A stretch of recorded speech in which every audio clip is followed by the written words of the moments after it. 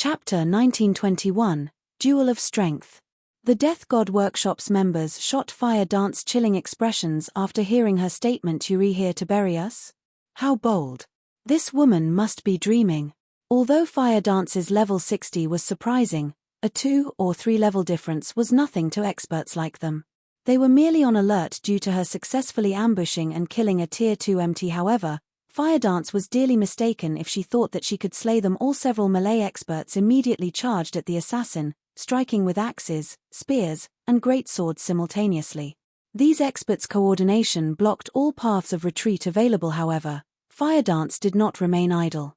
Unsheathing 1,000 transformations once more, she met the approaching weapons with her fragmented legendary sword. When the weapons collided, something astonishing occurred. The impact through the several charging melee players, and despite all of them being Tier 2 experts, they felt their arms numb from the force, their weapons trembling violently. How can an assassin have so much strength? The several Death God Workshop members that had attacked stared at Fire Dance as she charged towards them in horror. Their movements were still stiff, so their mobility was limited. They couldn't even defend themselves. Realizing that something was amiss, the workshop's ranged players hurriedly launched attacks at the darting assassin. Countless spells and arrows rained down on Fire Dance, covering enough area that she couldn't avoid all of the attacks in time. However, just before the attacks struck Fire Dance, a giant of a figure appeared before her. It was none other than Kola, who was more than eager to join the fray. With his shield raised, a barrier of light formed before him, preventing any ranged attacks from reaching his comrade. Even after taking a beating from the ranged attacks, the light barrier remained intact. Meanwhile, Fire Dance arrived before the several stiffened melee players. Executing Absolute Strike and Shadow Turmoil, she killed 2 of them instantly. This turn of events made the Death God Workshop members frown deeply. When Fire Dance had ambushed and killed the Tier 2 metric tons, they hadn't gotten a clear view of the assassin's combat standards, but after this clash, they knew that both Fire Dance and Kola were extremely powerful experts. Their grasp on timing and their coordination were incredible. So strong. Troubled Madness, who watched the battle from a safe distance, gasped when Fire Dance had instantly eliminated 2 players after fighting the Death God Workshop earlier. He had learned how powerful the workshop's Tier 2 experts were. Even in a one-on-one, he was not confident of defeating those experts decisively, let alone several of them at once. "It seems you're not all talk after all. I finally get to have some fun." Chopped Axe licked the corner of her lips before raising her gigantic battle axe and charging at the human assassin. Although Chopped Axe was a berserker, her movement speed was even higher than ordinary assassins. Fully displaying the benefit of being a Tigerkin, she left after images wherever she passed. By the time Fire Dance had killed her 4th Death God Workshop member, Chopped Axe had appeared before the female assassin. Raising her battle axe with a single hand, she sent a powerful chop at Fire Dance. As the weapon descended, space around its blade showed faint signs of crumbling. Tier 2 skill, Spatial Quake. Not only did Spatial Quake temporarily increase her strength, but it also dealt damage in a 5 by 15 yard area before her.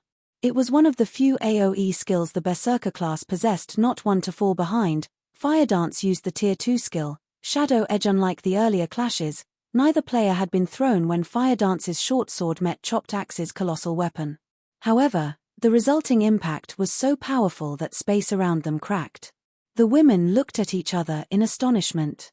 How is this possible? How can a human assassin have so much strength? I'm a Tigerkin, for God's sake. This berserker's strength is actually a match for mine. The outcome even surprised the Death God Workshop's Frost Rain and Zero Wings members. Chopped Axe was a Tigerkin. Her body's innate strength far surpassed that of a human. She had also learned super rare passive skills and wielded a special legacy. Moreover, her weapon was an epic battle axe. Her strength was even unrivaled within the Death God Workshop. The unexpected outcome put Chopped Axe in a very bad mood. She, someone famed for her strength, had failed to defeat a human assassin in a duel of the attribute.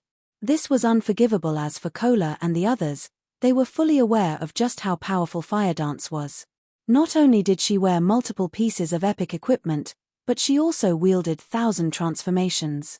Since Kola had his own fragmented legendary item, he could guess that her short sword was the same rank.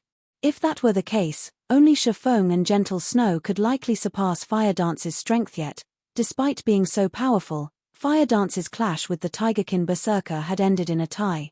While everyone was still shocked by the collision, neither Fire Dance nor Chopped Axe gave their opponent an opportunity as they continued to launch frenzied attacks.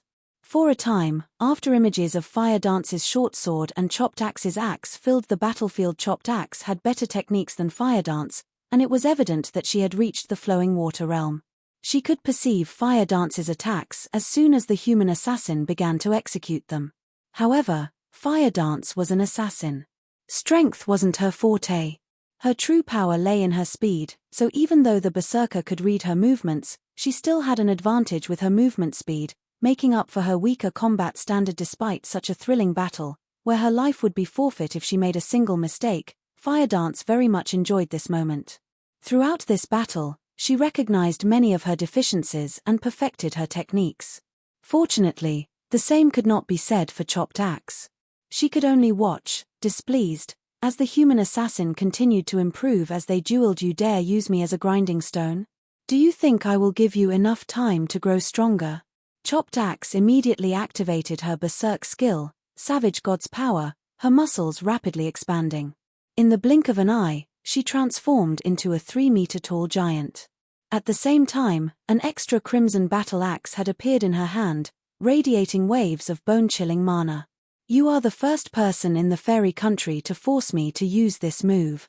Now, go to hell. Chopped Axe then swung her blades in a powerful downward slash towards Fire Dance Tier 2 taboo skill, Meteoric Annihilation. Suddenly, over a dozen crimson axes descended from the sky, each carrying the weight of a mountain. In response, Fire Dance activated Power of Darkness before brandishing 1,000 transformations, sending countless water whips at the falling axe blades. Domain skill, Water Binding. Chapter 1922, Painful Lesson. When the two powerful skills clashed, an intense shockwave shook the ground and the surrounding players at the same time. The ground at the epicenter of the collision shattered and crumbled, a huge crater forming around the two women. Shockingly huge cracks spread out from the crater. There simply was no comparison between this clash and the numerous exchanges the two had before. As the attacks of Meteoric Annihilation and Water Binding disappeared, Fire Dance's and Chopped Axe's figures emerged, standing quietly inside the crater. Although both sides remained completely unscathed, the expressions both women wore were completely different, one of them incomparably excited and the other astonished. This assassin actually stopped my strongest skill? At this moment, Chopped Axe's complexion turned ashen as she looked at Fire Dance, her earlier sense of ease gone. Meteoric Annihilation was a Tier 2 taboo skill.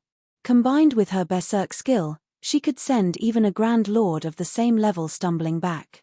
She was extremely confident in this move of hers and believed that no player could receive it head-on yet.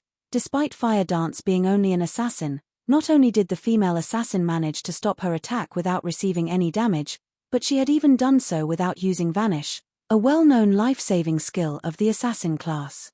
This was definitely an outcome that Chopped Axe could neither accept nor tolerate. However, after Chopped Axe's skill came to an end, Fire Dance's Water Binding was still in effect.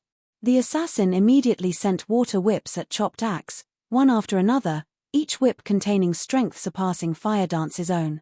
In the blink of an eye, 6 whips lashed at Chopped Axe from multiple directions, attacking so fast that the Tigerkin Berserker was forced to use her battle axe to defend herself. For a time, Chopped Axe actually fell into a disadvantage and could only focus on defending herself. Amazing.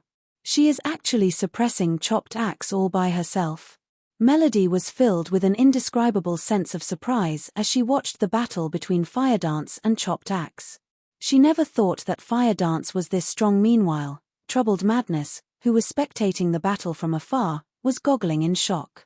He simply could not bring himself to believe that Chopped Axe, the person who had freely slaughtered East Crow's members before, could only focus on defense now. Moreover, at this moment, Chopped Axe wasn't the only person at a disadvantage. The other Death God Workshop members were also engaged in a bitter battle with the other Zero Wing members. Despite the Death God Workshop members' numerical advantage, they were no match for their opponents at all, dying one after another. Shortly after Fire Dance started suppressing Chopped Axe, the half-elf Frost Rain finally made his move.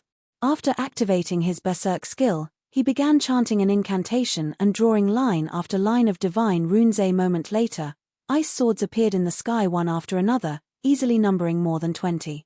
These ice swords then descended on Fire Dance. At the same time, a thick wall of dirt formed around the female assassin, preventing her from escaping the Ice Sword's AoE. Due to the Ice Swords, Fire Dance gave up on attacking Chopped Axe.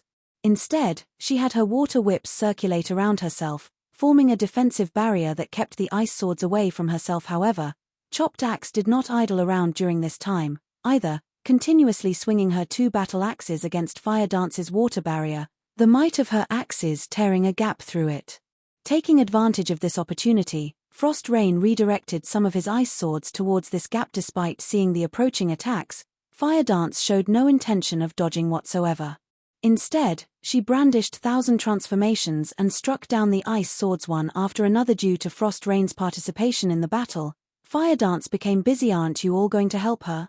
Melody asked anxiously as she turned to look at Alluring Summer and Violet Cloud, who had not moved at all thus far. It might have been fine for these two women not to take action before, since Zero Wing's dozen or so players were more than enough to suppress the 40+ members of the Death God Workshop. However, now that Chopped Axe and Frost Rain had teamed up to deal with Fire Dance, if Alluring Summer and Violet Cloud still insisted on standing aside, then Fire Dance really would be in trouble. After all, both Chopped Axe and Frost Rain were commanders in the Death God Workshop. Frost Rain's combat power was not the least bit inferior to Chopped Axe's. With the two of them working together, their combat power increased exponentially. The slightest gap in Fire Dance's defense would get her killed instantly. However, all Melody's question did was earn her confused looks from Alluring Summer and Violet Cloud. Why should we ruin such a rare opportunity for Fire? Fire is perfecting her techniques right now. Can't you see how happy she is? But those two are commanders of the Death God Workshop, the strongest experts in the workshop. Either of them can go up against a legion of 1,000 experts on their own. Even if Fire Dance is stronger than either one, dealing with both at the same time is. Melody fell speechless at the serious expressions Alluring Summer and Violet Cloud had. Fire Dance was obviously at a disadvantage right now, forced into constant defense. She would be killed if she made even the smallest mistake. While the loss of EXP might not be a big problem, it would be a huge loss if Chopped Axe or Frost Rain managed to loot the weapon or equipment Fire Dance dropped. After all, the fact that Fire Dance boasted such frightening strength and speed proved that her weapons and equipment were extraordinary. Two commanders from the Death God Workshop? Violet Cloud giggled involuntarily at Melody's words. If 4 or 5 commanders went at Big Sis Fire together, this battle might be a little more interesting. 4 or 5 commanders. This comment stunned Melody. She felt that Violet Cloud was a little too overconfident in Fire Dance's abilities. After all, the Death God Workshop was an adventurer team that even super guilds chose to ignore. Melody had long heard that every one of the workshop's commanders could rival the peak experts of super guilds in terms of combat power. Despite that, Violet Cloud was actually saying that Fire Dance could handle 4 or 5 of such commanders. While Melody was conversing with Alluring Summer and Violet Cloud, Chopped Axes and Frost Rain's attacks grew even fiercer. Frost Rain ceaselessly bombarded Fire Dance with spells, giving her no chance to catch a breath. Once he noticed a gap in the assassin's defense, he would immediately strike at it. Meanwhile, Chopped Axe kept creating gaps in Fire Dance's defense. Occasionally, she even moved into melee range and trade blow for blow with Fire Dance. After the trio continued this struggle for a short while, Fire Dance's HP finally started decreasing. Although the assassin had the protection of her armor, just a graze from Chopped Axe's battle axes inflicted a heavy impact. Blood was even leaking from her mouth now. Fortunately, the physical injuries she sustained thus far were still not at a point where they would affect her combat power. Of course, Chopped Axe wasn't having a good time, either. Trading blows with Fire Dance had opened cuts and cracks on the Berserker's armor, the impact so heavy that the Tigerkin would spit out mouthfuls of blood, her HP decreasing by chunks. That weapon really is amazing. It even cuts through my dark gold armor. Chopped Axe was shocked as she took in her damaged armor. She then turned to look at the distant Frost Rain and said, "We can't continue like this. Let's use the combination attack." Nodding in response, Frost Rain promptly changed his attack method and started double speed casting. Meanwhile, Chopped Axe stored her epic battle axe and gripped the crimson battle axe with both hands. Her dark grey irises then turned silvery white as 6 small magic arrays appeared around her. She then charged straight at Fire Dance. When Chopped Axe got within 15 yards of Fire Dance, she suddenly disappeared. In the next moment, 6 doppelgangers of the female berserker appeared around Fire Dance, all 6 leaping into the air and chopping down at the female assassin. At this time, Frost Rain finished casting his spells. Immediately, frost barriers appeared around Fire Dance one after another, the ground she stood on also giving off a crimson glow as if something was about to spew out from the ground combination skill, Frostfire Annihilation. It's over. When Melody saw this scene, she deeply felt death looming over her. Now, she was certain that Alluring Summer and Violet Cloud were overconfident about Fire Dance's abilities as expected of the famous Death God workshop. This trip really isn't a waste. A touch of joy appeared on Fire Dance's face when she looked at the combination skill her 2 opponents were executing. She promptly cancelled Water Binding and activated the Petrified Thorns Petrification Domain die. The 6 chopped axes yelled simultaneously just as they were about to hit Fire Dance. The 6 doppelgangers possessed 100% of the main body's strength. Meanwhile, the axes of all 6 covered the entire area Fire Dance stood in.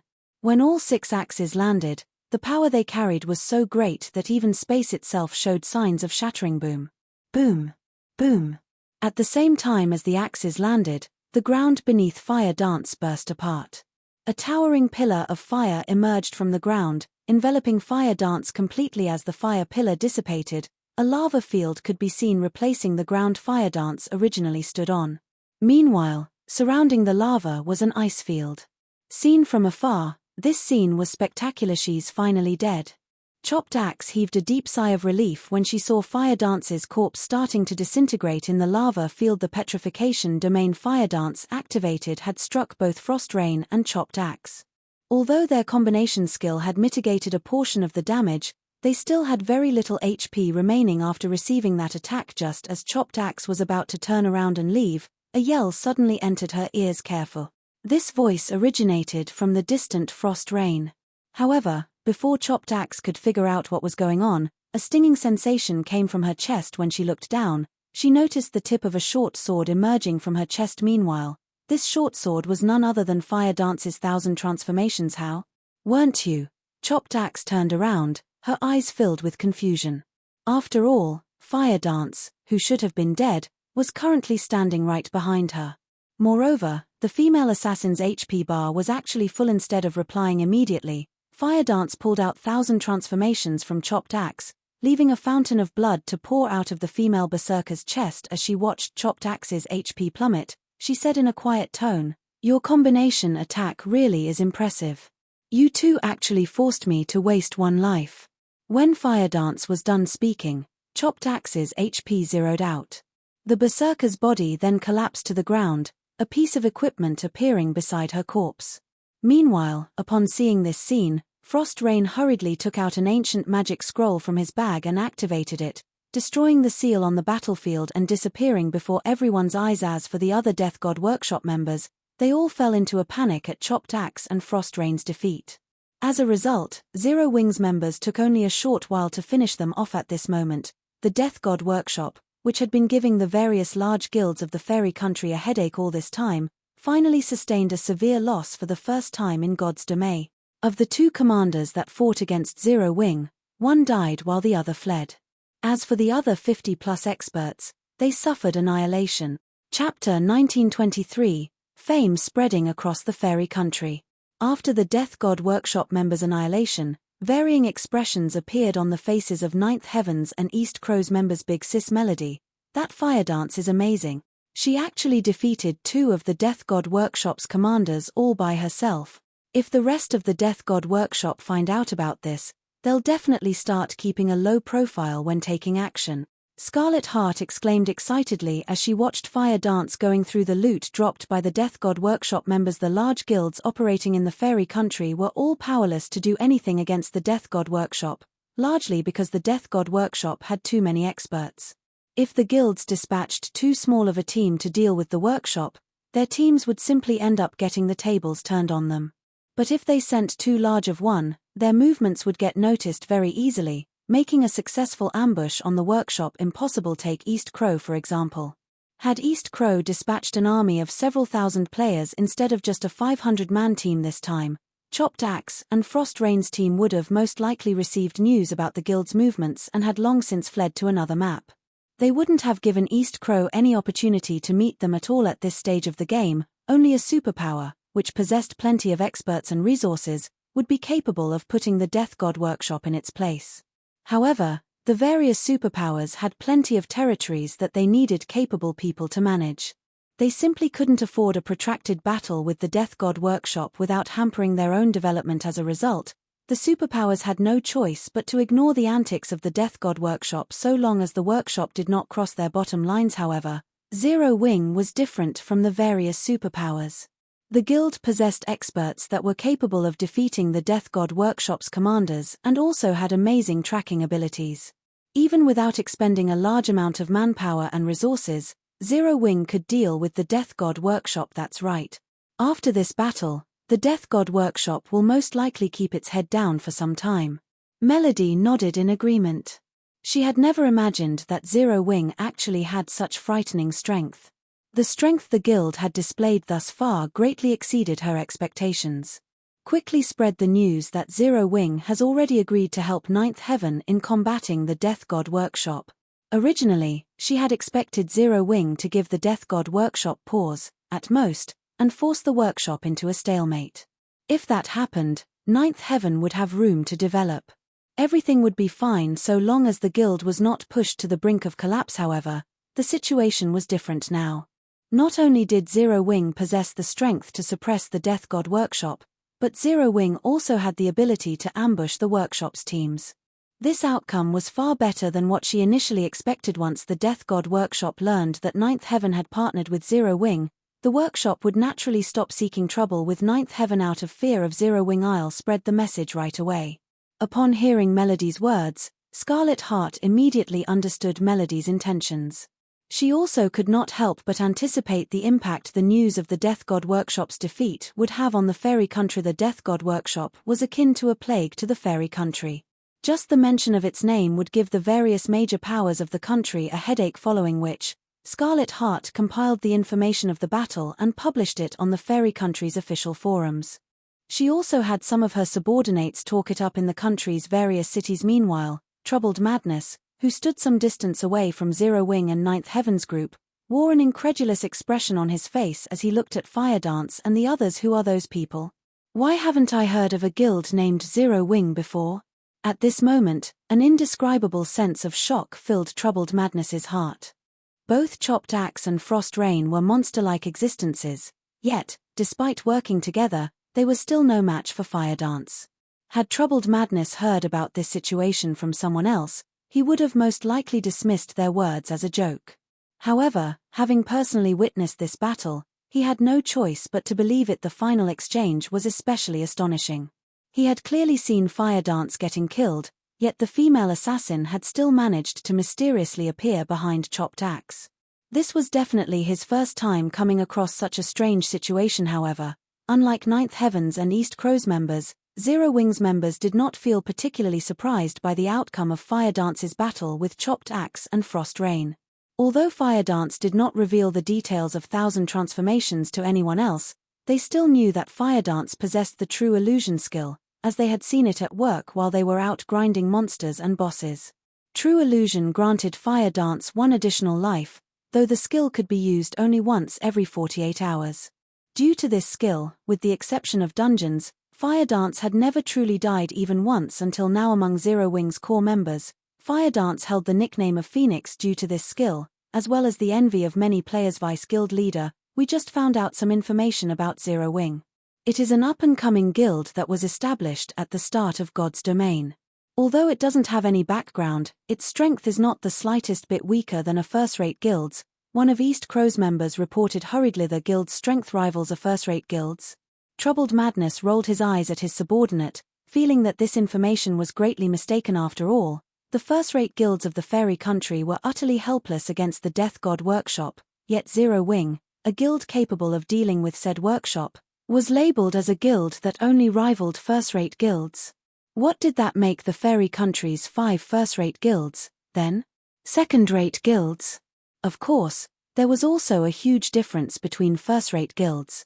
For example, With the combat power Zero Wing had displayed thus far, it should at least be able to rival the best among first-rate guilds. It definitely wasn't an existence that ordinary first-rate guilds like East Crow could compare to. Notify your subordinates to look into the relationship between Ninth Heaven and Zero Wing immediately. Also, before we get a clear picture of their relationship, notify everyone in the guild not to come into conflict with Ninth Heaven's members. Troubled Madness instructed. Although he did not know the full extent of Zero Wing's strength, based on the experts the guild had revealed today, Zero Wing definitely wasn't a guild to be underestimated.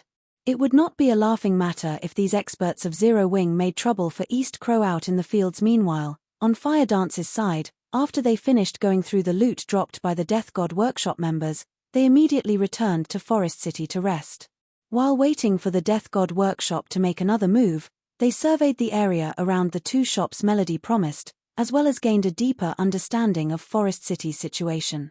This was also one of the tasks Feng had assigned them. After all, as the capital city of a neutral country, its growth potential was limitless.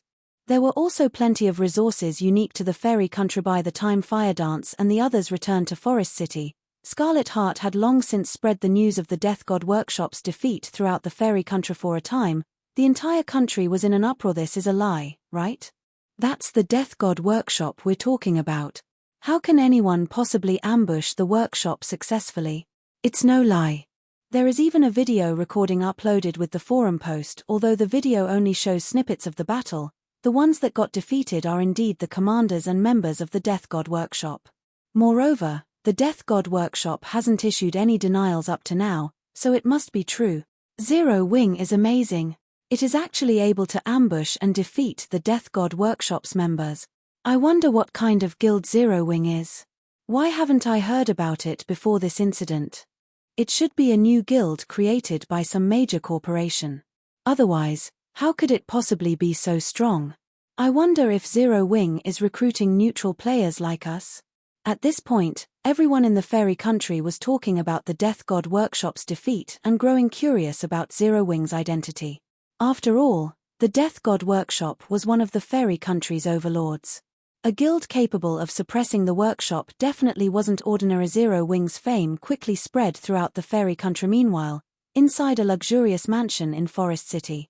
When Frost Rain entered the reception room of this mansion and saw the gentle, old man sitting on one of the sofas there, his expression immediately tensed up in anxiety. Meanwhile, standing beside this old man were 6 people, all of them radiating a frightening aura similar to Frost Rain. These 6 people were commanders of the Death God Workshop. Only, their internal ranks were much higher than Frost Rain. SUVE returned. Sending a glance at Frost Rain, the old man asked calmly, "Well? Out with it. What happened over there?" Chapter 1924, Foundation Investigation. Frost Rain suddenly felt a chill enveloping his entire body at the old man's words. He immediately retold the battle, careful not to miss out on even the slightest detail. "I see." The old man narrowed his eyes as he caressed his white beard. "A guild from Star Moon Kingdom, is it? An outside guild dares meddle in the matters of our Death God Workshop? Chief, why don't I bring a team to take care of them?" a 2.5-meter tall Bearkin berserker said. Suddenly the Bearkin's suggestion stunned the other commanders present. Among the 8 commanders of the Death God Workshop, the Bearkin berserker ranked number 1. Titled the Heavenly Spear by the Secret Pavilion, he was one of the 2 true pillars of the Death God Workshop. While others might not know, it was entirely due to the first commander and chief commander's existence that the various superpowers chose to ignore the Death God Workshop's antics. Otherwise, with the strength the various superpowers possessed, they would have long since taken care of the Death God Workshop. Yet, now, one of the Death God Workshop's pillars was proposing to take action himself. The other commanders present were naturally surprised by this situation. "Forget it. We'll stop harassing Ninth Heaven temporarily. We'll decide how we should proceed after we have conducted a thorough investigation of Zero Wing," the old man said, shaking his head. "Moreover, even if we don't take action, Zero Wing will still encounter a lot of trouble from this point onward. The waters of the fairy country are much deeper than they think." Meanwhile, the Death God Workshop's lack of response to its crushing defeat fueled Zero Wing's fame to greater heights in Forest City. In just one day, a large number of players already wanted to join Zero Wing. Unfortunately, as Zero Wing had no intention to establish a branch guild in Forest City at the moment, these interested players could not help but sigh in disappointment. However, the businesses Zero Wing had set up in the two shops Melody had traded were booming with popularity. Many of the potions and engineering tools sold by the Candlelight trading firm were very much welcomed by Forest City's players. For example, the exotic stamina potion. As there weren't many towns and cities in the fairy country, there were very few teleportation points. Meanwhile, with the guilds occupying most of the nearby resource areas, independent players had no choice but to grind in distant maps. Due to these factors, independent players had to expend a lot of stamina just on travel, a situation that further increased the demand for the exotic stamina potion. In addition, as Zero Wing held exclusive rights to the exotic stamina potion, Candlelight's shops were the only source of the potion, which the independent players and guild players of Forest City were frantically purchasing. As for the selling price, it was much higher than that of the potions sold in Starmoon Kingdom. In just one day, after deducting material costs and labor costs, the two shops set up in Forest City earned Zero Wing over 5,000 gold. Candlelight's shops here were much more profitable than those in White River City. Melody also found the exotic stamina potion very tempting.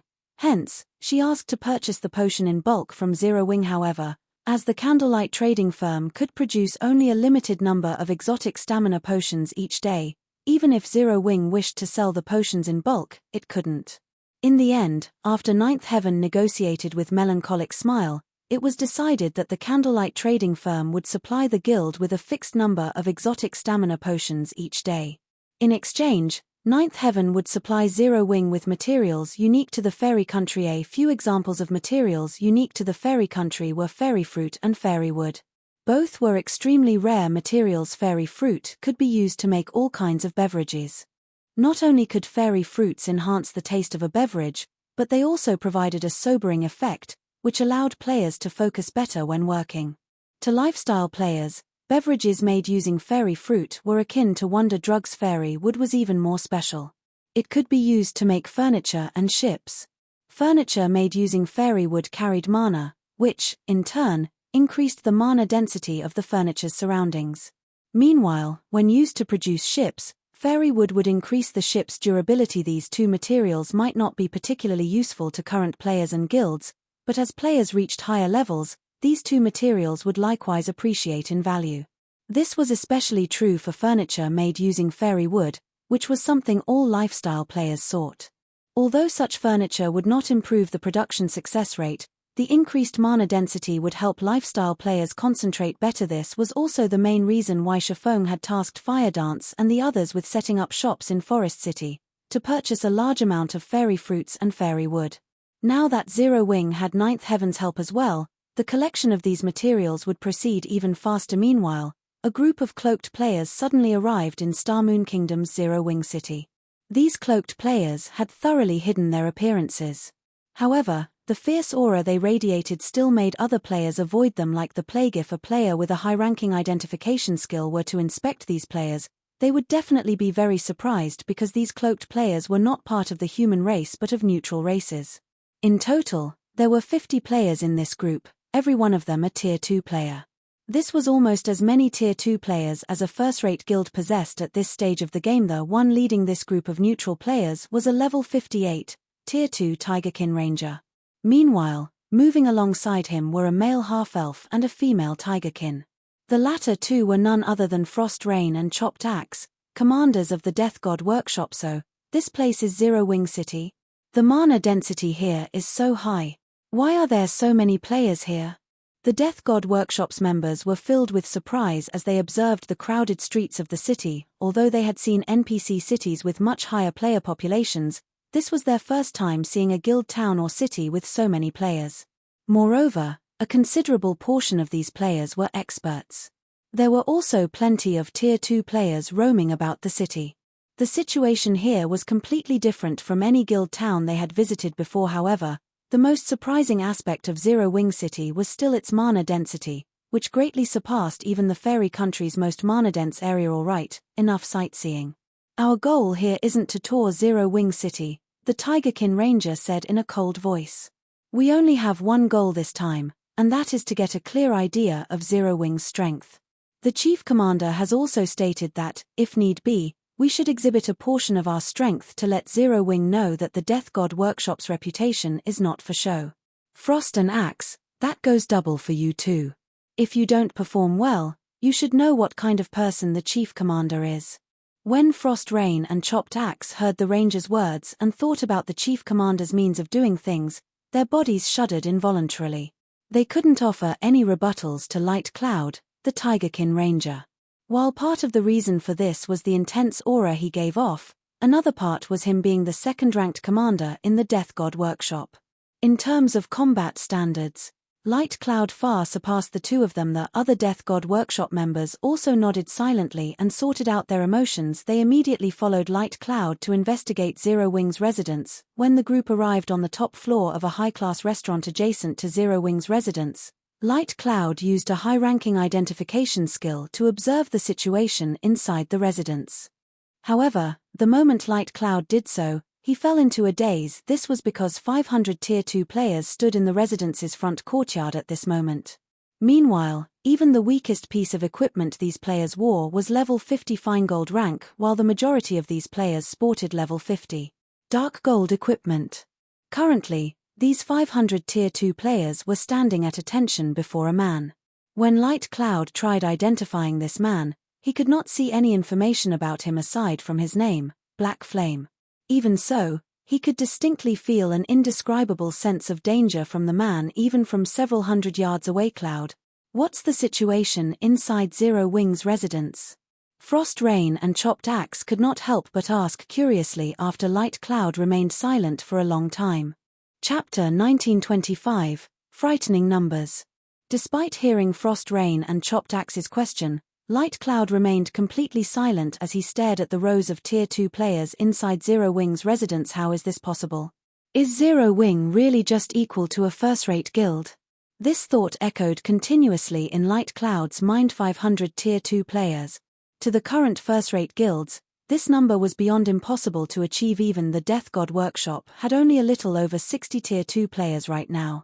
If the workshop started a fight against Zero Wing, just the numerical advantage alone would let the guild run roughshod over the Death God Workshop in the Fairy Country.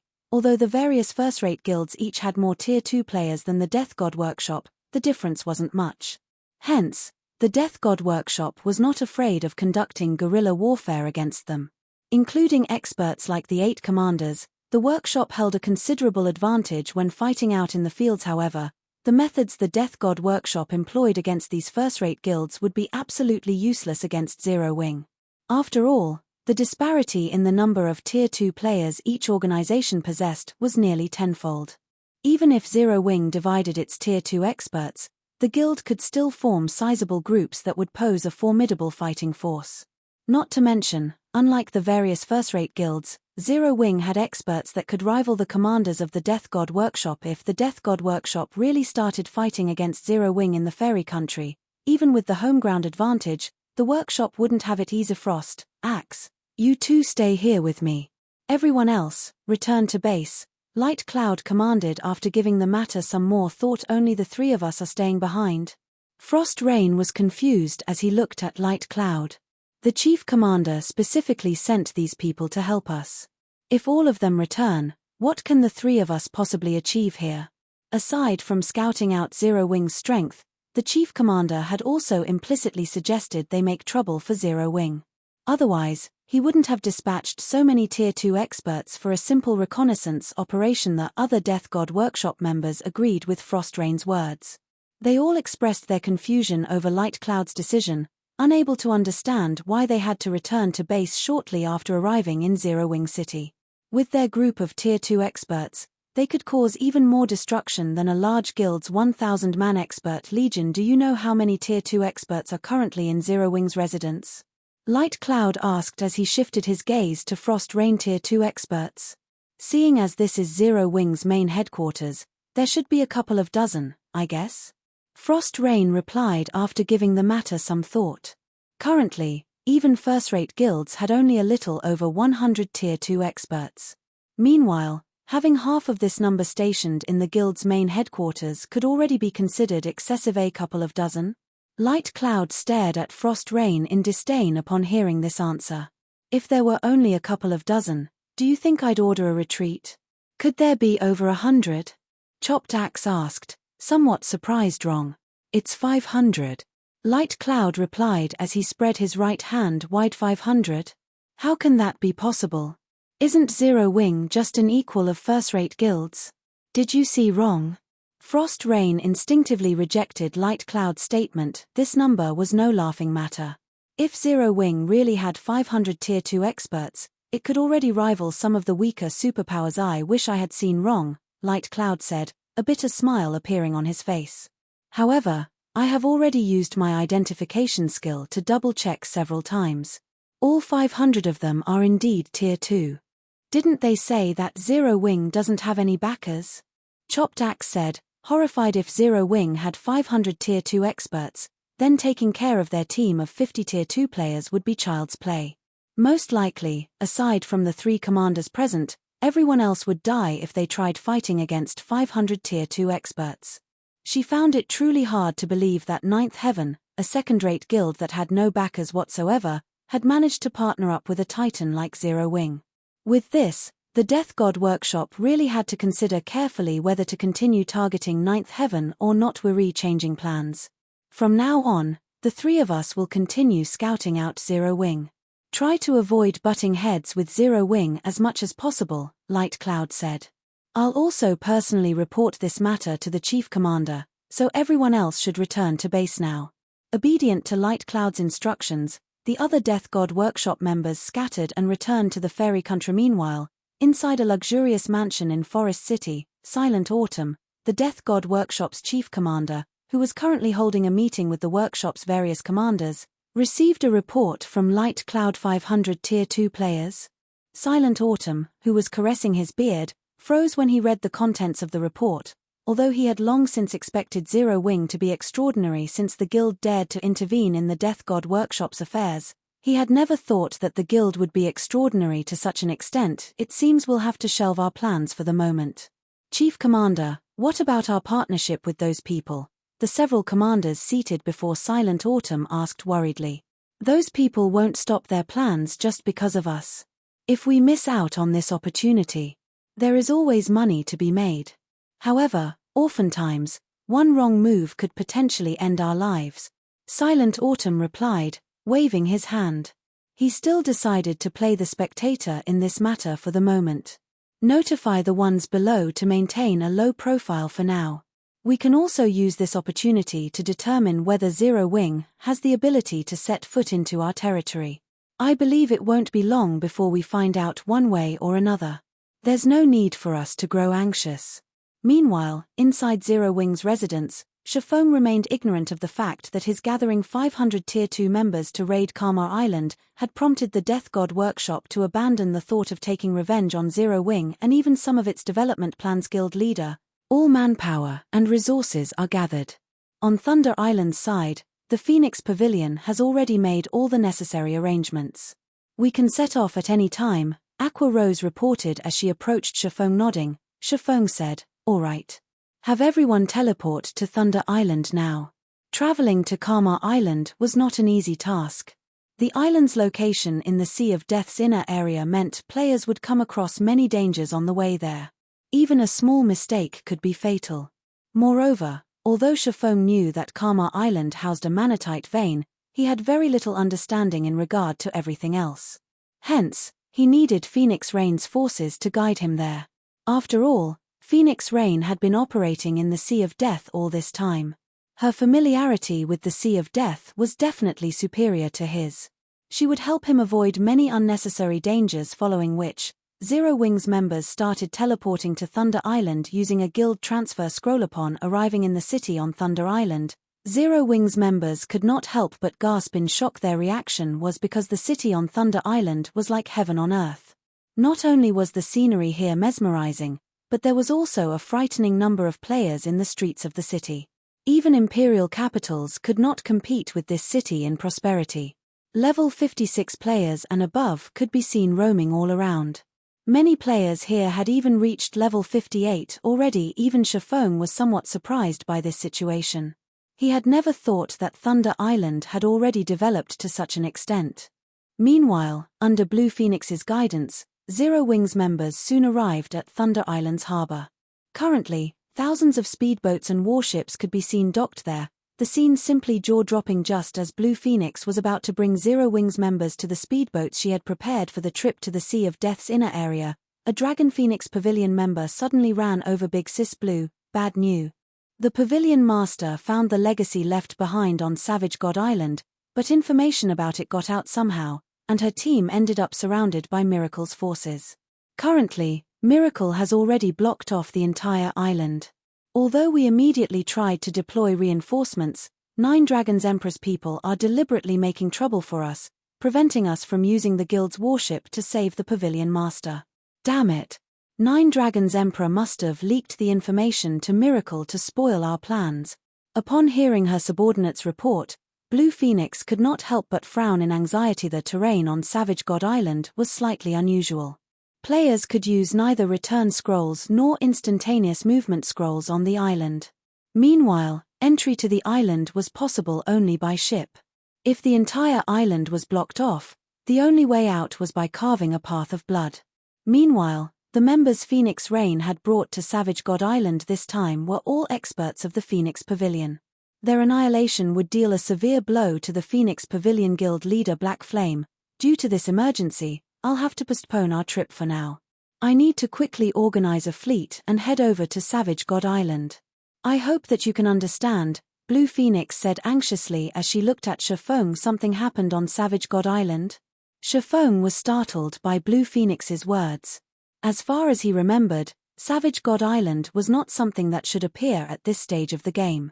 He nodded and said, since the Phoenix Pavilion Master is in trouble, it is only natural to postpone this matter. As allies, is there anything we can do to help? Chapter 1926, Hell Has No Doors. Guild leader Black Flame is willing to help us. Wonderful.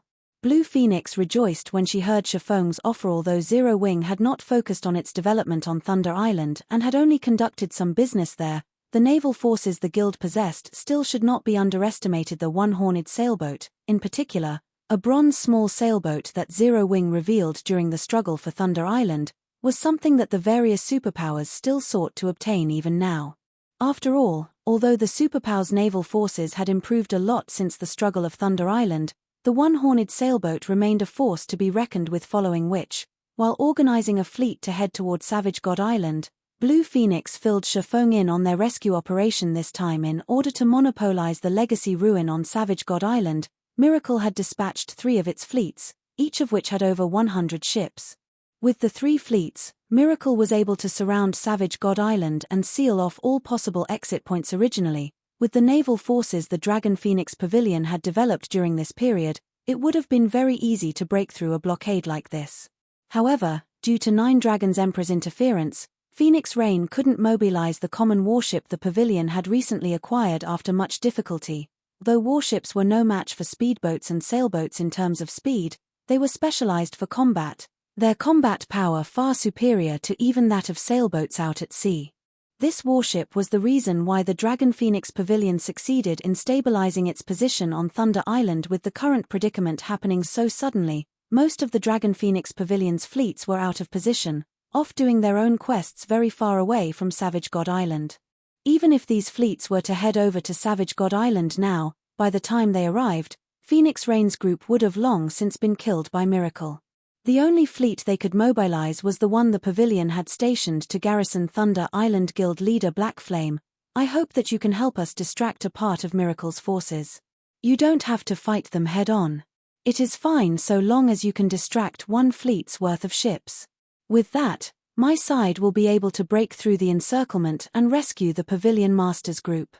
Blue Phoenix briefed Feng on the plan as she took out a sea map. As long as they could group up with Phoenix Rain's forces, Miracle would have a hard time doing anything against them.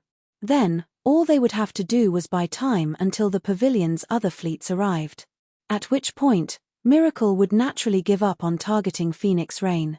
After all, if the fleets of their 2 superpowers truly started a fight with each other, all they would achieve was harm to themselves, benefiting the other superpowers occupying Thunder Island. My side only needs to split one of their fleets away. After giving the matter some thought, Feng nodded and said, That won't be a problem. We'll do our best to keep them busy for as long as possible. The appearance of Savage God Island was a huge event. He naturally had to go and take a look. During his previous life, he had only heard about Savage God Island. Savage God Island was both a secret land and a drifting island. Rumor had it that there were legacies and treasures left behind on the island. Reality had indeed proven these claims true. Regardless if it were legacies or treasures, both could allow a guild's strength to skyrocket. However, Savage God Island had only appeared for a short period in the past. By the time the various large guilds had shifted their focus to the sea, Savage God Island had long since become a legend. In the end, only the superpowers back then had managed to gain some harvest from it. I'll have to trouble guild leader Black Flame. Then, Blue Phoenix said sincerely. By the time Blue Phoenix was done hashing out a rescue plan, her fleet was also ready to set off. She immediately commanded her fleet to depart for Savage God Island. The appearance of Blue Phoenix's fleet stunned many of the adventurer teams that had recently arrived on Thunder Island. Her fleet had 100 ships in total. Among them, more than 50 were advanced speedboats, 8 were bronze speedboats, 2 were mysterious iron speedboats, and 2 were common small sailboats, a very powerful fleet even in the Sea of Death. Compared to the fleets the adventurer teams normally came across, the difference was like heaven and earth. The usual fleets only had 5 or 6 bronze speedboats and 30 or so advanced speedboats, with the rest being ordinary speedboats. In reality, the adventurer teams that had recently arrived on Thunder Island weren't the only ones surprised by the fleet Blue Phoenix prepared. Even Feng was surprised at this sight. He had never thought that Phoenix Rain had already expanded her naval forces to such a level. Moreover, this was only one of several fleets under Phoenix Rain's command. Of course, a fleet used to garrison Thunder Island naturally needed to be excellent, as this was a show of the guild's strength. At the same time, this garrisoned fleet could be used during emergencies. Even so, from looking at Blue Phoenix's fleet, Feng could already tell just how frightening the naval forces Phoenix Rain currently possessed. Upon seeing Blue Phoenix's fleet leave the harbor, Feng took out the Swift Dragon speedboat, 2 bronze speedboats, over a dozen advanced speedboats, 1 common sailboat, and the 1 Horned sailboat to ferry the 500 Zero-Wing members he brought with him. Although the number of ships in his fleet was far from a match for Blue Phoenix's fleet, his fleet's overall combat power was still enough to make the various adventurer teams wandering around the harbor gawk at his fleet enviously. Zero-Wing's fleet is amazing. Big Sis Blue, this is wonderful. With our strength and Zero-Wings, we'll have no problem breaking through Miracle's encirclement. A level 57, Tier 2 female cleric on one of the Dragon Phoenix Pavilion's common sailboats exclaimed in surprise and joy when she saw Zero-Wing's fleet. This is only natural. Back during the struggle for Thunder Island, Zero-Wing's fleet was already something that the various superpowers envied. Although Zero-Wing is currently unable to focus on its naval development due to a bunch of matters, its naval strength is still not to be underestimated. Blue Phoenix nodded. This was also the reason why she was so happy that Feng was willing to help them out. After traveling for a little over 3 hours, Blue Phoenix and Feng's group finally saw an island enveloped by dark fog on the horizon. This island was none other than Savage God Island. Currently, the entirety of Savage God Island was surrounded by a large number of ships. However, after Blue Phoenix took a rough glance at these ships, her complexion darkened immediately. How is this possible? Her expression turned incomparably gloomy when she saw the ships anchored at Savage God Island. Miracle only dispatched 3 fleets. That was an outright lie. At this moment, there were more than 500 ships around Savage God Island. In other words, a total of 5 fleets were present. Moreover, just the small sailboats she could see from this distance numbered as many as 7, with mysterious iron speedboats numbering more than 10. Even Miracle's Pride, the giant crocodile warship, was here. Meanwhile, after noticing the appearance of Blue Phoenix's and Feng's fleets, these ships quickly went into action and started forming an encirclement around the 2 fleets. Vice Guild Leader Miles, just like you guessed, the fleet the Dragon Phoenix Pavilion used to garrison Thunder Island has arrived. However, according to the report we received, it would seem that Zero-Wing's fleet is also participating in the rescue operation this time. Zero-Wing's fleet has 2 sailboats and several excellent speedboats. A Tier 2 ranger, the captain of one of Miracle's small sailboats, reported as he looked at Feng's fleet. Should we alter our original plans? Zero-Wing? 1,000 Miles smiled when he heard this. This is interesting. Originally, I only planned on damaging and plundering Phoenix Rain's first fleet, but since Zero Wing has also joined the fray, we'll take Zero Wing's ships too. Notify the Water Ghost Legion to start the assault. He was very familiar with Zero Wing's one-horned sailboat. However, after the Thunder Island event, Zero Wing no longer operated in the Sea of Death. As a result, the one-horned sailboat also disappeared from everyone's eyes. Now that the one-horned sailboat reappeared, he could use this opportunity to take it for himself. Zero Wing's naval strength might have been frightening during the struggle on Thunder Island, but times had changed. The one-horned sailboat's combat power was no longer a threat to Miracle. Understood. The Ranger captain said excitedly, his eyes shining with greed as he looked at Blue Phoenix's and Feng's fleets. Their operation this time was a huge jackpot. In anticipation of this moment, the Water Ghost Legion he led had been constantly honing itself in secret. Unlike legions that operated on land, the Water Ghost Legion specialized in naval combat. Every member of the Legion had acquired a sea-based legacy. Their combat power far surpassed normal players when at sea. Before them, a ship was no different from a stationary target, including the firepower of 5 fleets worth of ships. Annihilating an expert fleet was a piece of cakery. Everyone, leave this sea zone as quickly as possible, Blue Phoenix commanded hurriedly upon seeing Miracle's fleet mobilizing. The difference in strength between the two sides was clear for all to see. Fighting against a fleet of such a size and caliber was simply suicidal. The only thing they could do now was retreat. However, in terms of speed, Miracle's ships obviously had the upper hand.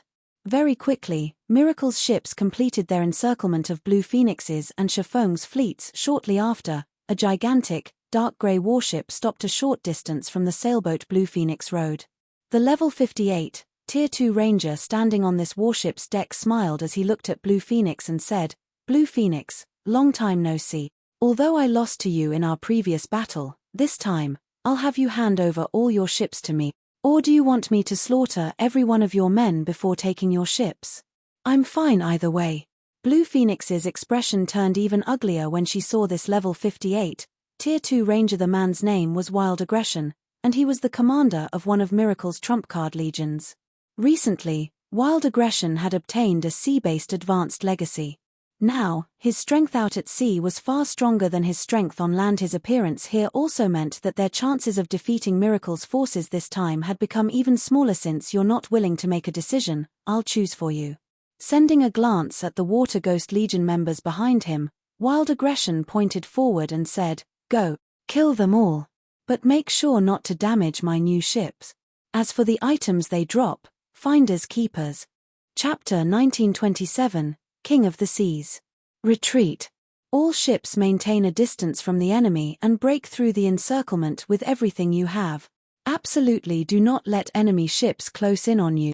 Blue Phoenix commanded hurriedly when she saw the approaching bronze and mysterious iron speedboats. Their attacks of ships had very long cooldowns. Moreover, while these attacks were effective against sea monsters, they were not as effective against players. After all, the attacks of ships were very monotonous with long preparation times. Expert players could easily avoid them.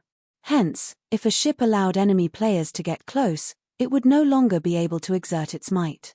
Then, the outcome of the fight would be decided by a fight between the players of both sides. The Dragon Phoenix Pavilion had received a report stating that Miracle had obtained a secret sea-based legacy and had used said legacy to nurture a large group of experts specialized in naval combat, which was very likely to be the Legion Wild Aggression led.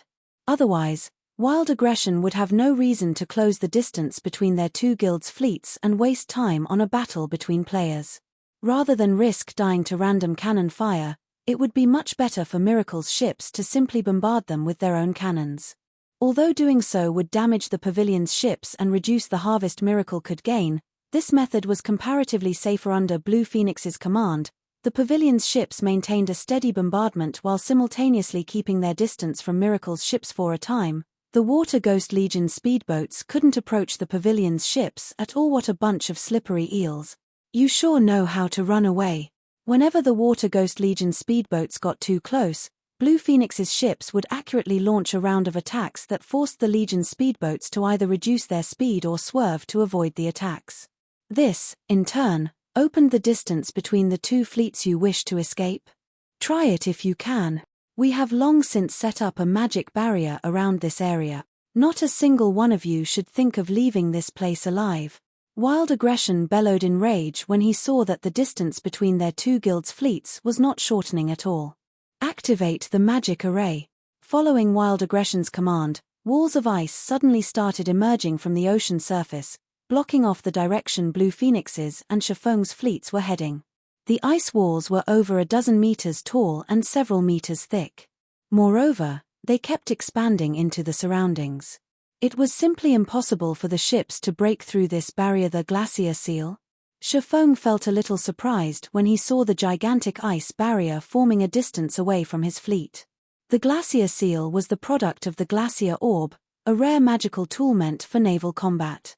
However, activating the glacier seal required 100 glacier orbs. Moreover, each activation cost 10,000 magic crystals. Once activated, the glacier seal would lock down a 5,000-yard radius for 30 minutes. Only small sailboats ranked secret silver or higher and warships at mysterious iron and above could break through the glacier seal. All ships gather together. Do not engage the enemy by yourself.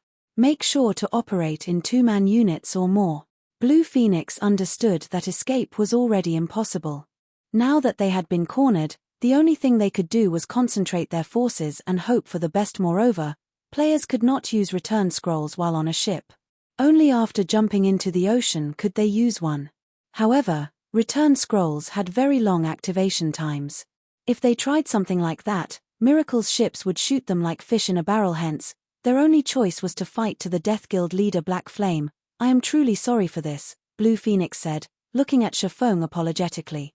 "Later on, my fleet will delay Miracle for as long as possible, so you should store away a portion of your ships. Once the ice barrier is gone, you can try to use those remaining ships to flee this place. At that time, Miracle will most likely not bother to give chase."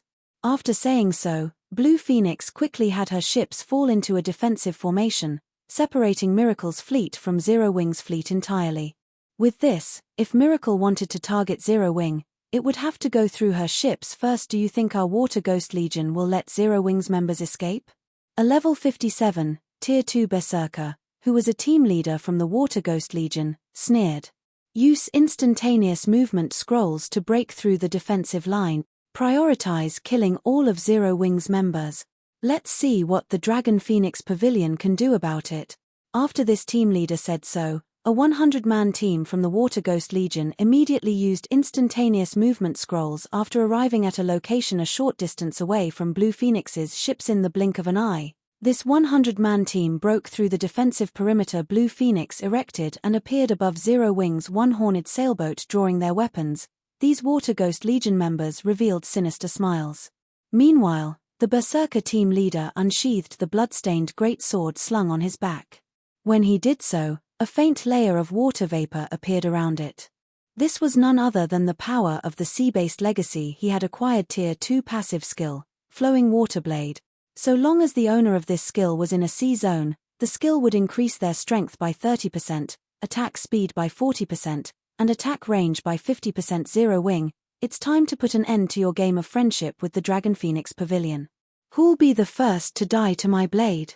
The Tier 2 Berserker, Spirit Ox, said, grinning sinisterly as he glanced at the Zero Wing members before him. However, just as the Water Ghost Legion members thought that they would get to watch their team leader start a slaughter and were about to let out a cheer, a faint blue streak of light suddenly passed through the space where Spirit Ox stood. In the next moment, his tall and muscular body split in half, the top half sliding smoothly into the ocean below and disappearing with a splash of seawater. At this moment, it was as if the entire world had frozen over as silence filled the battlefield. The Water Ghost Legion members standing on the one-horned sailboat's deck couldn't utter a single word as they gaped at their team leader's bisected body, their eyes as wide as saucers. Even the level 50 fine gold chest armor their team leader was proud of had been cut through cleanly, the cut surface as smooth as a mirror. A short moment later, blood started spewing out from the lower half of Spirit Ox's body, dyeing the entire deck he stood on in crimson. "You people sure speak a lot of nonsense. Didn't you want to fight? Come at me together, then." Aqua Rose, who was clad in dark blue robes and held an aqua blue crystalline staff, said with an indifferent expression. Team leader Ox got instant killed. Is she a monster? I didn't even see her chant an incantation. How did she cast such a powerful spell? Everyone, don't be afraid. That kind of spell must be a surekill spell. She should not be able to use it again within a short while. Besides, even if she is a monster, we're out at sea right now. This is our playing field. If we work together, there is no way we'll lose to one person. Right. Even sea monsters are no match for us. Kill. Let Zero Wing know the might of the Water Ghost Legion. The Water Ghost Legion members present were all experts of miracle. Moreover, they had all obtained a sea-based legacy. Setting aside their combat power on land, they were confident that they could contend against even peak experts with ordinary classes when fighting out at sea. After regaining their fighting spirit, over a dozen ranged players bombarded Aqua Rose with attacks immediately. Spells and arrows flew at Aqua Rose one after another, every one of these attacks containing power at the peak of Tier 2. A Tier 2 metric tons of the same level would not survive such a bombardment easily, not to mention a Magicka class player. As long as an attack landed, Aqua Rose would sustain heavy injuries. Even if she did not die at the same time, over a dozen melee players started moving toward Aqua Rose from two different sides. If she tried to dodge the ranged attacks, her defense would definitely lapse. They could then take advantage of that opening to kill her. However, Aqua Rose held her ground and simply watched quietly as the numerous spells and arrows flew toward her. Is she suicidal? Doesn't she know that these spells and arrows are buffed by the ocean's power? Just as the approaching melee players were wondering why Aqua Rose was not reacting to the incoming attacks, the spells and arrows actually started disappearing after getting within half a yard of her. It looked as if something was devouring these attacks one after another. A magic barrier? Impossible. The power of those attacks is at the peak of Tier 2. Even if she used a Tier 2 magic barrier, there is no way she can stop all those attacks without suffering any damage. Just as the Water Ghost Legion members were wondering what was going on, Aqua Rose tapped the butt of her staff on the deck. The water barrier surrounding her promptly expanded, transforming instantly into a 10-meter-tall tsunami, which then devoured every Water Ghost Legion member standing on the one-horned sailboat. Even Tier 2 MTS were utterly powerless in the face of the tsunami. After getting devoured by the towering wave, everyone's HP fell to zero in no more than 2 seconds. In the blink of an eye, all 100 Water Ghost Legion members were killed, leaving behind a bunch of ownerless weapons and equipment on the deck. Chapter 1928, Tier 3 Combat Power. When the Water Ghost Legion members on the one-horned sailboat were annihilated, the other Water Ghost Legion members, who were fighting Blue Phoenix's forces, could not help but gasp. Isn't the opponent only a single person? How did they get killed so easily? She must have used a powerful spell. Even Tier 2 MTS didn't survive her attack. Did she use some kind of over-tier spell? Questions flooded the Water Ghost Legion members' minds as they looked at Aqua Rose. Due to their sea-based legacies, both their attack power and defense were greatly enhanced when fighting at sea. In addition, their combat standards were superior to ordinary experts.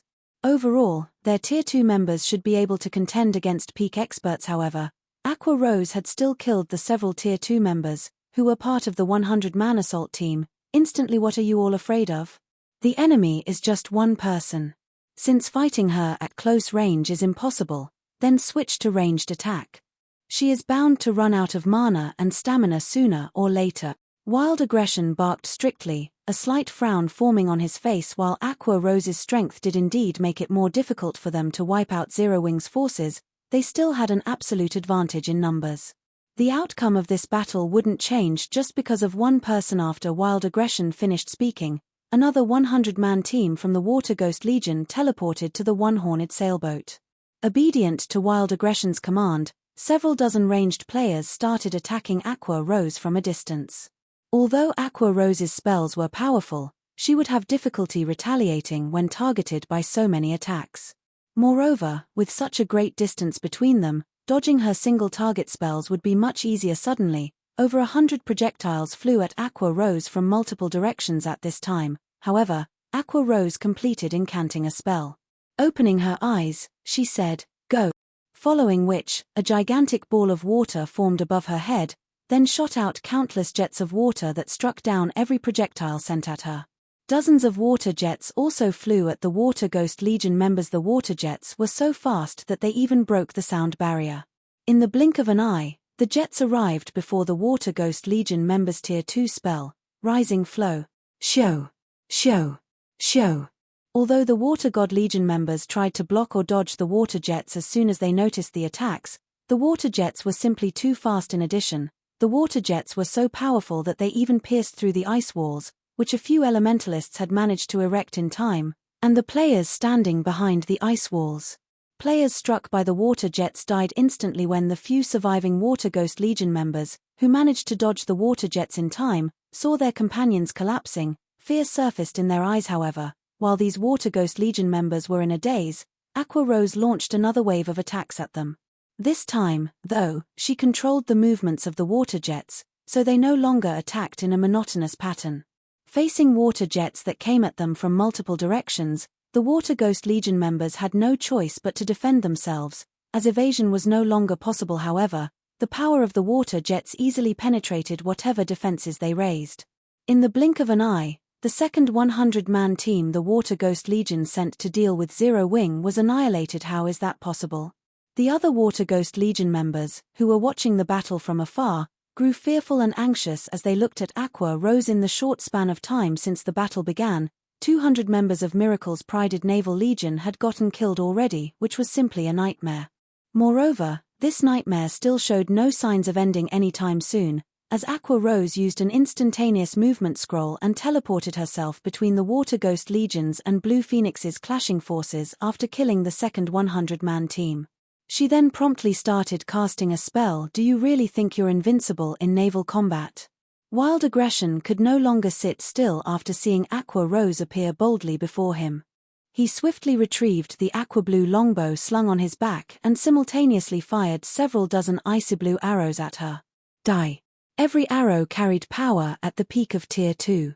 Several dozen of them intertwined could heavily injure even a great lord of the same level. Moreover, the arrows also moved faster when intertwined. Like a lightning bolt, they crossed the distance of 80 yards or so almost instantly. When the other Water Ghost Legion members saw this move, they breathed out an involuntary sigh of relief. Their commander was finally taking action. This move was originally only a Tier 2 skill.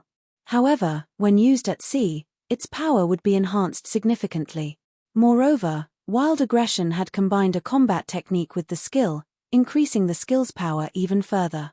Even Tier 2 MTS of the same level would be killed instantly if they tried stopping this attack head-on. However, just as the arrows were about to land on Aqua Rose, a three-layered water barrier suddenly appeared before her like a blooming lotus flower boom. When the arrows struck the water barrier, they tore through the first layer easily. However, when they reached the second layer, they stopped cold. Along with the appearance of the water barrier, 12 angry water serpents had also surfaced from the ocean around Aqua Rose, each serpent over a dozen meters tall. Like rampaging sea monsters, they let loose a deafening roar. Immediately, the players near Aqua Rose felt an indescribable pressure weighing on their bodies, both their attributes and physique decreasing continuously. Who are you? Wild Aggression's eyes were wide with astonishment when he saw that Aqua Rose remained completely unharmed after receiving his attack. That was a skill enhanced by the power of the sea. How can a Tier 2 player like you possibly stop it? Enhanced by the sea. Indifferently, Aqua Rose said, do you think you're the only one who managed to obtain a sea-based legacy? So that's the case. It's no wonder you're so strong. Wild Aggression immediately came to a realization. Licking his lips in excitement and anticipation, he continued, originally, I thought that this would be a boring job. But since you are also an expert with a sea-based legacy, I will finally get a chance to stretch my body properly. After saying so, Wild Aggression activated a berserk skill, his aura skyrocketing in intensity. The increased mana flow around his body also roiled the ocean's surface. At this moment, the vibe the ranger gave off made it seem as if he was a primordial sea monster that had just awoken from its slumber, inspiring an indescribable sense of fear in others. The boss is finally getting serious. With this, both the Dragon Phoenix Pavilion and Zero Wing are dead for sure. The Water Ghost Legion members grew excited when they saw the change in Wild Aggression's aura. The Berserk skill Wild Aggression had just activated was a legacy Berserk skill. Although its duration was very short, When used at sea, the effects of the Berserk skill greatly surpassed those of ordinary Berserk skills. At this moment, the Ranger was not the slightest bit weaker than a Grand Lord of the same level in terms of basic attributes. Not good. Wild aggression is getting serious. When Blue Phoenix saw wild aggression walking on the surface of the ocean, her complexion darkened significantly.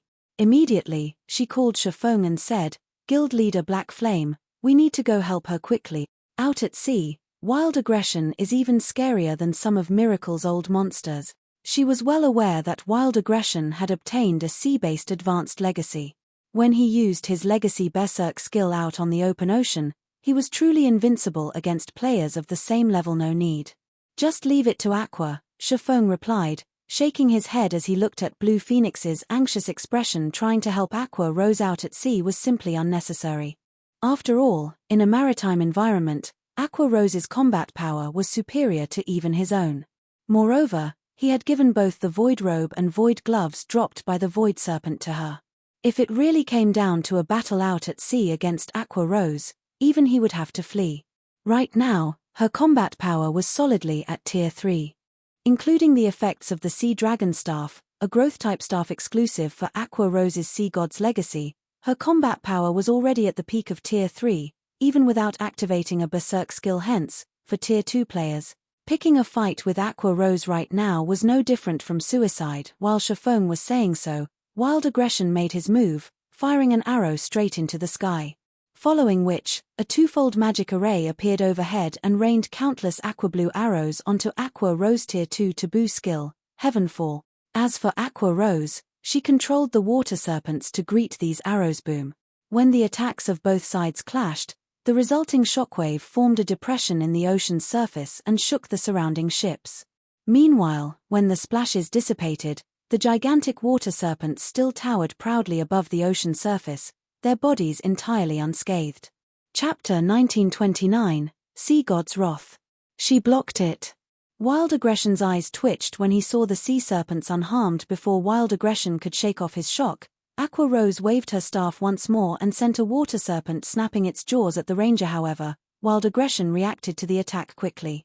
Just as the water serpent was about to bite down on him, he leaped out of harm's way. The water serpent's gigantic body made its single target attack look like an AoE spell. When it crashed into the ocean's surface, the impact created a whirlpool 8 yards in radius and more than 10 meters deep. The power of the serpent's attack had the Miracle members present gulping involuntarily. If they were struck by that attack, they would undoubtedly die. Meanwhile, after Wild Aggression dodged the water serpent's attack, he started firing arrow after arrow at Aqua Rose from midair. While this water serpent of yours is good in a melee fight, but it is far from enough to deal with me. As a veteran expert, Wild Aggression quickly understood Aqua Rose's weaknesses after clashing with her for just a short time. While the water serpent was indeed strong, it was considerably slow. All he needed to do to win this fight was avoid the water serpent and focus on attacking Aqua Rose herself. Like shooting stars, the arrows Wild Aggression launched moved so quickly that others could see only streaks of light for a time. Dozens of light blue streaks of light bombarded the water barrier protecting Aqua Rose, raising splashes of water one after another. However, no matter how many arrows struck Aqua Rose's barrier, they got through only the first layer at most. They weren't able to pierce the second layer even in the slightest, much less damage Aqua Rose. The boss still hasn't broken through that barrier even after attacking so many times. She really is a monster. Even if the commander can't harm her, she can't harm the commander, either. With the commander's combat standard and speed, that slow water serpent won't be able to touch even a strand of the commander's hair. The players observing the battle between Wild Aggression and Aqua Rose from a distance were mesmerized. The battle between these two players did not look like a battle between players at all, but more like a territorial struggle between two monsters of equal strength. No matter how many times these two monsters attacked each other, they failed to inflict any harm on one another. One is not enough. Raising her brow at Wild Aggression, Aqua Rose pointed her free hand at the Ranger. Immediately, the remaining 11 water serpents all joined in on the attack. How can she control so many serpents? Wild Aggression's expression turned serious when he saw the approaching water serpents. Dealing with one water serpent was easy enough, as its attacks were somewhat monotonous. However, if all 12 water serpents were to attack simultaneously, the standard of the attack would undergo a qualitative transformation. Originally, Wild Aggression had thought that Aqua Rose could control only one water serpent properly.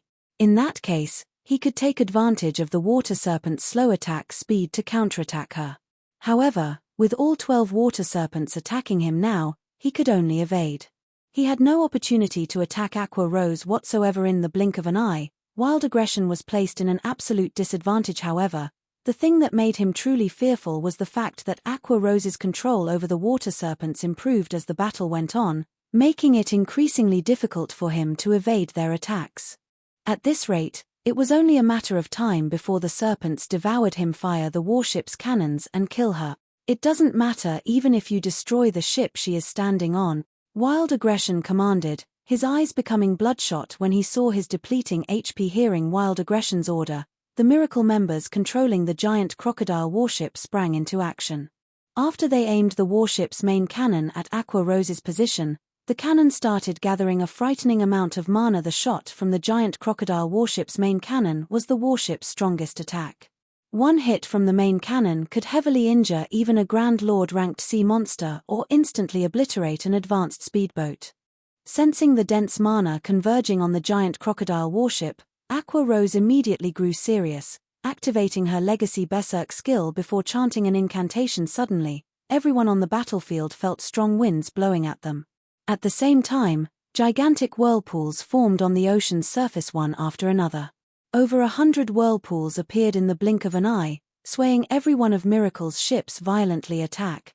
Wild Aggression shouted hurriedly when he sensed that the situation was amiss. Following the ranger's command, a black-white beam of light shot out from the giant crocodile warship, tearing apart the space around it as it sped to devour Aqua Rose.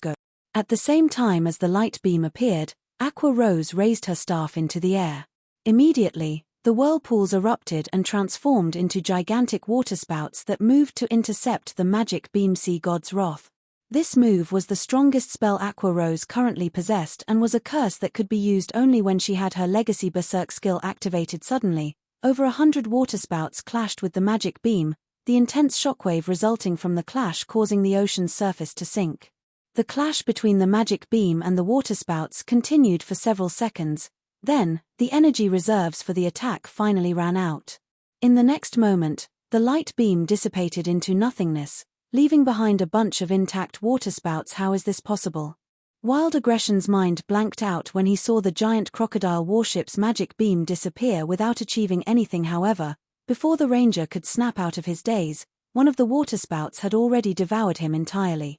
The waterspouts then extended their reach toward the distant giant crocodile warship. When the duration of Sea God's Wrath ended, aside from the giant crocodile warship, every one of Miracle's advanced and ordinary speedboats caught within range of the spell was destroyed. This outcome had the Water Ghost Legion members, who were fighting against Blue Phoenix's forces, gaping in shock. One attack had destroyed several dozen speedboats. This attack was even more frightening than any large-scale destruction spell they had seen before. I'm not fighting anymore. That woman's practically a king-class sea monster. I'm not going to die a pointless death here.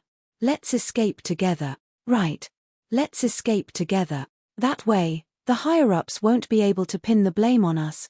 After a moment of silence, Miracle's members could no longer withstand the pressure they felt from Aqua Rose. Immediately, every one of Miracle's ships turned around and fled the battlefield, further stupefying the Water Ghost Legion members. How were they supposed to leave the battlefield without any ships? They would simply be live targets if they jumped into the ocean. Moreover, swimming in the ocean consumed a lot of stamina. We don't have any other choice but to try it. Realizing their current predicament, some of the Water Ghost Legion members chose to dive into the sea.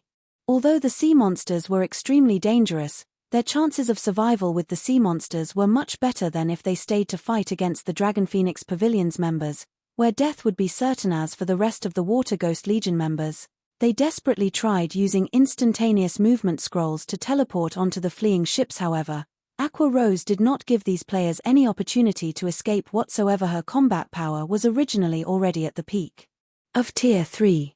After activating her Berserk skill, she could easily slaughter the Tier 1 and Tier 2 Water Ghost Legion members, needing only one hit per person. After just a short moment, the corpses of nearly 300 Water Ghost Legion members could be seen floating on the ocean. Meanwhile, as Aqua Rose was conducting her massacre, The distant Miracle members vanished without a trace. Even the glacier seal placed on the battlefield had disappeared. The sudden reversal of the battle thoroughly dumbfounded Blue Phoenix's forces. This situation overturned the Dragon Phoenix Pavilion members' understanding of naval combat. They had never thought that one person's strength would be enough to change the outcome of a near-hopeless battle. Moreover, Aqua Rose had even defeated the Water Ghost Legion with relative ease. Only Feng found this situation normal.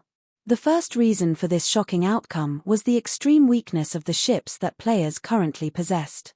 While these ships might be useful against low-tiered players, against players at Tier 3 and above, their effects would be negligible. The second reason was Aqua Rose having the Sea God's Legacy, one of the strongest sea-based legacies in the game. In the past, it was precisely because of this legacy that the Freedom Alliance had managed to become an overlord of the seas. Otherwise, with the Freedom Alliance's strength, it would have long since been devoured by the various superpowers, following which, Feng started going through the spoils of war. In the meantime, everyone else rested and prepared to enter Savage God Island. Meanwhile, inside one of the dark canyons on Savage God Island, a 1,000-man legion from Miracle was currently searching for Phoenix Rain's group with everything they had. At this time, 1,000 Miles, the leader of the legion, suddenly received a message from one of the Water Ghost Legion members that had successfully fled the battlefield. We lost. 1,000 Miles's complexion darkened when he read the message. He simply could not believe it. Chapter 1930, Legacy Treasure. 1,000 Miles's expression sank even further after watching the battle video the Water Ghost Legion member sent him. How is she so powerful? The battle video showed Aqua Rose blocking the giant crocodile warship's main cannon all by herself. Moreover, she had even managed to damage the giant crocodile warship severely, as well as destroy several dozen speedboats. To make matters worse, she had done all these things with only one spell. Even large-scale destruction spells weren't capable of such a feat. After all, every speedboat had a certain amount of magic resistance. They were also made of very tough materials to be able to fight sea monsters. Nevertheless, Aqua Rose still managed to destroy the speedboats in one hit. This proved that her attack dealt additional damage to ship's vice guild leader. Did something happen? Silent March, who was currently dressed in a set of grey robes and had an aura of death surrounding her body, asked curiously when she noticed the grim expression on 1,000 Miles's face. Wild's ambush failed, 1,000 Miles replied as he forwarded the message he received to her. Moreover, it was a rout this time. Over 70% of the Water Ghost Legion's members died in battle. Several dozen ordinary and advanced speedboats also got destroyed, and 6 bronze speedboats and 1 mysterious iron speedboat got captured by the enemy. How is that possible? Silent March found 1,000 Miles's words incredible. Could the Dragon Phoenix Pavilion have come prepared this time and mobilized every one of its fleets for this battle? The 5 fleets Wild Aggression led were all expert fleets of Miracle. There was also the Water Ghost Legion. Unless the Dragon Phoenix Pavilion mobilized every one of its fleets, she couldn't imagine how Wild Aggression could suffer such a heavy blow. No. All of this is due to just one person, 1,000 Miles said, shaking his head. One person? Silent March could not help but be stunned at him. Enviously, 1,000 Miles said, even Wild Aggression with his advanced legacy was no match for her. I suspect that she must have obtained a sea-based peak legacy, as well as weapons and equipment unique to her class. Otherwise, she wouldn't have been so powerful. Sea-based legacies were things that the various superpowers were currently scrambling to acquire. When the various superpowers clashed with each other out at sea, the battle would normally be between players only. Ships were mainly used to deal with sea monsters, as they were not as effective against players. Meanwhile, just obtaining a sea-based basic legacy could increase a player's combat power out at sea by at least 50%. As for advanced legacies, the improvements provided were even more exaggerated. Miracle had exhausted a lot of manpower and resources just to obtain one sea-based advanced legacy. However, 1,000 Miles had to admit that the return was worth the losses incurred. After gaining the advanced legacy, Wild Aggression's combat power out at sea was simply frightening. Whether the Ranger was going up against sea monsters or players, his advanced legacy provided significant help. Now that it seemed that Aqua Rose had acquired a sea-based peak legacy, how could 1,000 Miles not feel envious of it? Moreover, watching this battle had also reaffirmed for him the importance of sea-based legacies. Then, what should we do now?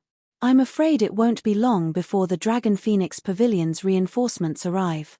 Once that happens, we'll have a harder time killing Phoenix Rain, Silent March said worriedly. Since reinforcements have already arrived, there's no need for us to waste time here any longer. In any case, we have already obtained the legacy treasure and achieved our initial goal. Have everyone retreat. 1,000 Miles replied, smiling. We'll let Phoenix Rain and Zero Wing have their fun for now. Once we obtain this legacy, the entire Sea of Death will be Miracle's territory. When Blue Phoenix received news about Miracle's ambush on Phoenix Rain, they had already fought a battle with Phoenix Rain's team on Savage God Island. Meanwhile, by the time Blue Phoenix's fleet arrived, the battle had long since ended. Although they did not manage to steal everything from Phoenix Rain's group, they had still obtained the most important legacy treasure. If they had not wanted to obtain the remaining treasures, they wouldn't have bothered wasting time playing cat and mouse on the island with Phoenix Rain. Although the losses they suffered to Zero Wing were indeed unexpected, compared to the legacy treasure, these losses were negligible. Understood. I'll have everyone retreat from the island right away. Silent March started contacting the members scattered across Savage God Island and had everyone swiftly withdraw from the island. Pavilion Master, something strange is going on with Miracle's members. They're actually leaving the canyon, a level 57, Tier 2 Ranger using Eagle Eyes reported when she noticed that the Miracle members searching for them had started pulling out of Savage God Island. They've stopped chasing us? Phoenix Rain, who was currently recovering her stamina beneath a tree, asked curiously. Has Blue arrived? That's not right. With 1,000 Miles' personality, he wouldn't give up so easily. Did something unexpected happen to Miracle's forces? She knew very clearly what kind of strength Blue Phoenix's impromptu fleet possessed. It would be fortunate if Blue Phoenix's fleet could break through Miracle's blockade of Savage God Island. Even after Blue Phoenix's forces grouped up with her team, all they would be able to do was buy time for the Dragon Phoenix Pavilion's other fleets to arrive. 1,000 Miles should know this as well, so how could he possibly give up on this excellent opportunity to deal her a blow? Pavilion Master, something changed. An assassin hiding at the shore of Savage God Island reported suddenly. Miracle's ships stationed around the island are withdrawing. Miracle even removed the lockdown on the island. Phoenix Rain grew even more curious after hearing this report. Just what is 1,000 Miles planning? It was precisely Miracle's blockade that prevented her team from escaping. Meanwhile, now that it was gone, they could leave at any time. However, Phoenix Rain could not understand why 1,000 Miles would give up on such a good opportunity. Pavilion Master, another update. Miracle's giant crocodile warship is approaching the island. However, by the looks of it, the warship seems to have sustained heavy damage. 2 of its mainsails are in tatters. Moreover, the fleets following behind the warship seem to have lost a lot of ships. They must have just experienced a great battle. The Miracle members on the island seem to be preparing to board the warship and leave the island, the assassin said, shocked as he eyed the gigantic warship that had anchored close to the beach and the Miracle members approaching the warship. After hearing this assassin's report, Phoenix Rain grew even more confused. She could not make heads or tails of the situation at all. Miracle's giant crocodile warship was no laughing matter. It was much more powerful than even the Dragon Phoenix Pavilion's warship, akin to a mobile seaborne fortress. Hence, she found it truly hard to imagine that Miracle's prided warship would suffer heavy damage. Moreover, Miracle had even decided to abandon Savage God Island and retreat right after suffering such a humiliation. Everyone, get yourselves ready. We're going to leave the island now. Phoenix Rain decided after giving the matter some more thought. Pavilion Master, could this be Miracle's trap? Maybe they're pretending to retreat to get us to lower our guard, a female cleric said. With how strange this situation was, they had to be especially careful in their decisions. That shouldn't be the case. That's the giant crocodile warship we're talking about. Miracle doesn't need to damage its prized warship to such an extent just to deal with us. Miracle must have fought some other superpower and ended up eating a loss, Phoenix Rain said, shaking her head. While she had indeed considered the possibility of this being a ploy by Miracle, the likelihood was very low. Warships could not be repaired in ordinary repair yards. It would be utterly foolish for Miracle to damage its core combat power just to deal with her team. A short moment later, Phoenix Rain led the survivors of her team out of the canyon they were hiding in and carefully approached the shore of Savage God Island. Their journey there was incomparably peaceful. They did not encounter a single member of Miracle. Just which superpower started a fight with Miracle? Phoenix Rain could not help but wonder as she thought back to the uneventful journey her team just made. As far as she knew, there were no naval superpowers capable of forcing Miracle to make such a decisive retreat. Pavilion Master, look. It's Blue Phoenix's fleet. A Tier 2 ranger said as she waved excitedly at the ships approaching the shore they stood on. When Phoenix Rain turned to the direction the female ranger indicated, confusion covered Phoenix Rain's face. It was indeed Blue Phoenix's fleet that arriving. However, Miracle's ships currently surrounded Blue Phoenix's fleet, yet for some reason, none of Miracle's ships dared approach Blue Phoenix's fleet. They only watched the fleet edge up to the shore from afar as if they were afraid of something. When Blue Phoenix's fleet got closer, Phoenix Rain suddenly noticed the presence of sailboats and speedboats that were both unfamiliar yet familiar to her. This was especially true for the sailboat at the lead Zero Wing. Phoenix Rain was filled with an indescribable sense of shock when she saw Feng and his guild members standing at the bow of the one-horned sailboat. Could it be their doing? Chapter 1931, Savage God's Treasure. Sea of Death, on the giant crocodile warship off Savage God Island. Vice Guild Leader, the results of our investigation are in. According to our spies, Black Flame is personally leading Zero Wing's team this time. As for why Zero Wing is here, we still aren't certain, Silent March reported as she pointed toward Zero Wing's members, who had just set foot ashore. Black Flame? 1,000 Miles smiled upon hearing this. We're quite lucky this time. Since the guild leader of Zero Wing has personally come to a remote place like the Sea of Death, Zero Wing must be conducting a big operation. Although Zero Wing had ruined his plans, it would seem that he was soon going to earn back his losses. I'll have 5 assassin parties secretly tail them, Silent March said, a smile likewise appearing on her face. She then started arranging for the necessary manpower in God's domain. Guild leaders of large guilds generally wouldn't lead a team of their own.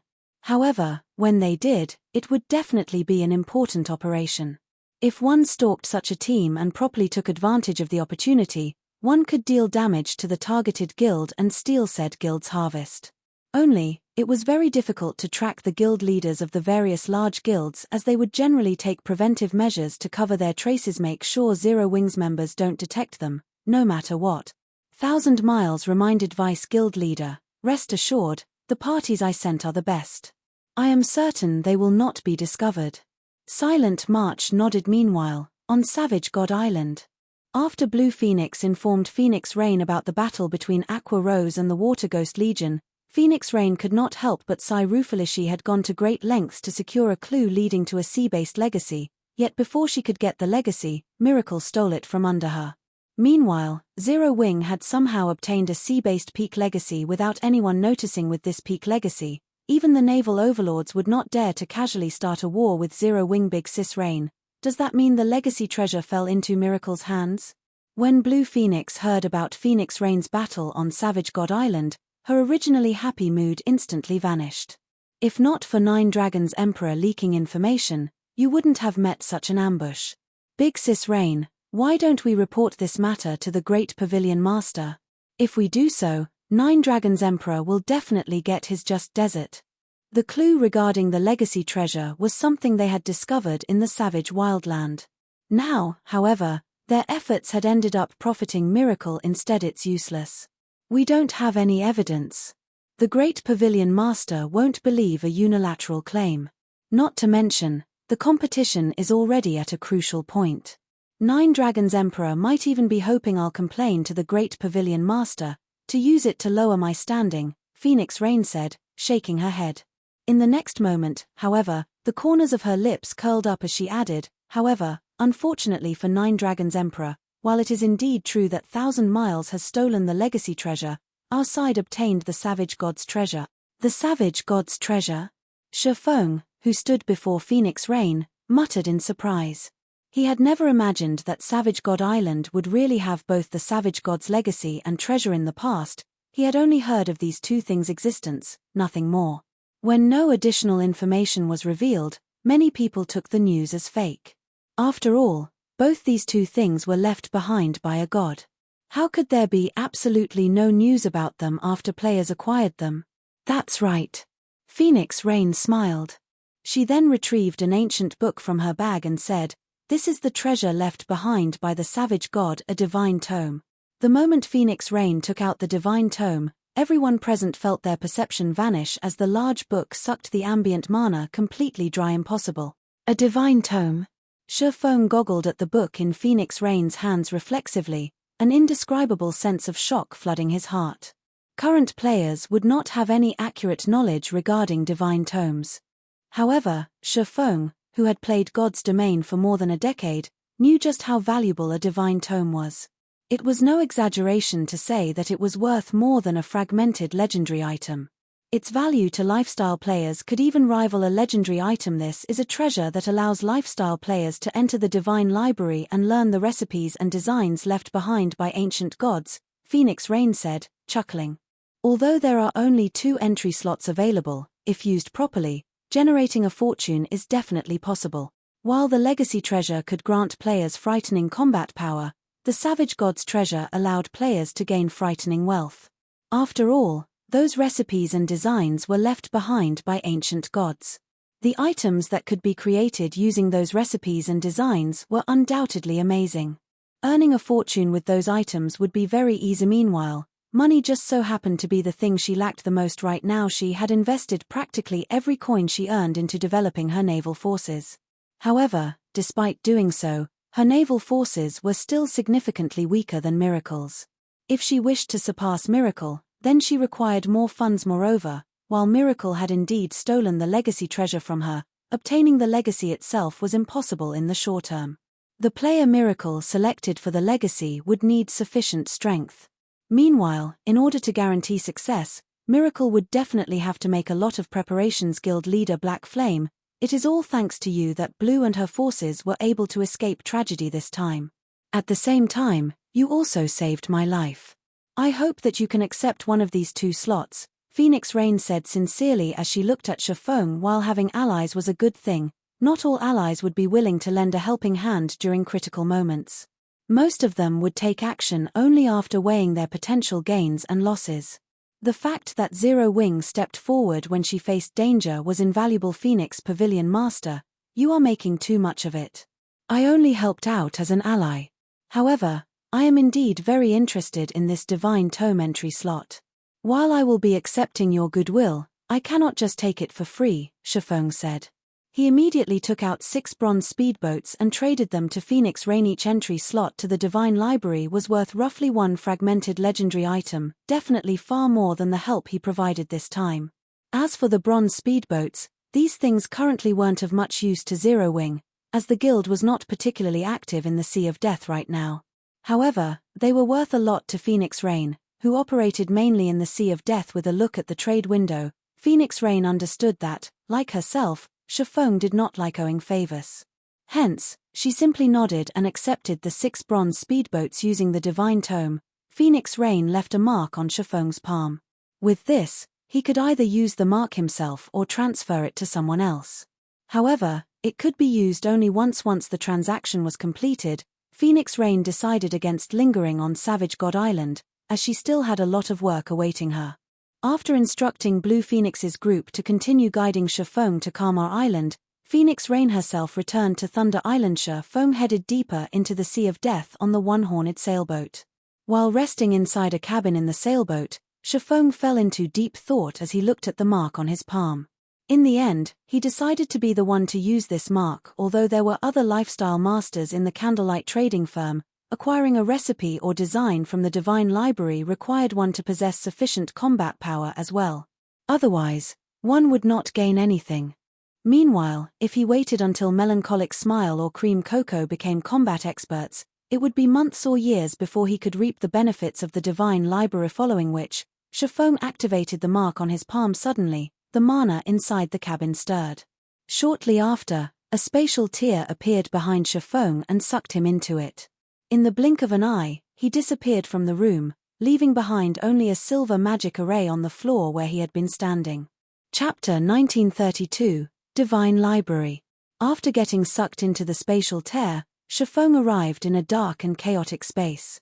Standing at the center of this space was a majestic shrine that gave off such pressure that even the chaotic airflow actively avoided it. The moment Feng appeared before the shrine, he could feel a stifling suppression of his strength. The frightening divine might the shrine exuded also made his movements extremely sluggish. This pressure really is amazing. It's no wonder they said that players couldn't enter the divine library without having a certain degree of strength. Feng felt a little surprised as he moved his body tentatively. Right now, his body's physique and basic attributes weren't even at the standard of a Tier 1 player. His perception of his surroundings had also become non-existent. If he were to fight in such a state, he might have difficulty going up against a chieftain of the same level.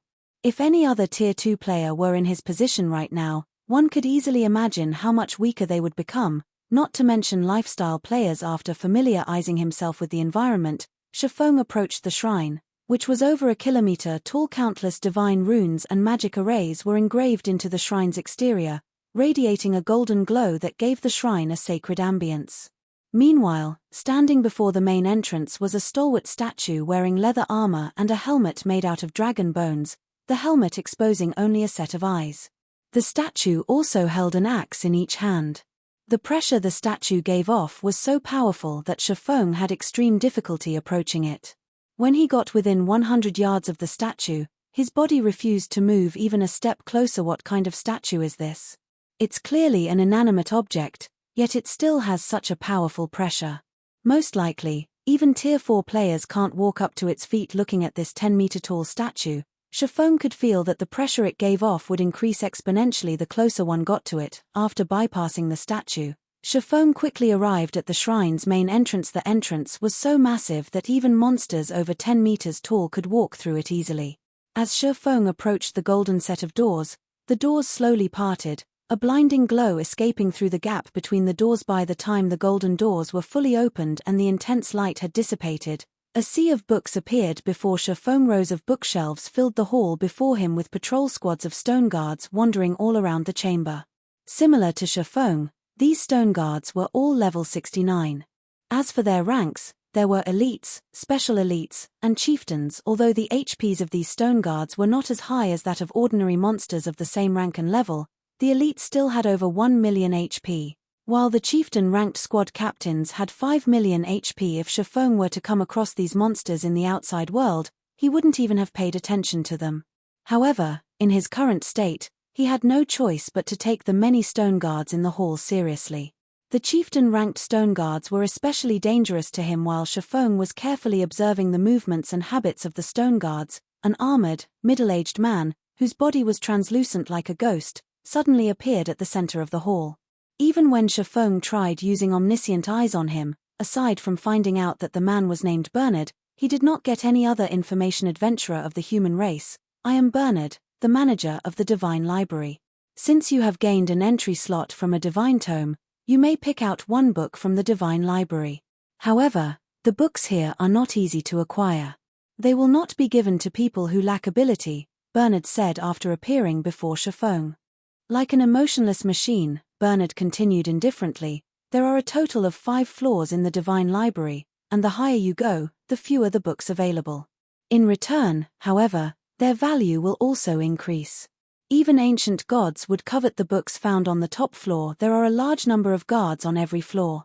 Your task will be to obtain the book you want from these guards. Once you get a book, I will send you back immediately. If you are killed by the guards, you will similarly be sent away. If you wish to reap a harvest in the Divine Library, you must not be greedy. Tread within the limit of your abilities. After saying so, Bernard vanished. Sure enough, this place is the same as the rumors made it out to be. Feng possessed a certain degree of understanding of the Divine Library due to its great fame in God's domain. Countless superpowers had fought desperately to acquire a divine tome in the past. Stored inside the Divine Library were various recipes and designs for lifestyle classes. There were even designs for powerful war weapons, defensive constructions, and magic arrays. Just like Bernard had said, even after reaching Tier 6, players would still lust for the Divine Library's contents. In the past, the most famous story involving the Divine Library had a Tier 6 God-ranked player obtaining a design for a war fortress from the Divine Library's 4th floor. The war fortress built using this design could resist even Tier 6 gods. Its deterrent force easily surpassed that of a Tier 6 player. The guild that acquired this war fortress also gained great assistance from it. God's domain had many forbidden lands that were so inhospitable that guild towns couldn't be set up within them no matter what. However, the war fortress could. Due to this reason, countless superpowers had tried desperately to obtain a divine tome so that they could acquire an amazing war fortress design themselves. With such a war fortress, they, too, could develop in the various forbidden regions and reap the bountiful resources and treasures thereof. Course, while Feng also wished to obtain a war fortress design right now, with his current strength, reaching the 4th floor was utterly impossible. The difficulty of each floor in the divine library increased exponentially. A Tier 2 player would be fortunate to obtain a book from the 1st floor. Even the best among Tier 2 players would get only as far as the 2nd floor. However, although the books on the 1st and 2nd floor were not as valuable as a war fortress design, they were already precious. Let's try out these guards, Feng thought as he looked at the patrolling guards. He then used Phantom Kill and had his doppelganger test the waters. He had not been given a time limit for picking a book. Although his doppelganger was not as strong as his main body, even if it died, he wouldn't lose anything. At most, he would just have to wait a few minutes for the skill's cooldown to end. As Feng controlled his doppelganger to approach one of the patrol squads, the guards in the entire hall went into a frenzy, all of them surging toward his doppelganger. Although this situation surprised Feng a little, he still managed to have his doppelganger charge forward and cut at one of the squad captains' Feng. Before the doppelganger could even land a hit, however, Feng suddenly saw a flash stabbing at his doppelganger's body. The doppelganger went flying, its HP decreasing by 1/9. So strong, Feng could not help his surprise as he looked at the squad captain. Not only did the squad captain's attack contain great strength, but the way it moved its spear was absolutely flawless, without any excess action whatsoever. The squad captain's combat standard was already very close to rivaling refinement realm experts. All the captain lacked was a little bit of intellect. Before Feng's doppelganger could stand up, several squad captains nearby had already arrived before it, their spears stabbing the doppelganger one time after another. Whether it was in terms of speed or strength, the squad captains had the upper hand. Despite activating its life-saving skills, Feng's doppelganger still did not last more than 10 seconds before getting killed. It did not even get to touch the first row of bookshelves. Chapter 1933, Book Acquired. The 1st floor's difficulty is already so high. Astonishment flashed across Feng's eyes as he watched his doppelganger's body dissipate into nothingness. Although he did not focus on getting his doppelganger to reach the bookshelves and simply had it fight, from the moment the doppelganger attacked the first stone guard until it died, less than 10 seconds had passed in total. If an ordinary Tier 2 expert had attempted the same thing, they most likely would have died an even more miserable death. At this moment, Feng felt very fortunate that he had not sent one of the other lifestyle masters of the Candlelight trading firm to the Divine Library. Otherwise, this entry slot would have been wasted. After waiting for several minutes, Feng summoned his doppelganger again for another experiment. This time, instead of fighting the stone guards, Feng had his doppelganger focus on moving as far as possible into the hall. However, when Feng's doppelganger was still 30 yards away from the first row of bookshelves, the patrolling guards noticed his doppelganger. By the time the doppelganger was 20 yards away from the bookshelves, more than 30 stone guards had already surrounded it, blocking off its path forward completely. What a rapid response! Feng was surprised as he watched the stone guards rushing toward his doppelganger. However, while the movement speed of the stone guards was indeed very fast, the doppelganger was not slow, either. Immediately, Feng had his doppelganger use Wind Blade, its movement speed skyrocketing. The doppelganger then skirted the blockade and dashed for the bookshelves. Whenever the stone guards launched an attack at his doppelganger, Feng would have the doppelganger deflect the attack using its 2 swords. While it barely managed with the chieftain's attacks, it had no problem with the elites and special elites attacks.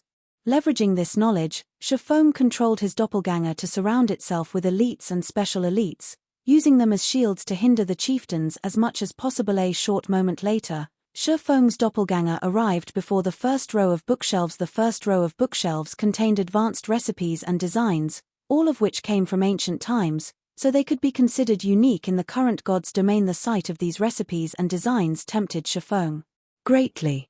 However, he also understood very clearly that the deeper the bookshelves were located, the more valuable the books they held. Hence, He had his doppelganger continue deeper without hesitation. Second row. Third row. The deeper Feng traveled into the hall, the more effort he had to expend to get even further. The first reason for this was the continuous increase in the number of stone guards. The second reason was the elites and special elites taking the initiative to give way to allow the chieftain-ranked squad captains to attack. After Feng expended every skill his doppelganger possessed, the doppelganger ended up dying in the middle of the first-floor hall. So that's how it is. It's no wonder so many experts failed to obtain anything from the Divine Library in the past. Feng took in a deep breath as he mentally replayed the scenes of his doppelganger's attempt. There were several hundred stone guards on the first-floor hall, including over 50 chieftains. The deeper one traveled into the hall, the more chieftains one would encounter. Moreover, if players took the initiative to attack even one of the stone guards, every stone guard in the hall would swarm over to attack them, making it almost impossible for players to locate a book of their preference. In addition, the combat standard of the chieftain-ranked squad captains bordered on the refinement realm. A Tier 2 refinement realm expert would be fortunate to obtain a book from the first row of bookshelves. Experts that hadn't reached the refinement realm wouldn't even be able to touch the bookshelves. Moreover, players' greed would also play an important role when selecting a book. The further one proceeded into the library, the more valuable the books they would see. Hence, players that visited the Divine Library would definitely try to push themselves to their very limits. However, after they truly reached their limits, they would not have any opportunities to reach for a book on the shelves, as the patrol guards would have already surrounded them. Even if they did still have some energy left to grab a book, it would be nearly impossible to accurately grab a book suited to their own needs. Now that I've already grasped the basic movement patterns of the guards, it's about time I made a move myself.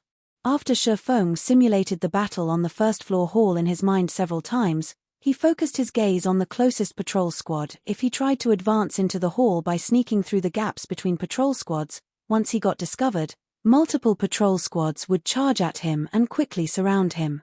However, if he were to charge straight at the nearest patrol squad, it would take the other patrol squads some more time to reach him. In other words, for a certain period, he would have to deal with only one patrol squad. He wouldn't have to deal with the encirclement of multiple patrol squads right off the bat, which would, in turn, slow down his advance and allow more patrol squads to gather around him. After Feng was done planning, he immediately charged at the nearest patrol squad. Intruder, die. After noticing Feng's approach, the 10-man patrol squad quickly moved to surround him. Upon seeing this, Feng executed Purgatory Pentaslash without hesitation. In terms of basic attributes, he was significantly superior to his doppelganger. Moreover, unlike his doppelganger, he had the assistance of the 7 Luminaries' Rings Aura of Wind to increase his movement speed by a significant margin. After sending 5 elite stone guards flying, Feng used Wind Blade and rushed past the squad captain, bolting for the depths of the hall. In the middle section of the hall, more than 10 patrol squads managed to surround Feng. Faced with such a situation, even Feng felt that he was close to reaching his limits, his HP rapidly decreasing. He immediately activated Heavenly Dragon's power, his strength skyrocketing, then executed Sword's Orbit to send the approaching stone guards flying. The boost in strength allowed Feng to advance with great ease. Only after he neared the staircase leading to the second-floor hall did he start feeling some pressure. Currently, dozens of squad captains surrounded him. Even though he had an advantage in strength, the squad captains charged at him without fear. Unlike before, when squad captains only tried to hinder his movements and buy time, they now recklessly traded blow for blow, fully intent on reaping his life at all costs. Hence, even though he had superior strength, advancing still took him a lot of effort. In the end, Feng decided to use 9 Dragon Slash against the overwhelming number of attacks. With the help of the 16 Abyssal Blade Phantoms, he finally managed to get through the first floor and reach the second floor. Unlike the first floor, the guards on the second floor did not give Feng any time to prepare at all. The moment he appeared on the floor, the guards were already swarming toward him. Meanwhile, the guards on the second floor had clearly received a qualitative improvement, as even the weakest guards were chieftains, while the squad captains were high lords whose combat standard was at the refinement realm. Compared to the guards on the first floor, the guards here also coordinated much better with each other. To make matters worse, even with Heavenly Dragon's power activated, Feng was actually inferior to the high lords in strength. By the time Feng arrived at the first row of bookshelves, he already felt himself close to reaching his limits. Right now, he didn't even have any energy to spare for grabbing a book. Sure enough, the second floor isn't a place Tier 2 players can casually visit. Feng could not help but reveal a bitter smile when he noticed 3 more patrol squads approaching. It seems I have no choice but to give it my all. He activated Blade Liberation, allowing his strength to skyrocket once more. With the activation of Twofold Berserk, his strength rivaled that of the High Lord-ranked squad captains. Following which, he stabbed the Abyssal Blade into the ground. Shadows then spread out from the magic weapon Abyssal Curse. All the guards within a 50-yard radius were instantly immobilized. Next, Feng activated Phantom Kill and had his doppelganger transform into a black dragon. He then split up with his doppelganger and took independent action. After Feng left, the pressure on him decreased visibly. Even after he reached the second floor's middle section, only 6 patrol squads were chasing him. In comparison, the black dragon had attracted the attention of over a dozen patrol squads' lightning/shadow blade. Although he had repelled a few squad captains with his skills, even more squad captains quickly took their place, the High Lords launching attacks at his defensive blind spots. Even though Feng perceived the attacks ahead of time, there were simply too many of them. There was a limit to the number of attacks he could deflect. As a result, he steadily incurred damage time after time. When he activated Void Shield, the shield's energy depleted rapidly. 80%, 50%, 20%. Just when his Void Shield was about to shatter, Feng gritted his teeth and activated Divine Steps. Immediately, he and his 10 new doppelgangers scattered, dashing in different directions, forcing the patrol squads to split up. By constantly switching positions with his doppelgangers, he managed to advance a considerable distance into the alleys. This my limit. When Feng saw the 20-plus patrol squads charging at him from the hall's rear section, he understood that entering the rear section would be impossible. Moreover, his twofold berserk was about to lapse. Risking getting hit, he dashed for a dark grey bookshelf nearby. Just as he was about to look at the books there, however, an angry bellow entered his ears. Intruder, die. When the squad captains saw Feng approaching a bookshelf, they went berserk. Suddenly, over a dozen squad captains raised their spears and hurled their weapons at him. Shio! Shio! Shio! The spears created sonic booms as they flew at Feng. It was evident that the power contained within those spears was already at the Tier 3 standard. Seeing this scene, Feng no longer dared to inspect the books. Sensing the lethality of those spears, he grabbed one of the 3 books displayed on the bookshelf. The moment Feng took the book off the bookshelf, he disappeared from the hall. As for the dozen or so spears, they harmlessly passed through his former location and crashed into the magic barrier protecting the dark grey bookshelf, the magic barrier trembling slightly from the spear's might. Chapter 1934, Basic Combat Device. Sea of Death. In one of the one-horned sailboat's cabins, the silver magic array carved on the floorboards suddenly lit with a brilliant glow. Feng's figure then emerged from the array that was close. Feng looked down at the tome in his hands, ecstatic. He had very nearly lost his life back there. He never thought that the stone guards could go berserk. The power of their spears had undoubtedly been at the Tier 3 standard, and if every one of those dozen or so spears had struck him, he would have died instantly. But despite his near-death experience, he couldn't help but excitedly inspect his new treasure. All of the Divine Library's books were precious treasures. First-rate guilds would even drool over the tomes on the first floor, not to mention those on the subsequent floors. Feng tapped to open the tome's attribute panel, and the system displayed its information before him as expected of the Divine Library. Even something like this was on the second floor.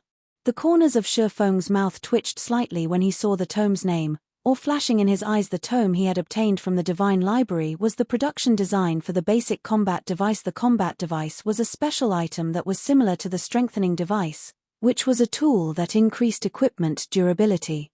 The combat device, however, increased players' combat power. This increase to combat power was extraordinary. Rather than increasing its users' basic attributes, the combat devic relied on powerful mana to improve its users' life rating forcibly. The ancient gods had created this magic tool, but since the combat device's production method had been lost to time, players could only find these devices in ancient ruins.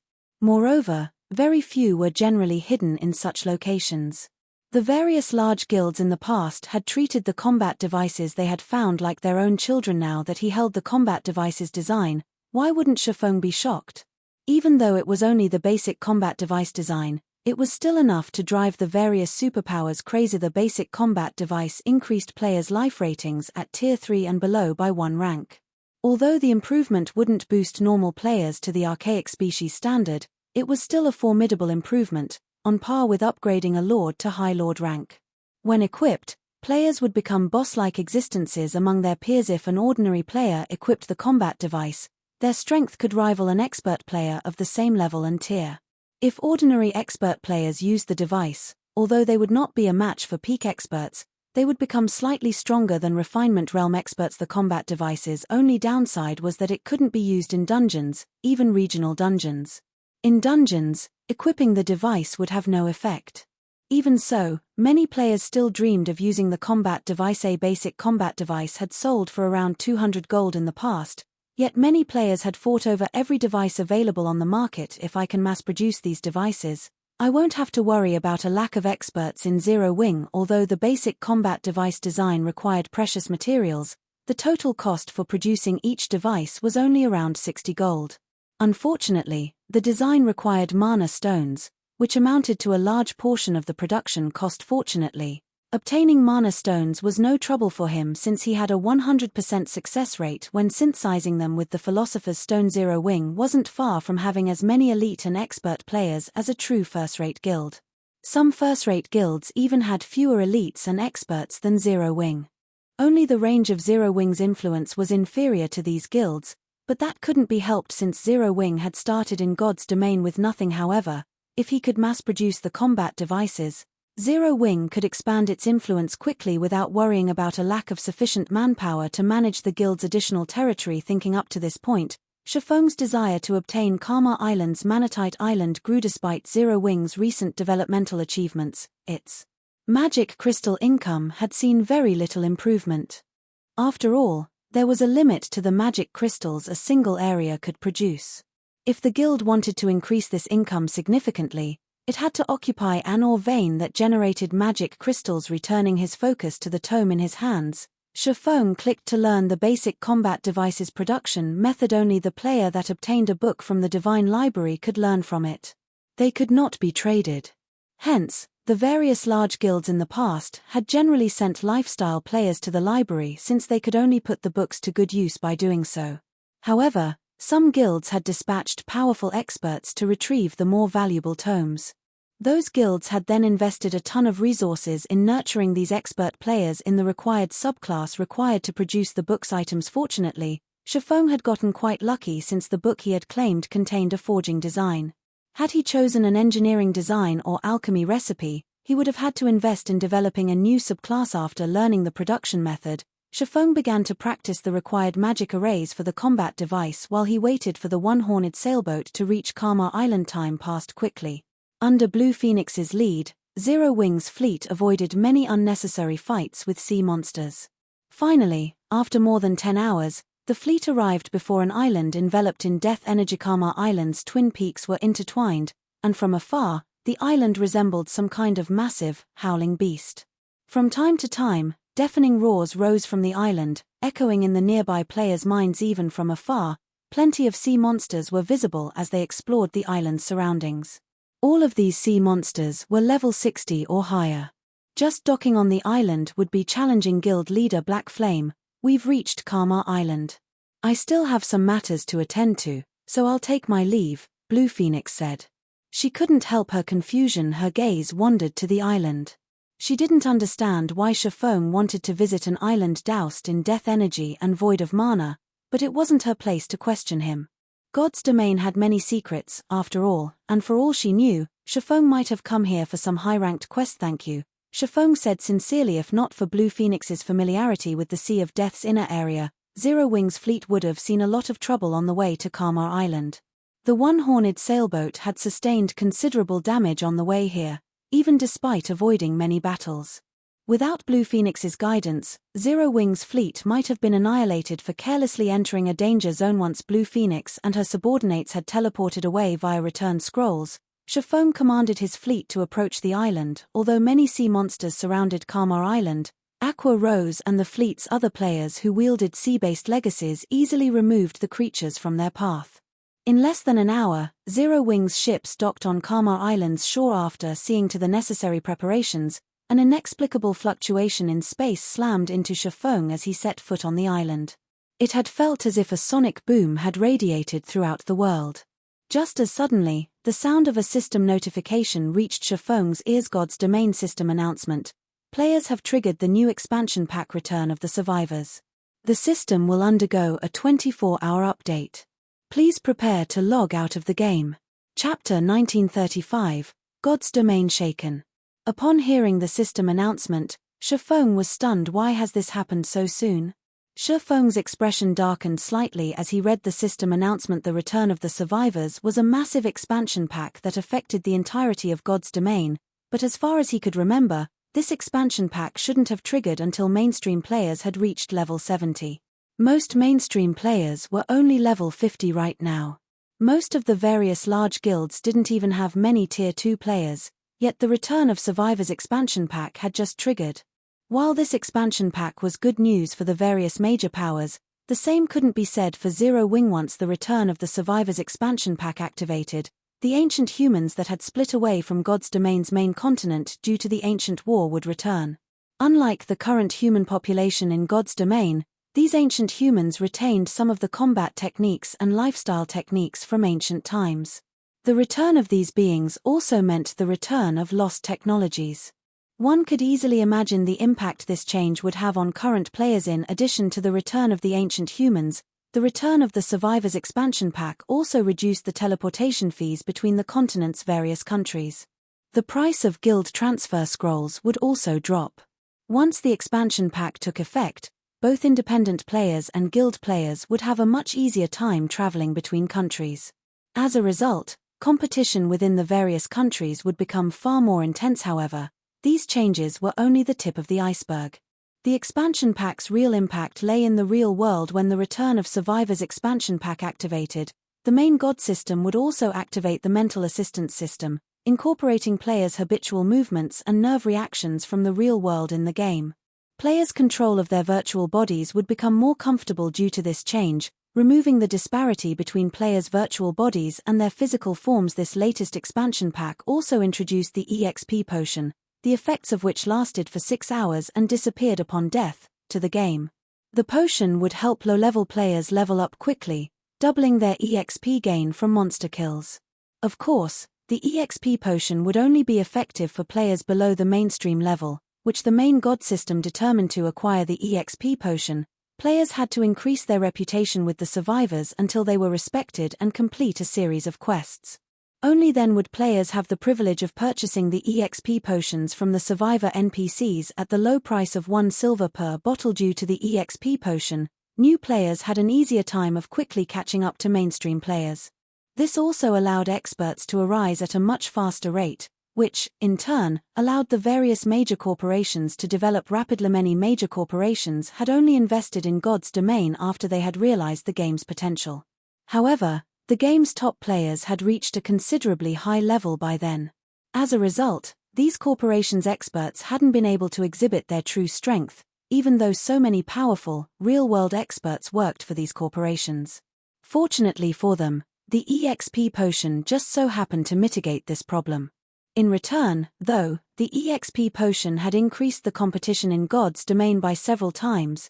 Even the secret pavilion's God's Domain experts list had changed so frequently that the experts in one edition would be gone in the next. Meanwhile, the Return of the Survivors expansion pack thoroughly eliminated the small advantages Zero Wing had accumulated over the game's various powers. Guild leader, the forums are going crazy over this new expansion pack.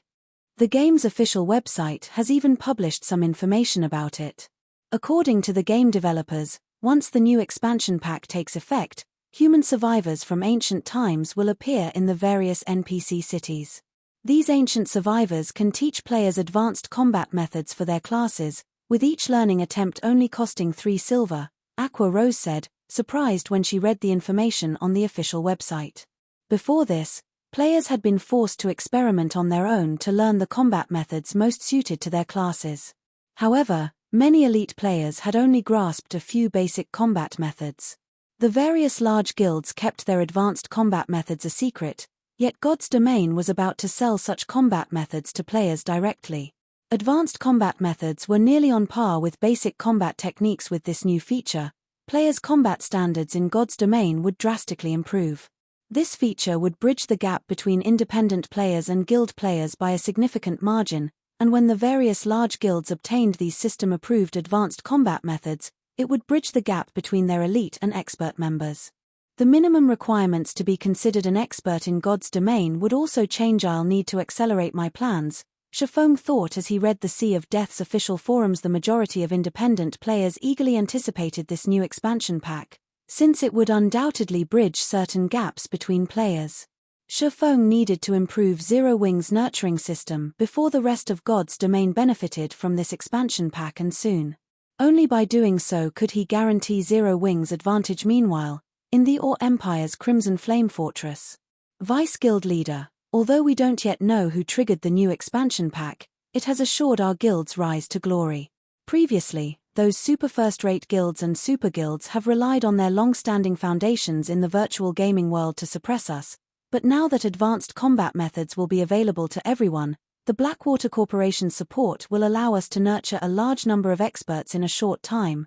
Snowscar, who wore silver scale armor, reported to Xuanwu Chiza as she sat in the guild leader's office. The new expansion pack was undoubtedly good news for the various major corporations, and the Blackwater Corporation would reap even greater benefits since it had so many real-world experts under its command.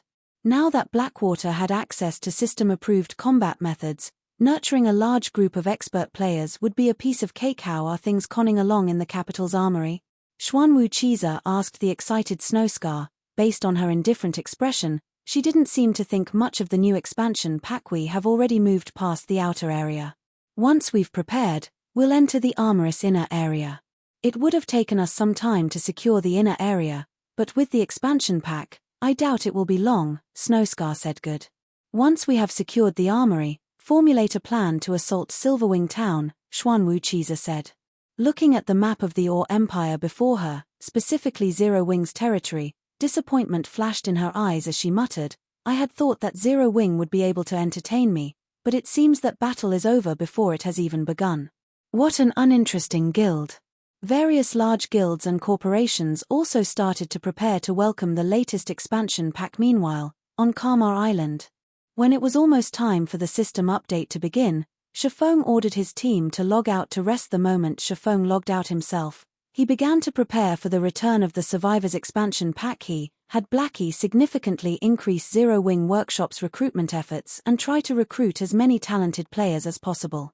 With the EXP potions, new players would have a much easier time catching up to mainstream players. After all, previously, he had been able to set recruitment aside, but with the latest expansion pack, other guilds would likely snatch up talented players before he got a chance. If he didn't do so now, God's Domain's various major powers had yet to learn about the EXP potions.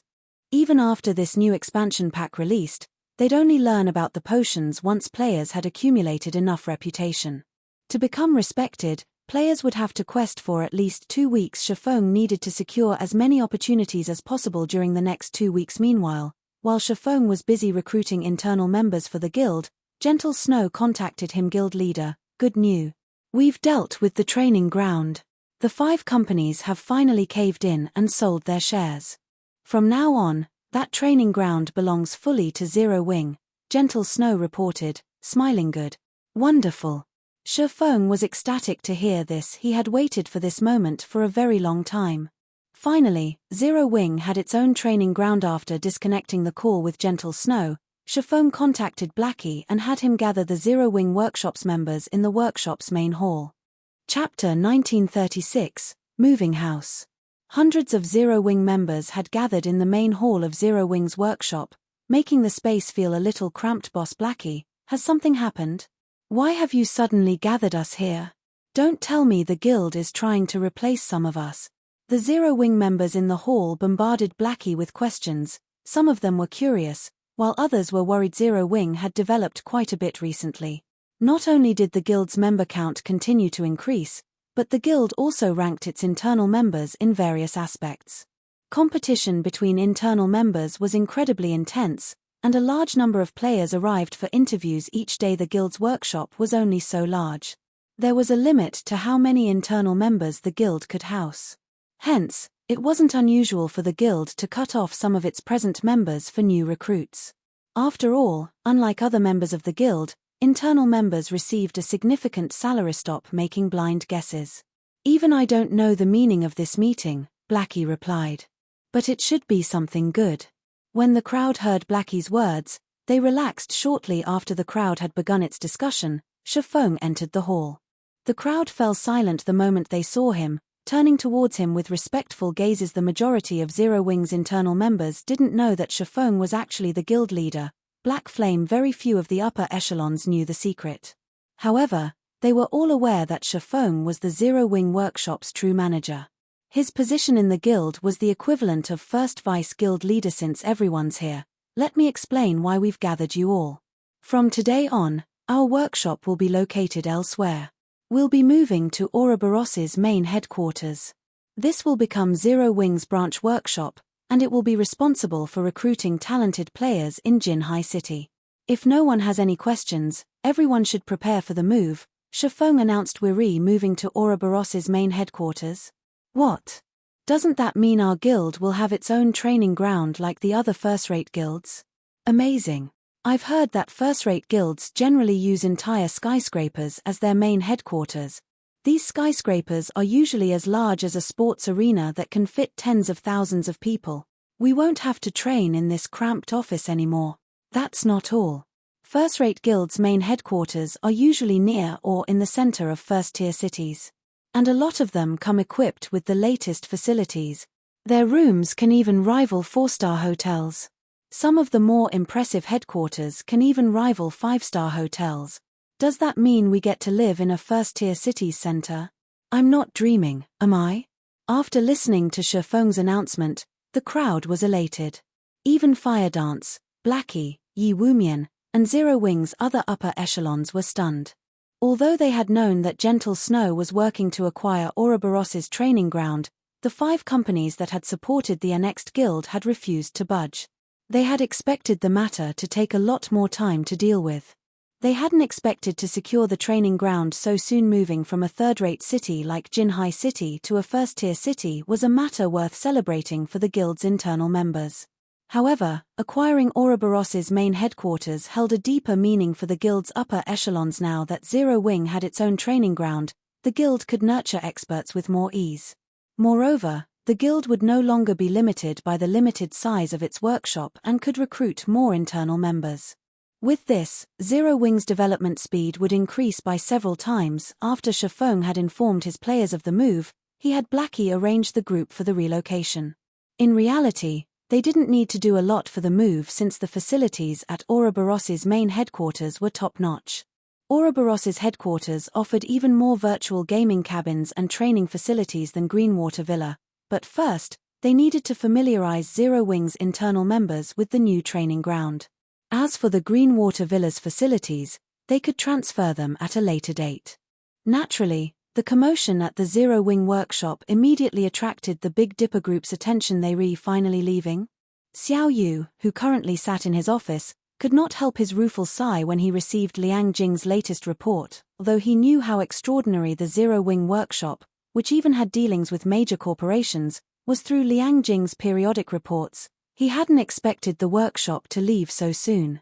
Moreover, the workshop had moved to a first-tier city, where talents gathered from throughout the country and competition was intense. He had dreamed of doing the same for many years, but even now, the Big Dipper Group was stuck in Jinhai City. The Big Dipper Group wasn't stuck in the third-rate city due to a lack of funding, but because of a lack of fame and connections.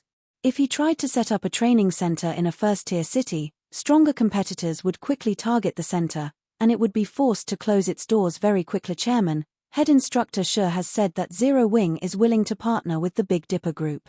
The Big Dipper Group can use Zero Wing's fame to recruit members for its dojo.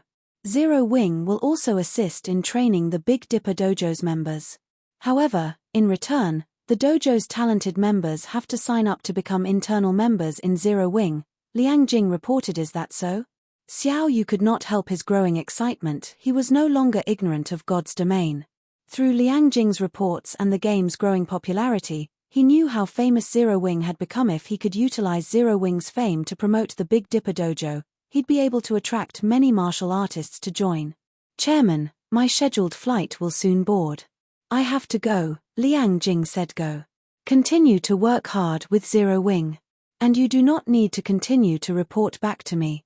You're already one of Zero Wing's internal members. You'll have a much better future with Zero Wing than Big Dipper, Xiao Yu said, nodding. When he had first tasked Liang Jing to serve as Shifeng's assistant, he had done so to get a better understanding of the mysterious man. He had been confident in her capabilities, but he had never thought that Shifeng would poach such a talented employee. But the outcome wasn't so bad. After all, Liang Jing owed him a debt of gratitude. If she became one of Zero Wing's upper echelons in the future, the Big Dipper Group could benefit, as well. Thank you, Chairman, Liang Jing said sincerely. Meanwhile, below Big Dipper Tower, as the dojo's many envious members watched, Zero Wing's internal members left for the airport on multiple high-class buses. After several hours of travel, Zero Wing's internal members finally arrived before the building that had previously served as Ouroboros's main headquarters. As they alighted from the buses, the towering skyscraper drew their gazes upward, over 100 stories tall, leaving them astounded. Welcome, Gentle Snow greeted as she and her assistant emerged from the building. The rooms and facilities inside are ready for your use. We have also updated the virtual training system. Everyone can begin training right away. Let's forget about training for today and let everyone adapt first, Shifeng said, smiling as he glanced at the excited crowd behind him. We'll focus on recruitment today. I have already sent people to advertise the matter. I doubt it will be long before independent experts and workshops seek us out, Gentle Snow said, nodding. She understood that starting everyone on their work after arriving was a little rushed. Moreover, losing one day of training wouldn't affect Zero Wing's development significantly. When Zero Wing's internal members heard that Shifeng and Gentle Snow had given them a day off, they were elated. They dashed into the building to explore the new training ground. The building that had served as Ouroboros's main headquarters had 133 floors. It had been divided into multiple areas, covering offices, training areas, entertainment areas, and rest areas.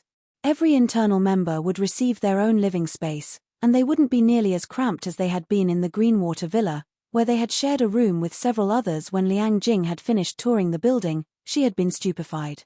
Every facility in the building was state-of-the-art.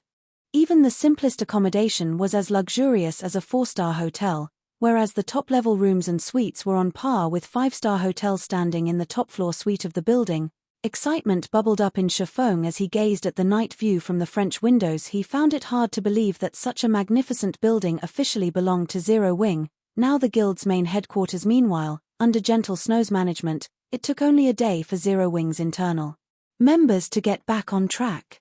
Moreover, the Zero Wing workshop had recruited 500 new internal members in that single day. Every one of these internal members was extraordinarily talented, either with combat, management, or lifestyle classes. Once God's Domain system update had completed, these 500 people would be integrated in Zero Wing's operation at 6 a.m. The next day, God's Domain system update had finished. Laying down in the newly installed virtual gaming cabin in his luxury suite, Shifeng logged into God's Domain. Chapter 1937, Rapid Expansion Sea of Death, Karma Island. The mental assistance system has finally activated.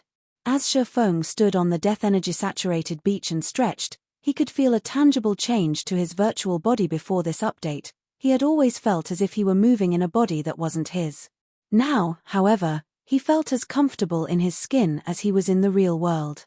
It felt as if he had been transported into another world, rather than enter a virtual world via a virtual body. When the other Zero Wing members logged into God's Domain and similarly immersed themselves in this new sensation, excitement welled within them. They had felt as if they had been casting spells and using skills from a third-person perspective, but now, they felt as if they used their abilities personally. It felt as if they had gained superpowers in the real world. Looking at the level 60+ demonic beasts on Karma Island, The team eagerly charged at the monsters to test their new forms, although the mana on Karma Island was very thin, and the corrosive power of darkness lingered. With the help of the all-rounded device and darkness resistance potion, the team remained unaffected by the island's harsh environment. In just 8 minutes or so, the team had killed over 100 Lord-ranked demonic beasts. Guild leader, we've just received a report. Due to the system update, many players have begun to learn advanced combat methods from the ancient survivors. As a result, far fewer players are interested in joining Zero Wing, Aqua Rose reported. Then, in a quieter tone, she continued, moreover, the various large guilds have started mass recruiting members, and they've lowered their recruitment requirements significantly, especially Blackwater. Blackwater has improved the benefits it offers its elite members by a significant margin. Blackwater is now offering nearly 40% more than Zero Wing. Because of this, many of the players that had applied to join our guild at the Secret Stone Fortress and Silverwing Town have left to join Blackwater. Blackwater really is vicious. To think it would increase its benefit packages by so much. Aqua Rose's report astonished Feng a little, but once he gave the matter some thought, he wasn't overly surprised. The return of the Survivors expansion pack heralded a new area where every major power in the game would seek to recruit elite players. Currently, the Trial Tower was still used to determine players' combat standards. The higher a player climbed in the tower, the stronger combat standards they'd need to progress. Naturally, the fastest way to improve one's combat standards was by learning combat techniques. If players could grasp a single basic combat technique, they'd be almost guaranteed to reach the Trial Tower's 5th floor, which would mean that the player had reached the realm of experts. With the ancient survivor's return, players only needed a small amount of money to learn advanced combat methods. Although these advanced combat methods might not be as helpful as a basic combat technique, they were close. In other words, elite players would have a high probability of reaching the Trial Tower's 5th floor as long as they learned these advanced combat techniques. After all, the various large guilds' elite members, on average, could reach the 4th floor.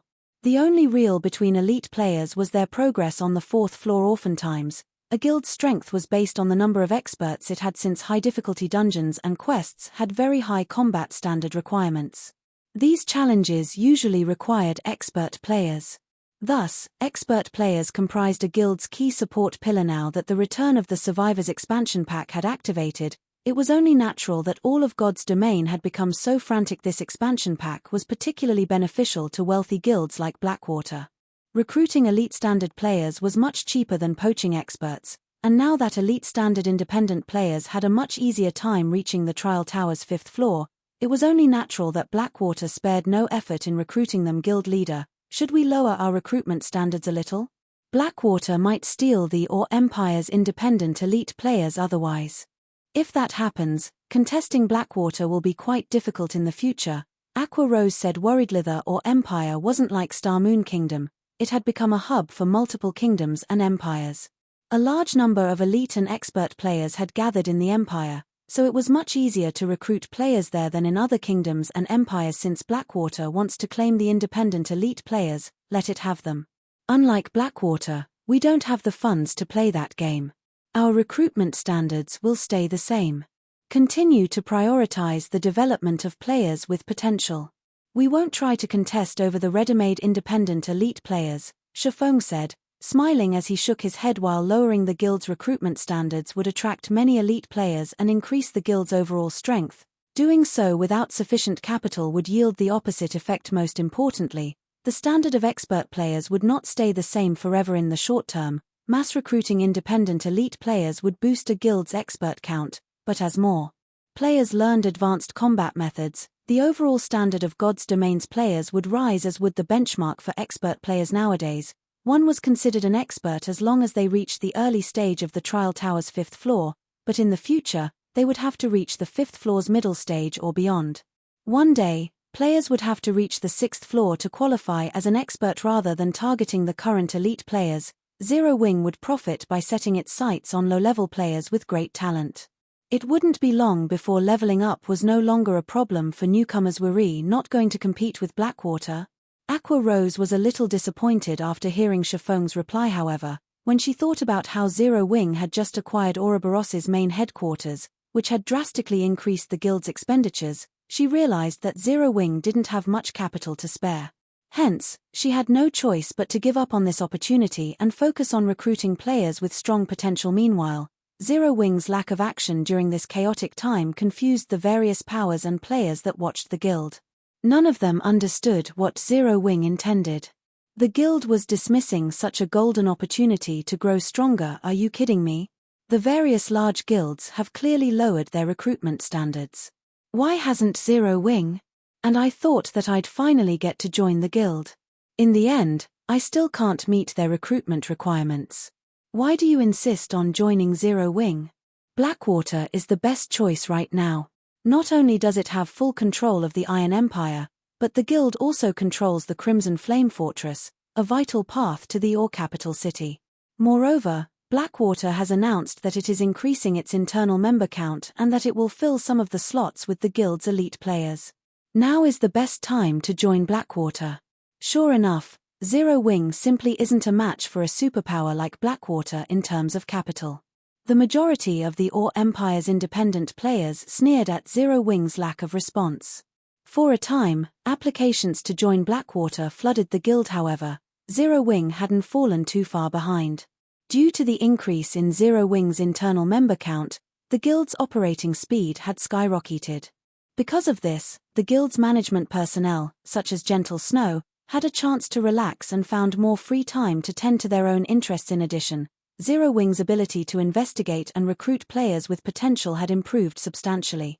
For a time, the guild recruited many low-level players that lacked renown. Meanwhile, while God's Domain's various large guilds frantically snatched up elite players, Feng's group had arrived before a bottomless pit-grey smoke filled the pit, robbing all life from the earth around it. Moreover, Zero Wing's team heard daunting roars from within, deterring any demonic creatures from approaching the pit. And yet, as if he hadn't heard the roaring, Feng approached the pit and descended the spiral pathway at its edge. As they ventured deeper into the pit, the team felt an intense pressure weighing them down.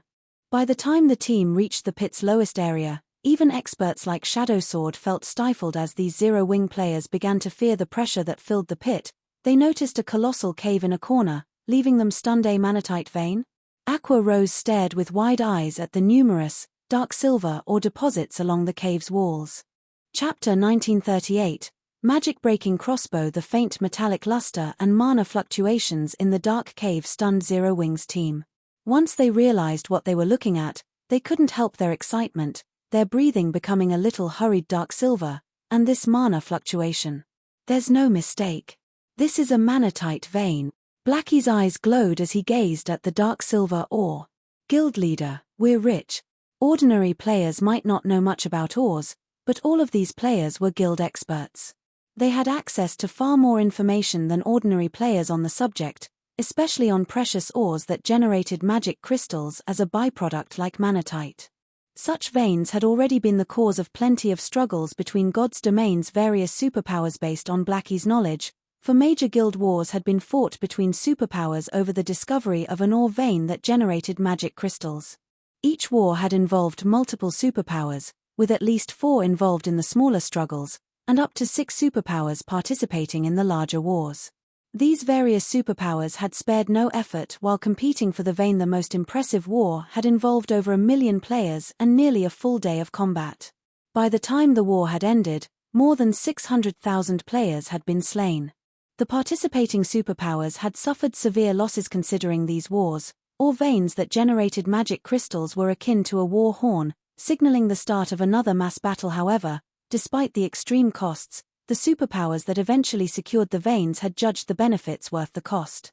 Magic crystals were a guild's foundation and an important resource for nurturing experts, which were essential in protecting a guild town. Moreover, as players reached higher levels, magic crystals would become even more important. Currently, players needed magic crystals to use the Divine Colosseum, trade with special NPC merchants, and fuel powerful magic tools. Zero Wing's teleportation arrays, magic towers, and defensive magic arrays were a few examples, all of which required a ton of magic crystals each day to maintain. Yet, while the various superpowers fought to obtain veins that generated magic crystals, Zero Wing had discovered one without attracting attention. Now, the guild simply needed to occupy the ore vein and send people to mine it in secret. It would be able to avoid paying a bloody cost if Zero Wing had a stable magic crystal income. The guild could reach new heights in a short time. Blackie wasn't the only one with such thoughts. Aqua Rose was also ecstatic over the discovery of this manatite vein, although the manatite vein wasn't as valuable as the attributed ore vein in the Flame Demon's Valley. The valley's environment was simply too harsh for players. Conducting a large-scale mining operation there was impossible. Fortunately, Kana Island was different. The thin mana here would not affect mining players over much. The only problem was the darkness corrosion, but that could be easily solved with darkness resistance potions. With the Candlelight trading firm's current strength, mass-producing darkness resistance potions would be a piece of cake. Dispatching a large number of players to mine this manatite vein was definitely possible for Zero Wing. Once Zero Wing harvested enough magic crystals and nurtured a large number of experts, the guild wouldn't have to remain passive in the Orc Empire. It could take the initiative to face Beast Emperor and Blackwater head-on. As the team celebrated the manatite vein before them, nearly 100 dark-skinned, armed Demonkin. The Demonkin were all level 65 and above, and the weakest among them was a Lord. The strongest Demonkin was even a level 66 Grand Lord. The group radiated a chilling aura and moved like a well-trained army. What startled the players the most was the Demonkin patrol squad's heavy crossbows. The weapons were covered in runes, which gathered the surrounding mana to them. Even from some distance away, Zero Wing's members could sense how dangerous those crossbows were. Magic-breaking crossbows. When Feng saw the Demonkin's weapons, he was astonished. Feng had known that the manatite vein was a Demonkin nest, and Pantheon had paid a high price to secure the vein in his previous life. However, he hadn't expected these Demonkin to be so powerful. A single patrol squad even wielded multiple magic-breaking crossbows. Magic-breaking crossbows were lightweight war weapons that individual players could control. They were similar to expendable tools, such as engineered bombs. Not only did the magic-breaking crossbows attacks carry Tier 3 power, but they were also incredibly fast. Even Tier 2 assassins would struggle to dodge the crossbow's bolts. Meanwhile, with this Demonkin patrol squad strength, annihilating a team of 100 Tier 2 players wouldn't be much of a problem. It was no wonder why Pantheon had paid so dearly. Everyone, prepare for battle.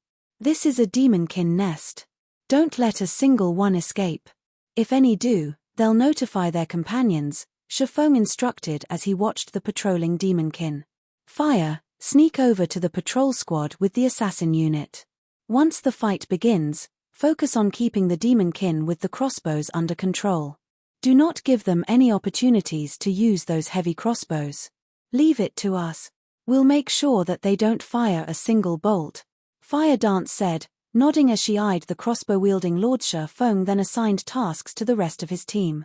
Once Fire Dance's assassin unit was in position, Feng sent Cola, Turtle Dove, and Yi Wumian to start the fight according to plan. Go.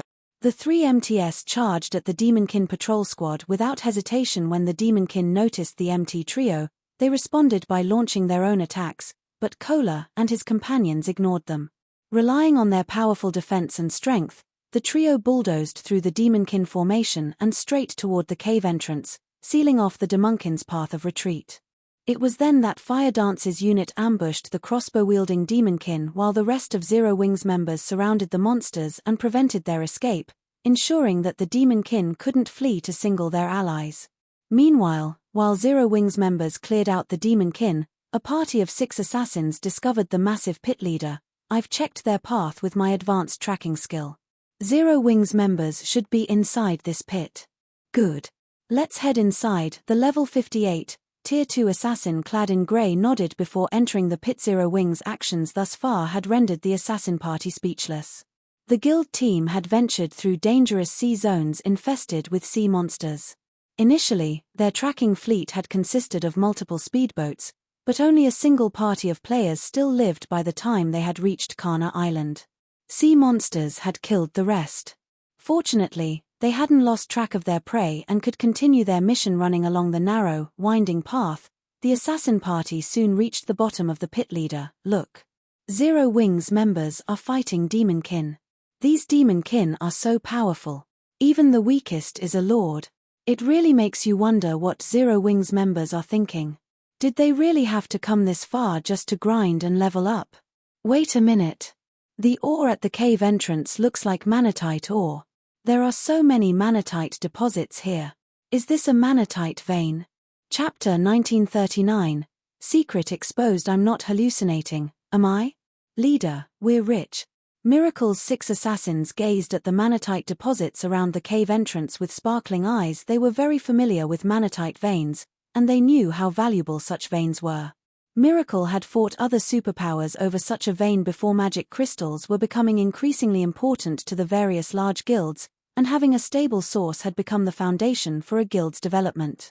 Hence, the various superpowers offered massive rewards to players for providing the coordinates of unclaimed manatite and other ore veins that generated magic crystals. If a player provided proof of an unoccupied ore vein, they would earn 10,000 gold and a single epic weapon. When the various superpowers had announced the reward, players had frantically searched for ore veins. For the majority of the game's players, 10,000 gold was an astronomical sum. If converted into credits, an ordinary person wouldn't have to worry about shelter or food for the rest of their life. Naturally, an epic weapon was fatally attractive to expert players, as well. Epic weapons were even rare among the various superpowers. They were god-tiered weapons to ordinary experts. As long as they wielded an epic weapon, their combat power would skyrocket. They might even be able to stand alongside peak experts. Players could only hunt for more resources with sufficient strength, after all, and as long as an ordinary expert had enough resources, becoming a peak expert wouldn't pose much of a challenge. Because of this, a large number of players had joined the hunt for ore veins. Unfortunately, even though a long time had passed since the superpowers had announced their offer, not a single player had claimed the reward. Of course, they had never thought that they would find a rumored manatite vein by simply following Zero Wing's members. If one of Miracle's members discovered an unclaimed manatite vein, not only would they receive the 10,000 gold and an epic weapon, but their rank in the guild would also increase by 1 level.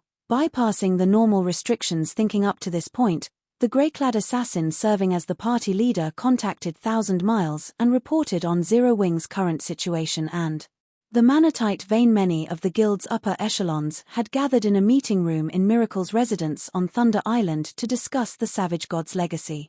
It was, after all, of the utmost importance as it concerned the guild's development.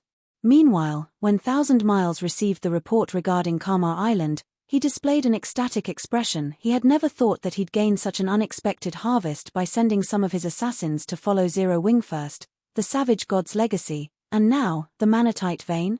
1,000 Miles chuckled at this double blessing. He then instructed the assassin party, "You have done well. Keep an eye on the manatite vein. I'll send the army to meet you immediately." He had already witnessed Zero Wing's naval strength, so he knew that if it really came down to an out fight between their guilds, they would likely suffer mutual destruction. However, it was a different story if the battle took place on an island. Players with sea-based legacies wouldn't receive a combat power boost on an island. Moreover, Karma Island happened to be within Miracle's range of influence. Zero Wing had only dispatched a 500-man team to the island, and annihilating such a small team would be a piece of cake. Following which, 1,000 Miles gathered Miracle's fleet in the Sea of Death in preparation to secure Karma Island's manatite vein. Meanwhile, inside the Demonkin's nest, Zero Wing's members continued to clear out the patrol squads under Feng's command. While these Demonkin patrol squads might be difficult for any other expert team, but they were no challenge for Zero Wing's members. Ordinary MTS would not even be able to stop the first volley from the magic-breaking crossbows without breaking their stances. However, Kola could block 5 crossbow bolts at one time without issues. At most, he would lose around half of his HP, but by the time the Demonkin launched their second volley, Fire Dance's assassin unit suppressed the monsters. Kola then tanked the Grand Lord ranked Demonkin that led the patrol squad, while Turtle Dove and Yi Wumian tanked the Great Lord ranked Demonkin. The rest of the team systematically dealt with the remaining Demonkin. The Demonkin granted more EXP than ordinary monsters of the same rank and level, and they dropped relatively good weapons and equipment, all of which were level 60 and 65 bronze and mysterious iron rank. Occasionally, the Grand Lord ranked Demonkin even dropped level 60 secret silver equipment. When the team had defeated the 4th patrol squad, a tattered piece of parchment dropped from one of the Demonkin. This actually drops here? Feng was stunned as he inspected the tattered parchment piece. This leaf of parchment was a fragment of the magic-breaking crossbow design. If he could gather 6 fragments, He'd be able to form the complete design. Although the various large guilds were ignorant of the magic-breaking crossbow, Feng wasn't. In the past, small guilds had commonly used the weapons. Small guilds' teams had even considered it necessary for grinding in the fields. At the end of the day, only a small portion of God's Domain's player base would reach the realm of expert players. Very few would reach Tier 3, and even less would climb beyond that to Tier 4 and 5. Having Tier 4 and 5 players would be practically impossible for the various large guilds. So, what were these guilds supposed to do if they encountered hostile Tier 4 or 5 experts? The answer to that question was reliance on lightweight war weapons and tools like the magic-breaking crossbow. The magic-breaking crossbow's attacks carried Tier 3 power, and while that might not seem impressive, the weapon's attack speed was so high that even Tier 4 players struggled to evade its attacks. If a group of players fired magic-breaking crossbows simultaneously, even Tier 4 players would be at risk of dying. However, the magic-breaking crossbow design was extremely rare, generally only available in ancient ruins. Now that he knew that the Demonkin here dropped fragments of the design, why wouldn't he be surprised? Even in the hands of a Tier 0 player, the magic-breaking crossbow would exhibit Tier 3 power and threaten Tier 4 players.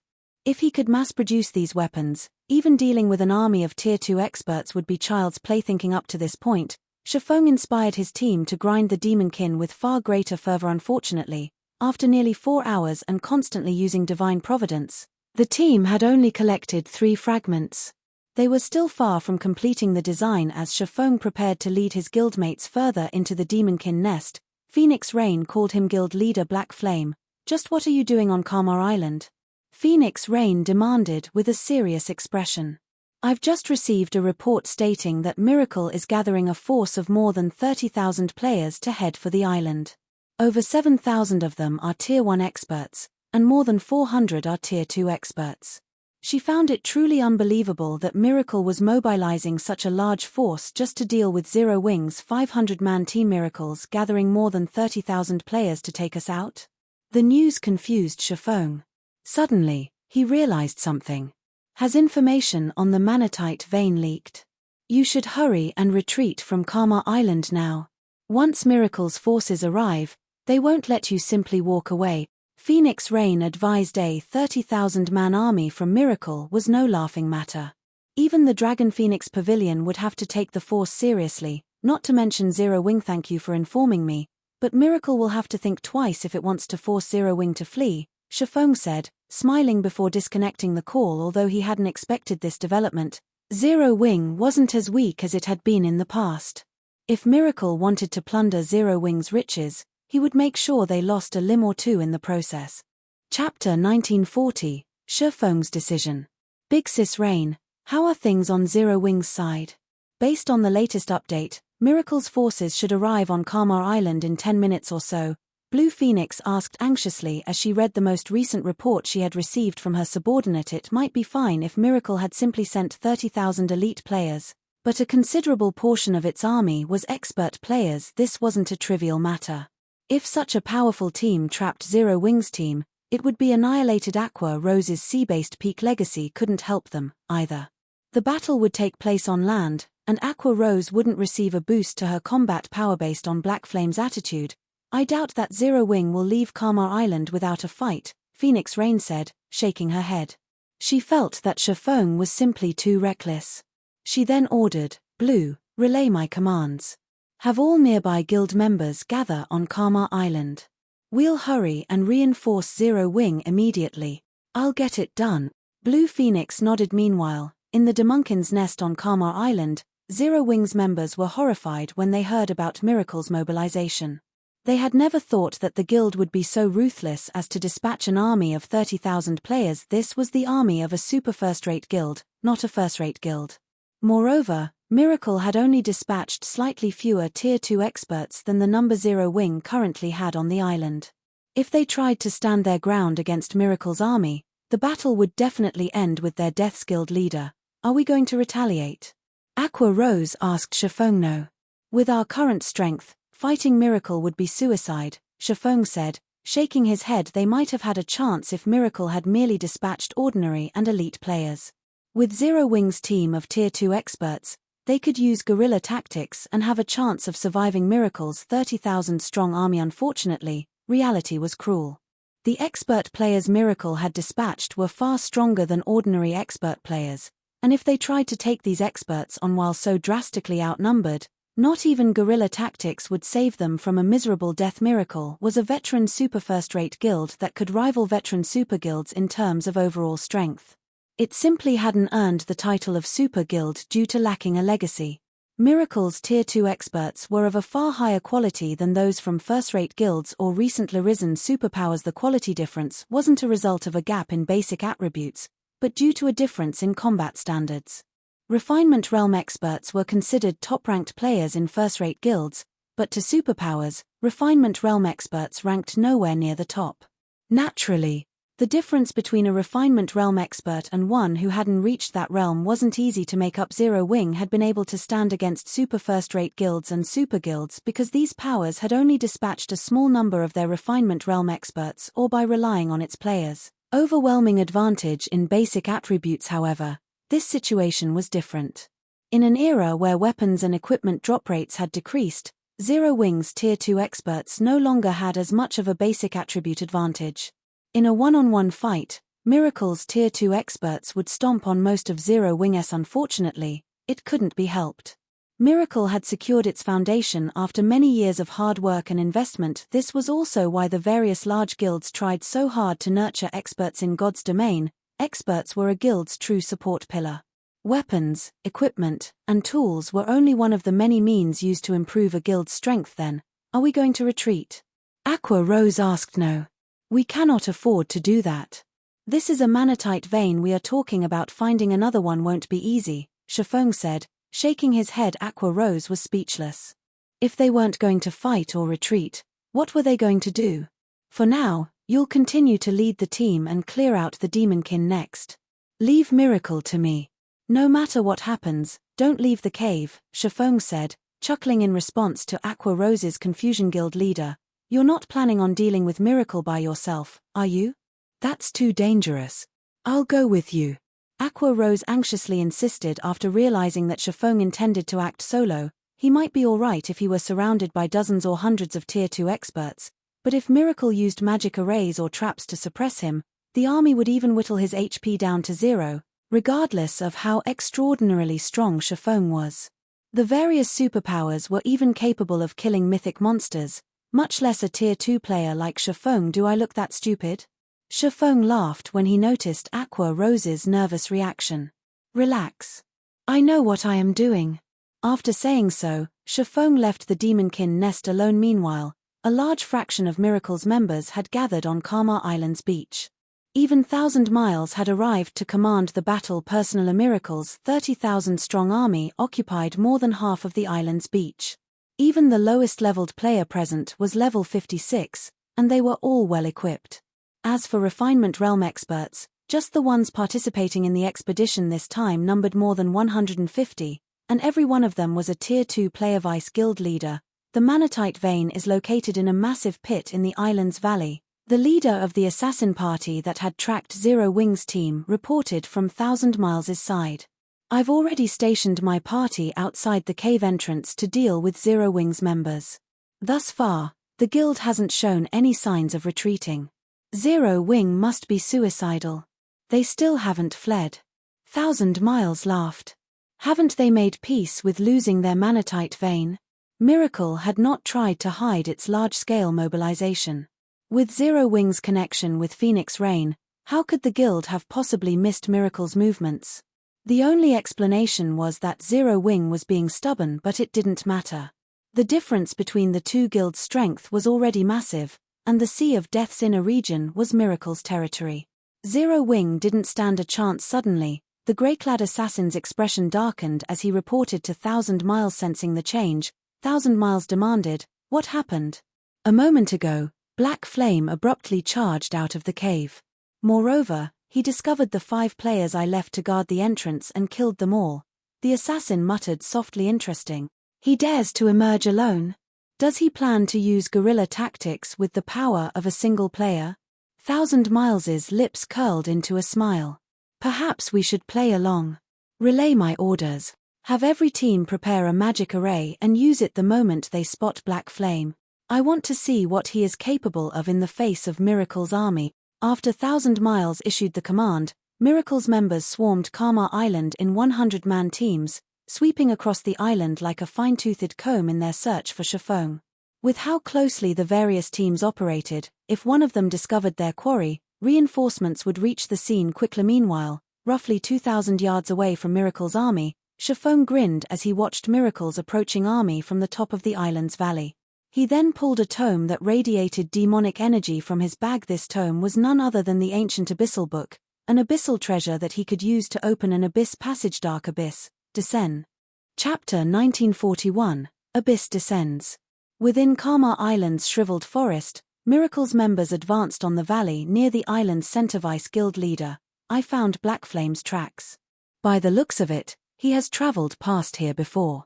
It's very likely that he is ahead of us in the valley. Although the terrain here is complex, it is also a dead end. As long as we surround the valley's exit, he won't get away, the grey-clad assassin said, grinning at the tracks on the ground before gesturing to the valley ahead. Miracle had already sealed the island with magic arrays, so players couldn't use return scrolls or instantaneous movement magic scrolls to flee. In other words, the only way to leave Karma Island was on foot. While Feng would have the ability to employ guerrilla tactics from within the valley's complex terrain, he had also sealed off his own path of retreat. It might not have been a disadvantage if Feng were merely facing several thousand players, but what awaited him was an army of 30,000.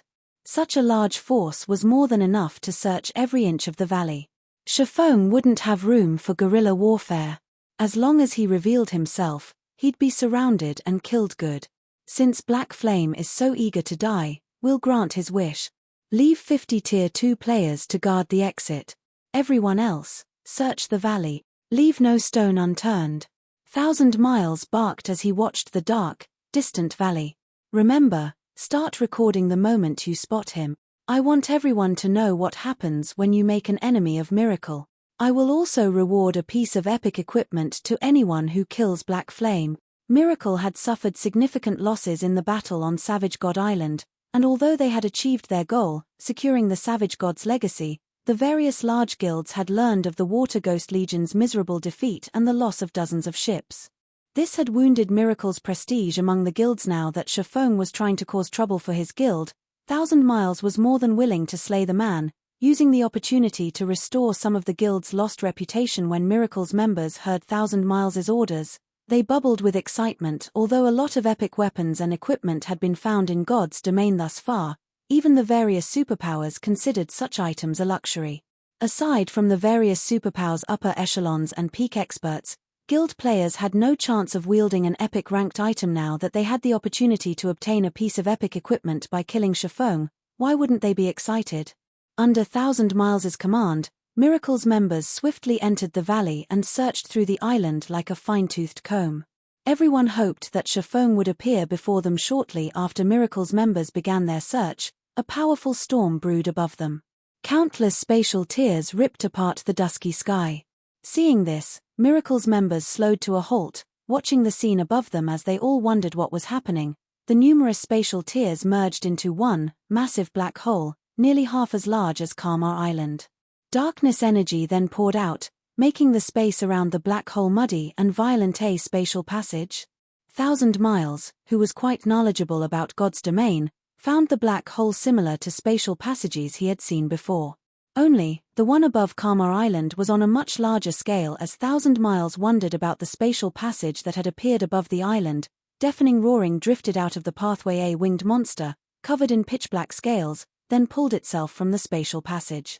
The moment this scaled monster appeared, Miracle's members felt the threat of death looming over them. When some of the players used their identification skills on the scaled monster, they could not help but gasp. This monster was actually a level 160 lord. How is this possible? Why has such a powerful monster appeared? These players' thoughts became chaotic when they learned the scaled monster's identity. A lord-ranked monster might not be a tough opponent since it was only the equivalent of a Tier 2 player, but a level 160 monster was basically invincible to current players. While the army was stunned by the sudden development, another scaled monster emerged from the black hole. Not only was the second monster much larger than the first, but its aura was also leaps and bounds more powerful. To make matters worse, more scaled monsters followed, swarming out of the spatial passage 1, 2, 3. By the time these monsters covered half of the sky above Karma Island, Miracle's members had gone from panicked to full-on despair. One level 160 Lord was enough to wipe out their 30,000-man army, much less an entire force of such monsters. Retreat. Everyone retreat immediately. 1,000 Miles shouted as he snapped out of his daze. Unfortunately, by the time 1,000 Miles had issued the command, the scaled monsters had descended on the players in the valley. They gave Miracle's members no chance for escape. Not only did the level 160 Lords attack with unrivaled strength, but their speed was just as overwhelming. In the blink of an eye, several hundred Miracle members had transformed into streaks of light and vanished from the island. Several thousand players had died by the time Miracle's army had fled the valley, and plenty of Tier 2 experts had been among the slain. While Miracle's members ran for their lives, 1,000 Miles noticed a figure at the top of the mountain. He was very familiar with this figure. It was none other than Feng. Like an uninvolved passerby, Feng casually admired the massacre below. Damn it. It must be him. He must be responsible for opening that spatial passage. There's no way these monsters' arrival was a coincidence. Confusion and fury overwhelmed 1,000 Miles as he watched Feng. He actually summoned these monsters just to prevent Miracle from stealing the manatite vein, to prevent anyone from obtaining it. Insane. He is definitely insane. Chapter 1942. So what if I am? A flood of monsters still surged out of the spatial passage above Karma Island. Moreover, as the swarm grew, stronger monsters emerged from the black hole. At first, only lords had come forth, but then, great lords and grand lords had begun to arrive. Now, even mythic monsters appeared from the passage like hungry wolves spotting fresh meat. These monsters descended on the fleeing Miracle members the moment they emerged. Level 160 lords were enough to instant kill Miracle's members, not to mention the higher-leveled Great Lord, Grand Lord, and mythic-ranked monsters. Although Miracle's members had scattered and run the moment they received 1,000 Miles' command, the flying monsters were too fast to outrun. In the seconds after Miracle had initiated its retreat, over 3,000 members had transformed into streaks of light and vanished. Vice Guild Leader. These monsters are even chasing the members that have left the valley. They have no regional restrictions. With how fast the monster force is growing, I'm afraid that they'll annihilate us before we reach the shore. Silent March said, watching the monster-filled sky with a grim expression. An endless number of monsters flew out of the black hole above, and even though their forces had split up, the monsters wouldn't need long to eliminate them all. If the 30,000 players had only consisted of elite members, Miracle's losses wouldn't have been so severe, significantly harming the guild's operations, if they all died, but over 400 of these players were Tier 2 experts. If these players were slain as well, we can't break through. It seems that we have no choice but to use the magic breaker scroll to remove the seal on the island. 1,000 Miles gritted his teeth as he watched his guildmates die, one after another. March, instruct our elite members to do everything they can to attract the monster's attention. Once I remove the seal, have our guild experts use return scrolls to get out of here as soon as possible. Very few magic scrolls in God's domain were capable of removing regional seals. Even a super-first-rate guild like Miracle had only managed to obtain 6 thus far. Normally, these scrolls were reserved as life-saving tools to prevent other superpowers from ambushing their key forces. Since he was one of Miracle's vice guild leaders, he had been allocated one of these scrolls. If he used it now, he'd have to wait a long time before he'd receive another. However, he couldn't hold anything back with so many of his guild's Tier 2 experts at risk. Understood. Silent March nodded, following which, 1,000 Miles took an ancient, golden magic scroll from his bag and began to activate it. In response, a golden light pillar flew from the unfurled scroll and pierced the invisible magic barrier that enveloped Karma Island. The magic barrier shattered, and players on the island could once again use teleportation spells and tools. As the magic seal faded, Miracle's members breathed sighs of relief.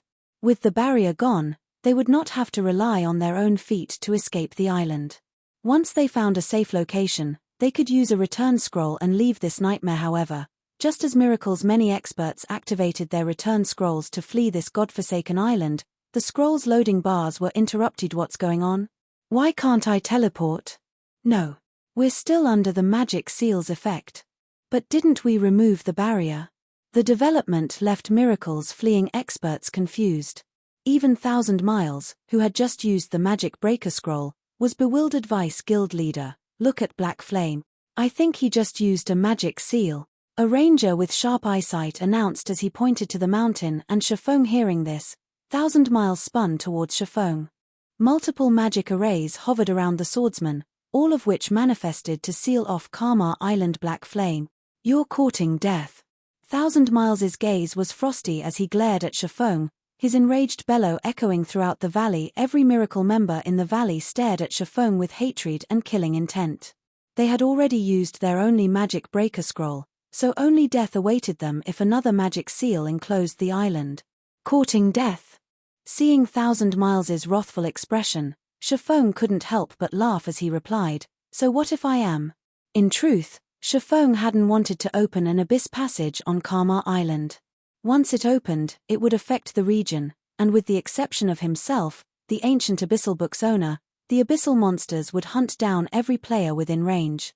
Activating the abyssal passage had greatly affected his plans for the Manatite Vein. Although Feng had expected information on the Manatite Vein to leak and had prepared certain countermeasures, he hadn't expected it to happen so soon. Moreover, Miracle had intended to take the vein for itself, rather than negotiate. He couldn't afford to be courteous with the enemy guild. He would teach Miracle the price for trying to steal Zero Wing's Manatite Vein. Black Flame. Do you truly think Miracle will let you off the hook for this? Thousand Miles threatened as he watched the sealing magic array complete. Your entire guild will face Miracle's wrath, not just you. Guild leader Black Flame, many of Miracle's experts are on Karma Island. Our guild leader isn't exaggerating. If you complete the seal on Karma Island, Miracle will do everything it can to destroy Zero Wing. Silent March attempted to persuade Feng. Since you have developed Zero Wing to its current power, you should understand the various superpowers' strength. You should know how powerful our guild is. Do you really want to make an enemy of Miracle?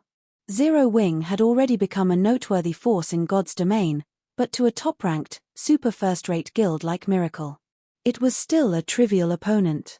The only reason Miracle had not turned against Zero Wing thus far, despite the guild's multiple transgressions, was that it had much better things to do with its time and resources. However, if Miracle concentrated its strength against Zero Wing, removing the guild from God's domain wouldn't be difficult. You people really are interesting. You clearly came looking for trouble, yet you're making Zero Wing look like the bad guy here, claiming that our guild is trying to make an enemy of ours. Miracle's members sure are skilled with one-sided plays. Feng laughed. I'll repeat myself once again. So what if I am? Chapter 1943, Zero Wing's Wrath. Black Flame, you're going too far.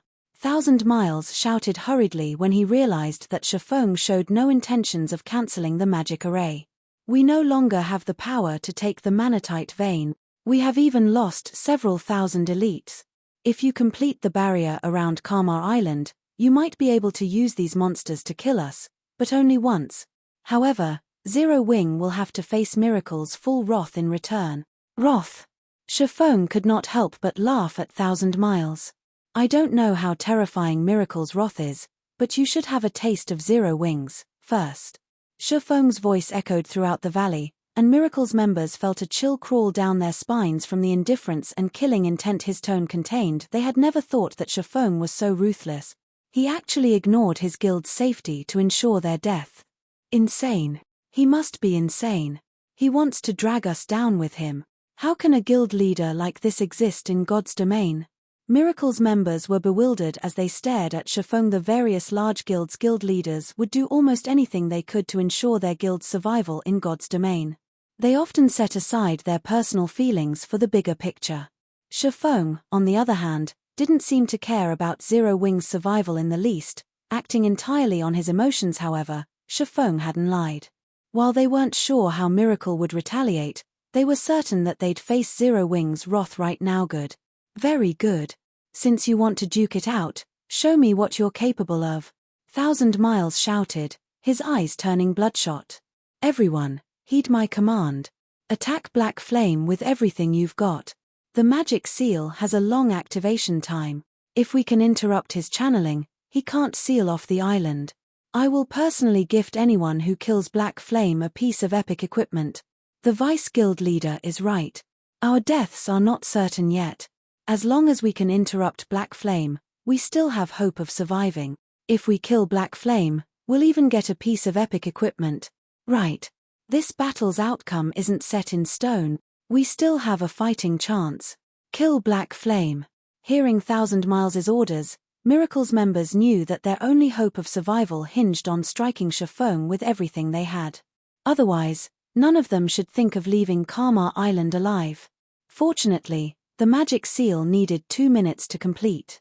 They weren't completely out of luck as their morale recovered.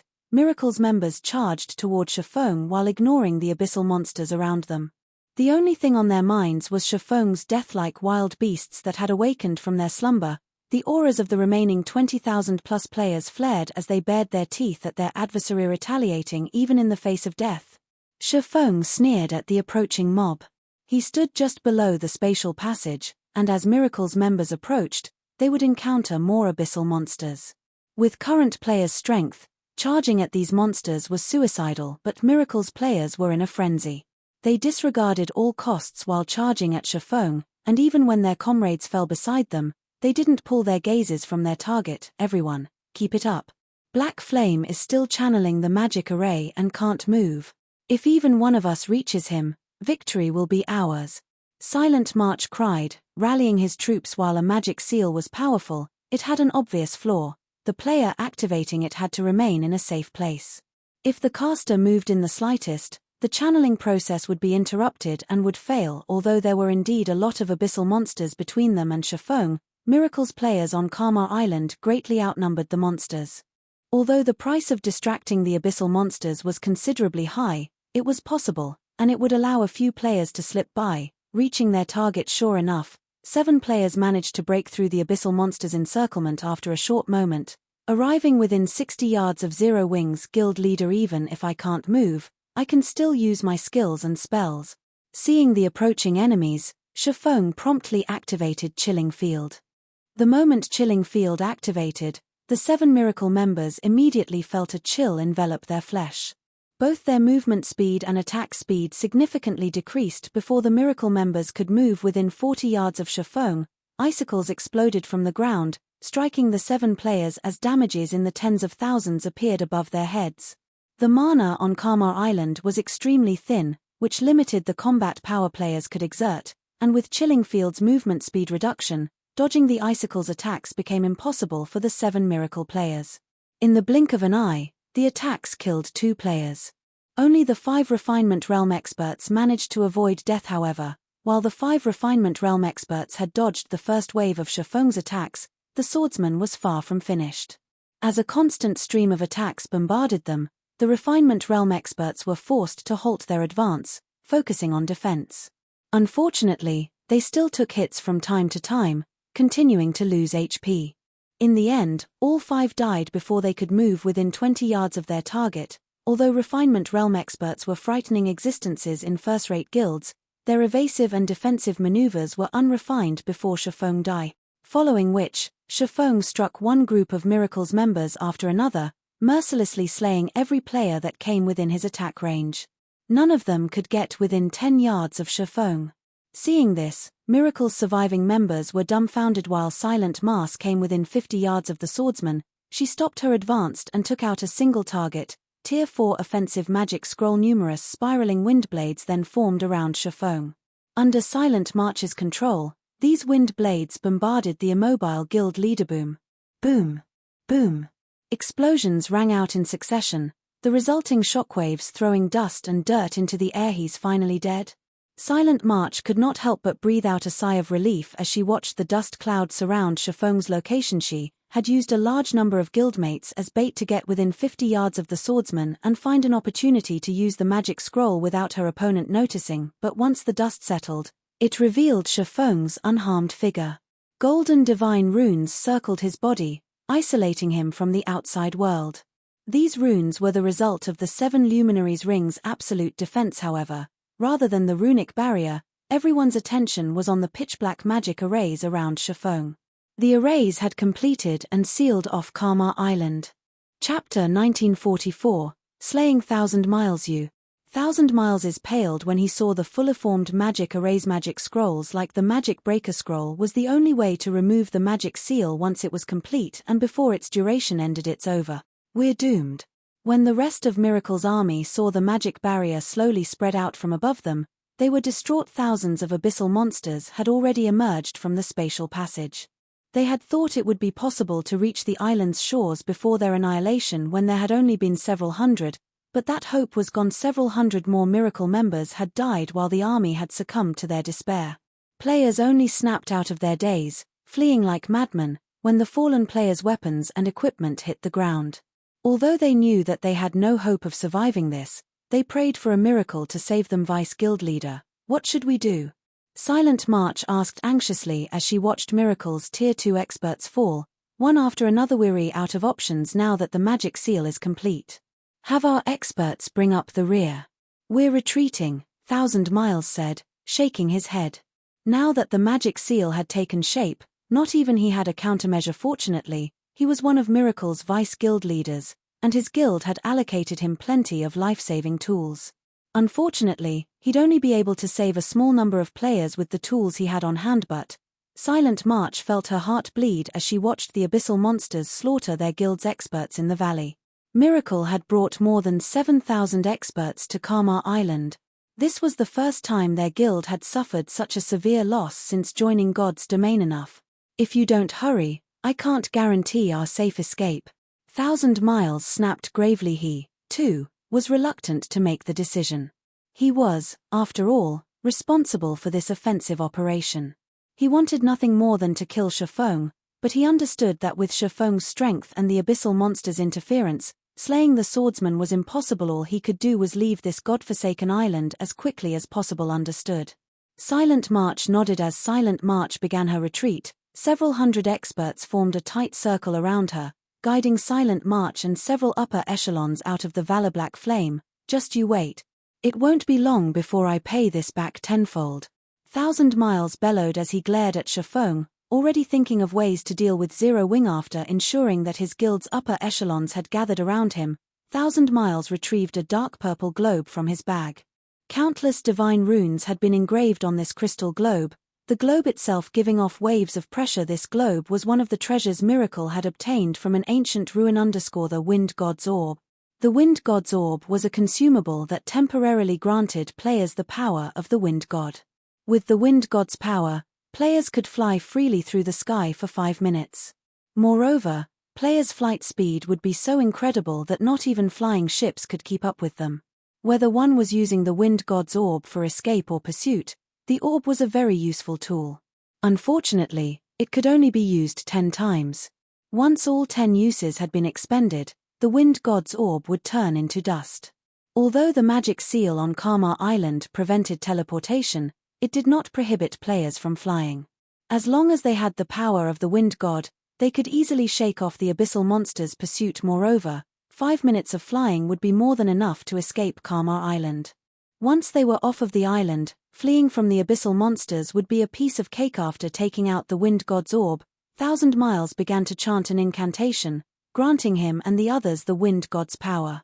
With Thousand Miles as the center, a gigantic, dark purple magic array formed on the ground, hungrily absorbing and devouring the surrounding mana.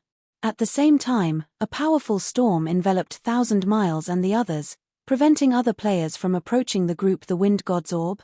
Feng muttered.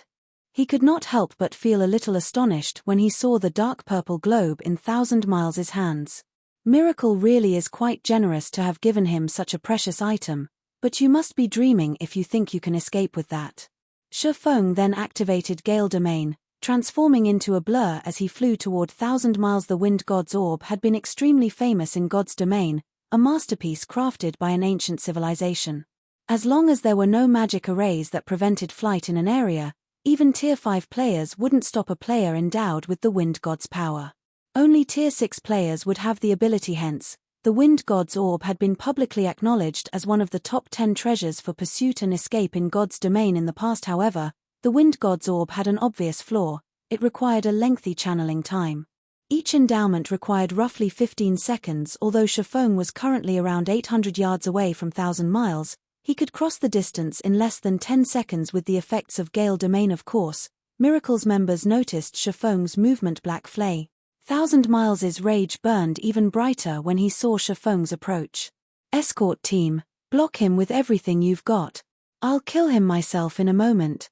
He had called off the assault on Feng simply because he found the task troublesome. He had decided to ignore the man and let the hateful bastard live for a few more days. However, Feng ignored his benevolence and now targeted his Life Vice guild leader. Rest assured, we'll make sure he doesn't leave your sight. We'll show this brat just how ignorant he is. A silver-armored, middle-aged man confidently declared as he watched Feng's approaching figure. After saying so, the middle-aged man, who led the escort team, and the team's 200-plus members vigilantly awaited Feng's arrival. Once the flying swordsman was within 100 yards, the escort team activated their berserk skills. A few members even activated a magic array, trapping Feng within a magic barrier shatter. When Feng was less than 60 yards away from 1,000 Miles, he activated Power of Darkness and swung down, killing Ray Lightning Slash. A blue lightning bolt tore through the sturdy magic barrier, and by the time Miracle's players noticed it, the bolt had pierced through 1,000 Miles' body, devouring all of his HP. Chapter 1945. Miracle defeated. How is this possible? Silent March stared at 1,000 Miles' empty HP bar with wide eyes, shocked that attack had been too fast and sudden. The escort team had clearly trapped Feng in a magic barrier that even a Grand Lord would need some time to struggle free from, yet Feng had broken free and killed 1,000 Miles with the same, single attack. Any player capable of rising to the position of Vice Guild leader in a superpower had more than just strong management abilities but also had enough individual strength to convince others to follow them obediently. Although 1,000 Miles had been focused on activating the Wind God's Orb, landing a ranged attack should have been impossible, but Feng had taken advantage of the moment. 1,000 Miles had lowered his guard due to the magic barrier, claiming the man's Life God's domain had many spells and skills that quickly took effect, and by the time these abilities activated, even experts would be hard-pressed to dodge them. Normally, players had to predict the attack's trajectory, taking preemptive measures to dodge or block the attack. However, Feng's execution had been so fast that she hadn't even noticed his movements when he activated the skill. Needless to say, it would have been impossible for 1,000 Miles, who had been distracted, to notice the attack. The other members around the Vice Guild leader's corpse were just as stunned. They stared at the body with incredulous looks. 1,000 Miles was one of their guild's Vice Guild leaders. Not only was he extraordinarily powerful as an individual, but the guild had also given him plenty of treasures. Even super guilds would have a difficult time killing 1,000 Miles.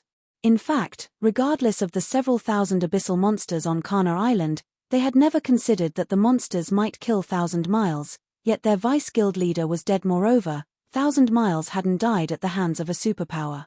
He hadn't even died while surrounded by enemies, overwhelmed and outnumbered.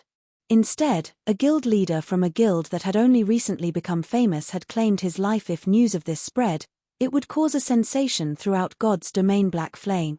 The escort team's leader turned ashen as he shot Feng a glare. From today on, neither you nor Zero Wing will have a place in God's domain. Not even the Dragon Phoenix Pavilion can protect you. Had someone from another superpower killed 1,000 Miles, it would not have had much of an impact on Miracle's reputation. At most, the public would think that the offending superpower had grown stronger. However, the fact that a minor power like Zero Wing was responsible for the Vice Guild leader's death was humiliating. If word of this got out, Miracle would become a laughingstock among the various superpowers.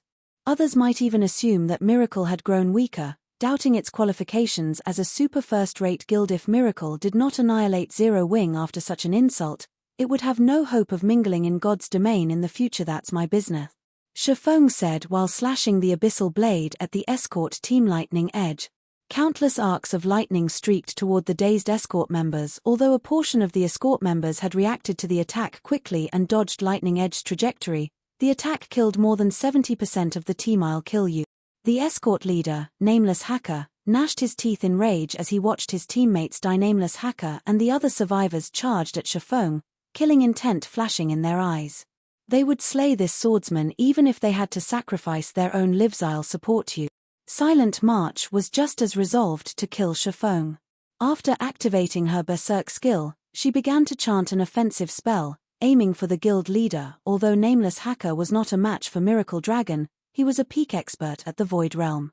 If he had 20+ melee refinement realm experts supporting him, not even a domain realm expert would dare to take him on. Furthermore, he had the support of a magical class expert, Silent March. She could make up for the melee player's flaws by launching attacks at Feng's blind spots, which the melee players could not reach. As Nameless Hacker reached Feng, he raised his greatsword and executed a downward slash. The greatsword transformed into a rainbow that descended on Feng. As the rainbow passed, even space began to crack at the same time. The other escort members circled to Feng's sides and executed their strongest skills. As they attacked, they paid no attention to defense. They were fully intent on trading blow for blow with Feng. Once Silent March saw Nameless Hacker use his ultimate move, she followed by releasing her channeled spell, the Tier 2 curse, Death Coffin. With Feng in the center, death energy filled a 30-yard radius, constantly corroding the players' lives. Silent March planned to use the escort team to buy time for death energy to detonate, killing the team and Feng. Meanwhile, Nameless Hacker and his comrades paid no heed to Silent March's spell. Now that 1,000 Miles was dead, they had no way to escape Kana Island before the abyssal monsters killed them. In any case, they were more than willing to sacrifice themselves if it meant Feng's death. In response to his opponent's suicidal attacks, Feng used Dragon Breath and 9 Dragon Slash. He had no intention of dodging the attacks. His basic attributes were far beyond Nameless Hacker and Miracle's members. He could simply stop the attacks with brute force. Boom. Boom. Boom. The moment Dragon Breath collided with the descending rainbow, a massive explosion shook the valley. Dragon Breath shattered the rainbow and blew Nameless Hacker away. Abyssal Blade's phantoms, meanwhile, put a stop to the melee refinement realm expert's assault before the death energy Silent March had summoned could detonate. Feng used Instant Strike to appear before her and swung Killing Ray at the female necromancer. Although Silent March tried to block the attack with her staff, she was too late. Killing Ray shattered the magic barrier protecting Silent March and cut straight through her neck, instantly obliterating her HP so fast. The escort team members were stunned first. 1,000 Miles had fallen. Now, even Silent March had died before the rear-line healers could do anything about it. Feng's attack power and attack speed were terrifying. Without Silent March's assistance, Nameless Hacker and the others were utterly helpless against Feng. Even though they still had their healers' support, Feng killed one after another.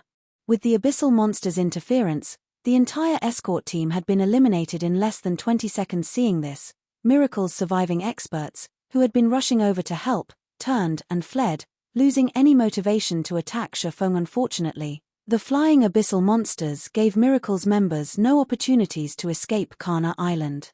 In less than 10 minutes, all of the 30,000+ players Miracle had dispatched to the island were dead.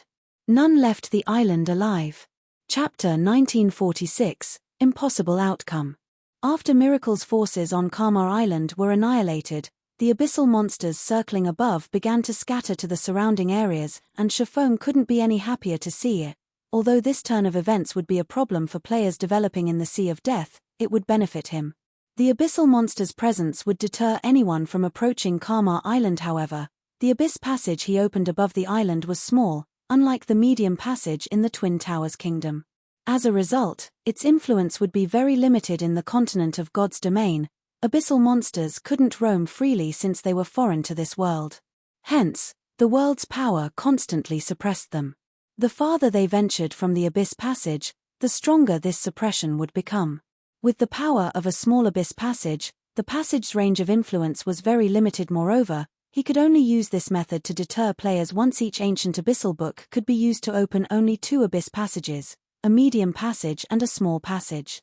King's Return's Hell Fiend had already opened the medium passage to deal with immortal light in the Twin Towers Kingdom, and now that Feng had used the remaining small passage, he'd have to make sufficient sacrifices if he wanted to use the book to open another passage. He would need to sacrifice 50,000 players for a small passage, 300,000 players for a medium passage, or 1 million players for a large passage. Capturing so many players to sacrifice would be an immensely difficult task. He might be fine if his actions went undiscovered, but once other players found proof of his wrongdoing, the consequences would be horrendous. After watching the abyssal monsters venture away from Karma Island, Feng began to loot the battlefield. Meanwhile, in the Dragon Phoenix Pavilion's temporary residence on Thunder Island. Big Sis Rain, I've notified every fleet in the Sea of Death. Since we cannot command those under 9 Dragons Emperor, we only have 3 fleets heading towards Karma Island. They should arrive in half an hour at the earliest. Blue Phoenix reported they had begun to gather their forces the moment they had heard of Miracle's interest in visiting Karma Island.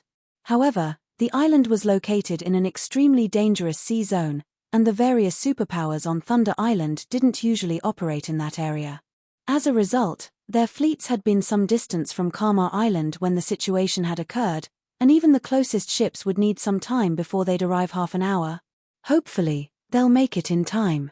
Phoenix Rain nodded. While half an hour wasn't very long, it wasn't very soon, either.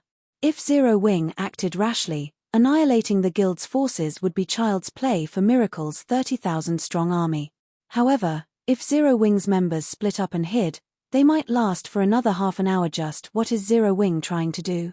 Despite knowing that Miracle has dispatched an army of 30,000 to Karma Island, Zero Wing is insistent on clashing with Miracle. Blue Phoenix was exasperated over Feng's decision. She had the feeling that Zero Wing must have fought so many first-rate guilds that it was treating Miracle like one of those old enemies. Zero Wing only had 500 members on Karma Island. Even if these members were all a part of Zero Wing's main force, they wouldn't even serve as a warm-up for Miracle's army. After all, they were talking about 30,000 elite and expert players. Moreover, all of those players were from a veteran super-first-rate guild, not a first-rate guild. As Phoenix Rain and Blue Phoenix discussed the situation, the doors to the guild leader's office swung open, and 2 people walked in. The moment these 2 people entered the office, Blue Phoenix's expression darkened. Rain, long time no see. 9 Dragons Emperor greeted Phoenix Rain with a smile after entering the room. It seems you have secured quite a harvest in the Sea of Death. You've already replaced quite a few pieces of your equipment. 9 Dragons Emperor, why are you here? Phoenix Rain responded dryly. 9 Dragons Emperor was closely tied to the ambush she had suffered on Savage God Island. If not for her lack of evidence, she would have long since reported him to the Great Pavilion Master. Just the sin of setting her up would instantly get 9 Dragons Emperor banished from the Dragon Phoenix Pavilion. Unfortunately, 9 Dragons Emperor was too clever to leave evidence. No matter how hard she searched, she couldn't find any proof. This is the Dragon Phoenix Pavilion's guild residence. Is there some reason that a pavilion master, such as myself, cannot be here? 9 Dragons Emperor returned Phoenix Rain's question nonchalantly. Although this is the Dragon Phoenix Pavilion's residence, this place is under my management. I believe you of all people understand how the Dragon Phoenix Pavilion operates. Neither pavilion is allowed to interfere with each other's work. Or do you need me to remind you of the rules? Phoenix Rain asked coldly. Fine, I won't waste words with you. I am here on official business. The Great Pavilion Master has issued an order. Since this is such a crucial moment, you're not allowed to interfere with Miracle. 9 Dragons Emperor said, chuckling. If you still don't get it, I'll explain the order in greater detail. The Great Pavilion Master had stated that you are not to interfere with the situation on Karma Island, and you must recall all of the ships you have sent. Have I made myself clear? All matters on Thunder Island are under Big Sis Rain's management. Why would the Great Pavilion Master give such a command? Blue Phoenix refused to believe a word 9 Dragons Emperor said. I knew you all would ask that. Here is the Great Pavilion Master's order. He had intended to inform you directly via call, but fearing that you would disobey, he sent me here to carry his orders out, 9 Dragons Emperor said as he playfully displayed the system message Ku Rong had sent him. How could this be? Phoenix Rain frowned when she saw the message. Our guild is in a precarious situation, and Zero Wing has made too many enemies. All of the various superpowers have expressed their opinions on the Dragon Phoenix Pavilion. After lengthy consideration, the Great Pavilion Master has decided not to interfere in the matter between Miracle and Zero Wing to avoid exposing the pavilion to even greater danger. If you refuse to follow orders, Then all responsibilities on Thunder Island will be transferred to me, Nine Dragons Emperor said, smiling. Even if you sent reinforcements, it would be futile. 1,000 Miles is leading the operation personally. Zero Wing has no chance of survival. He was very pleased with Miracle's actions. Whether Phoenix Rain helped Zero Wing or not, Zero Wing would suffer severely, and Phoenix Rain would lose a powerful helper. Fortunately, this increased his chances in the next contest for Thunder Island. The naval power Zero Wing had displayed near Savage God Island had been too frightening, forcing him to take the guild seriously, but there was no need for that now. Now that Miracle had crippled Zero Wing, the latter would no longer pose a threat in the upcoming contest. Moreover, with Zero Wing's main force crippled and Ku Rong's current attitude toward the guild, he could take advantage of the situation to deal with Zero Wing's branch guild in the Black Dragon Empire. Big Sis Rain, what should we do? Blue Phoenix asked anxiously. Phoenix Rain considered the matter, her expression ugly. She hadn't expected Ku Rong to interfere. Rain, you best decide quickly. I don't have that much patience. If you can't, I'll make the decision for you, Nine Dragons Emperor threatened. The twisted expression on Phoenix Rain's face delighted him greatly. Phoenix Rain frowned. However, before she could say more, she received a message. It had been sent by the spy she had planted in Miracle. How is this possible? Phoenix Rain was stunned as she read the message's contents. She simply could not believe what she read. Rain, are you trying to disobey orders? Nine Dragons Emperor demanded after Phoenix Rain's long silence. Inwardly, though, he grinned ear to ear. As long as Phoenix Rain refused to obey Ku Rong's orders, he would take control of Thunder Island. It would save him a lot of effort with his future plans. Sure. Of course, we'll follow orders. Phoenix Rain smiled as she glanced at Nine Dragons Emperor. Blue, notify the fleets to return immediately. Return? Blue Phoenix was confused. Are we really doing this? Nine Dragons Emperor stared at Phoenix Rain in shock. He had never expected her to be so decisive. Of course. The battle on Karma Island is already over, Phoenix Rain said.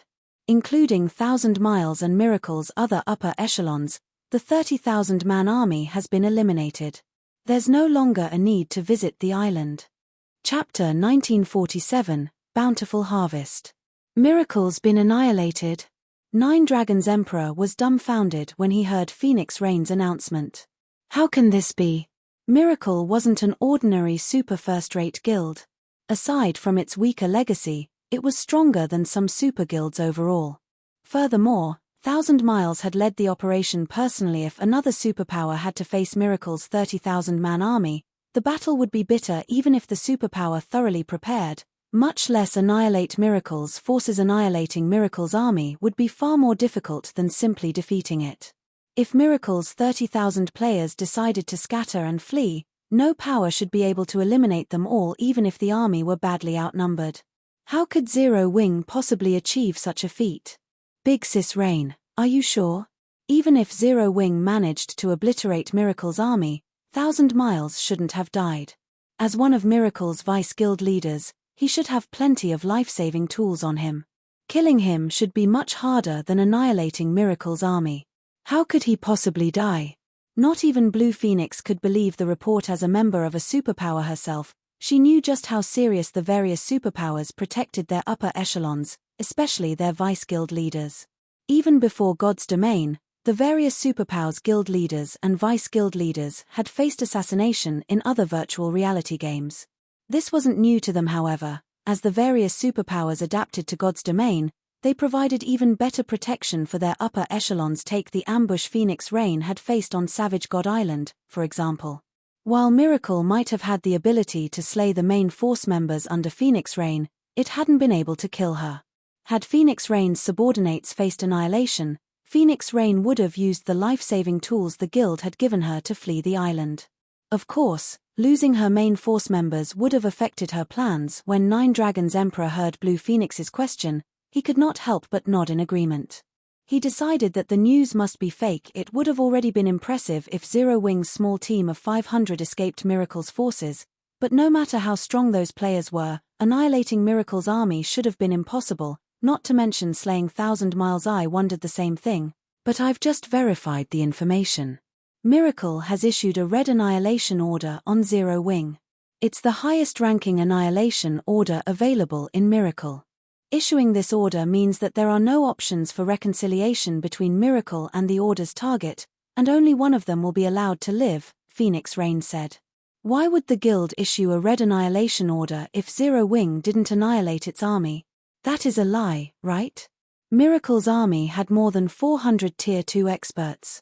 Such a severe loss will certainly affect Miracle's future plans.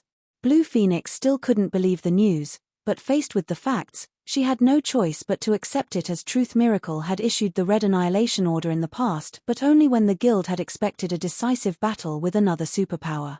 No matter how she looked at it, now that Miracle had used the order on Zero Wing, it must have suffered a humiliating loss against the smaller Guild 9 Dragons Emperor. What a pity.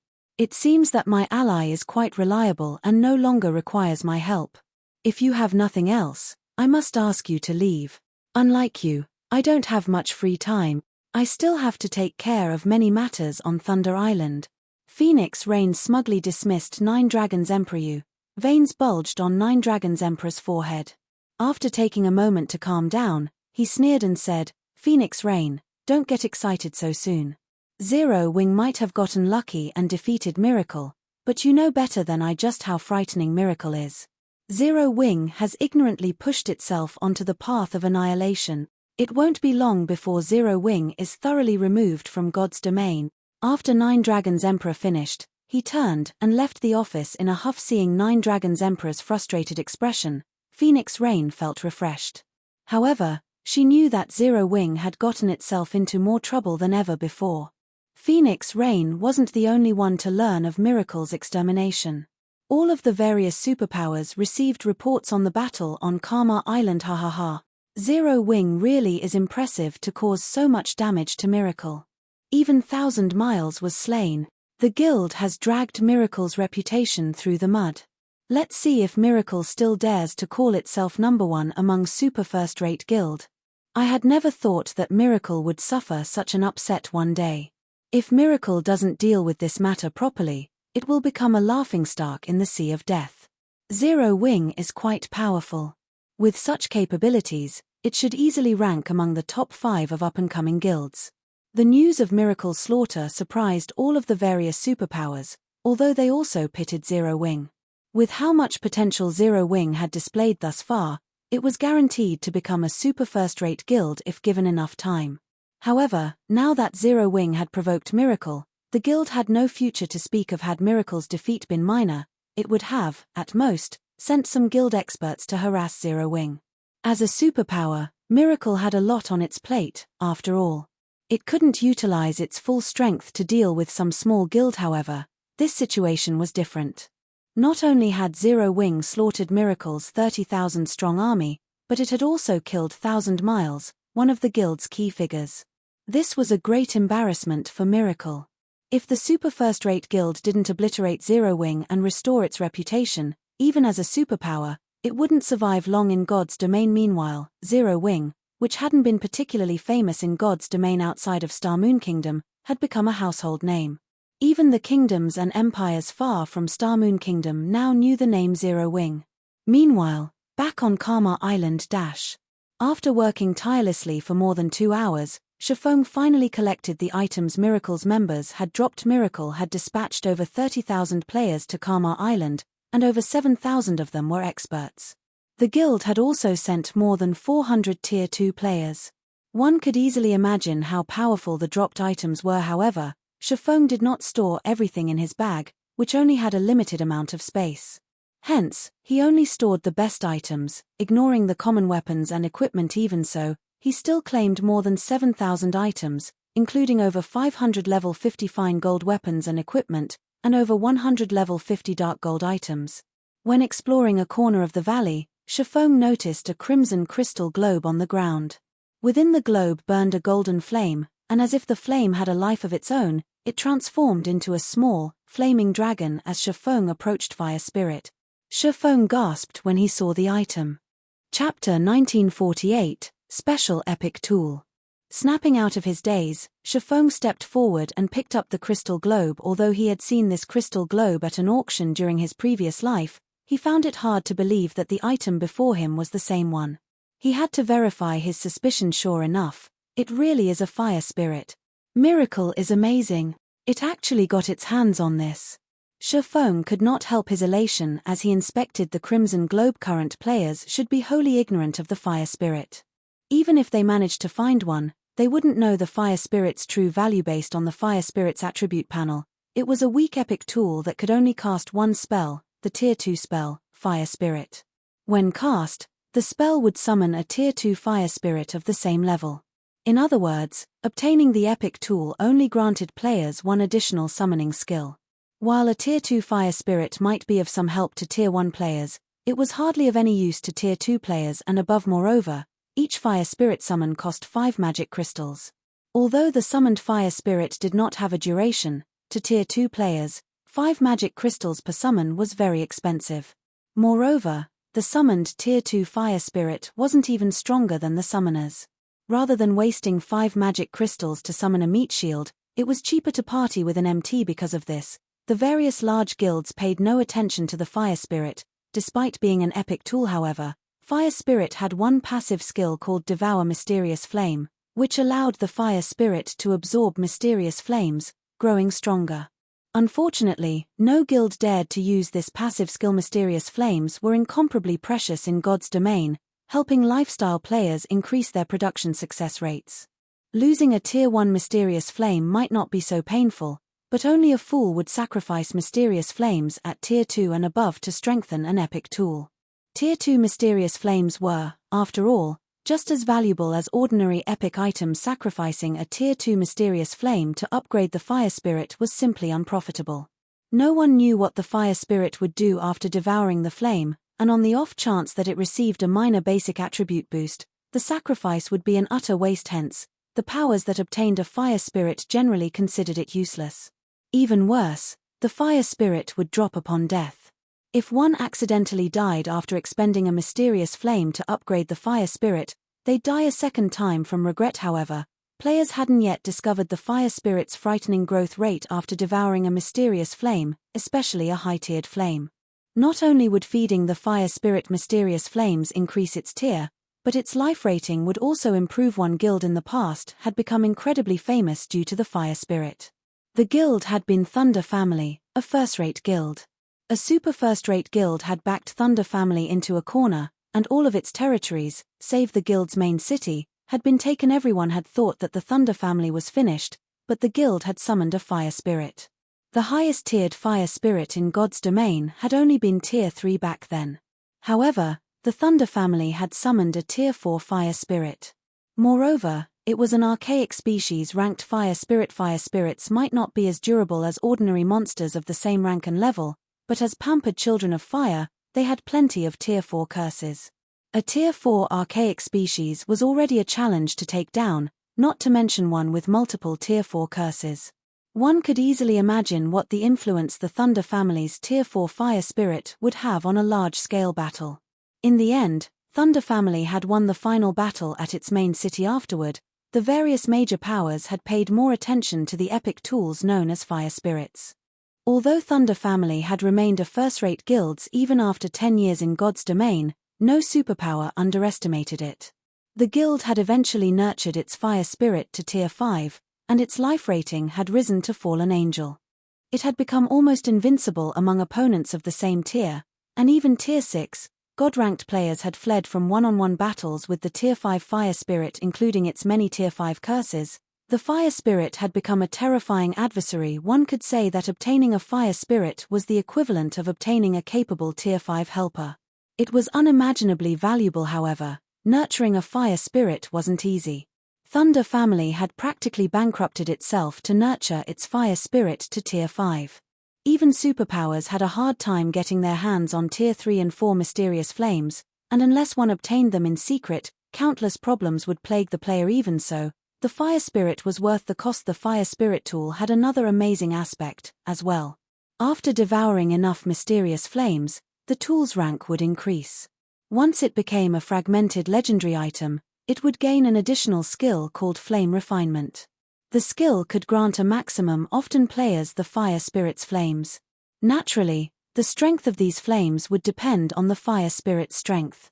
The stronger the fire spirit was, the stronger the flames would be. In the past, various superpowers and first-rate guilds would frequently rent these flames from Thunder family, which, in turn, allowed the guild to make a fortune. Although Aqua and Snow failed to find any clues leading to Tier 2 and Tier 3 mysterious flames, they did obtain quite a few Tier 1 mysterious flames. I can use them to feed the fire spirit. Feng was quite satisfied as he gazed at the crimson globe in his hand. Tier 1 mysterious flames might not upgrade the flame spirit by much, but if it devoured enough of them, it would undergo a qualitative transformation. After Feng finished organizing the loot, he returned to the cave that contained the manatite vein.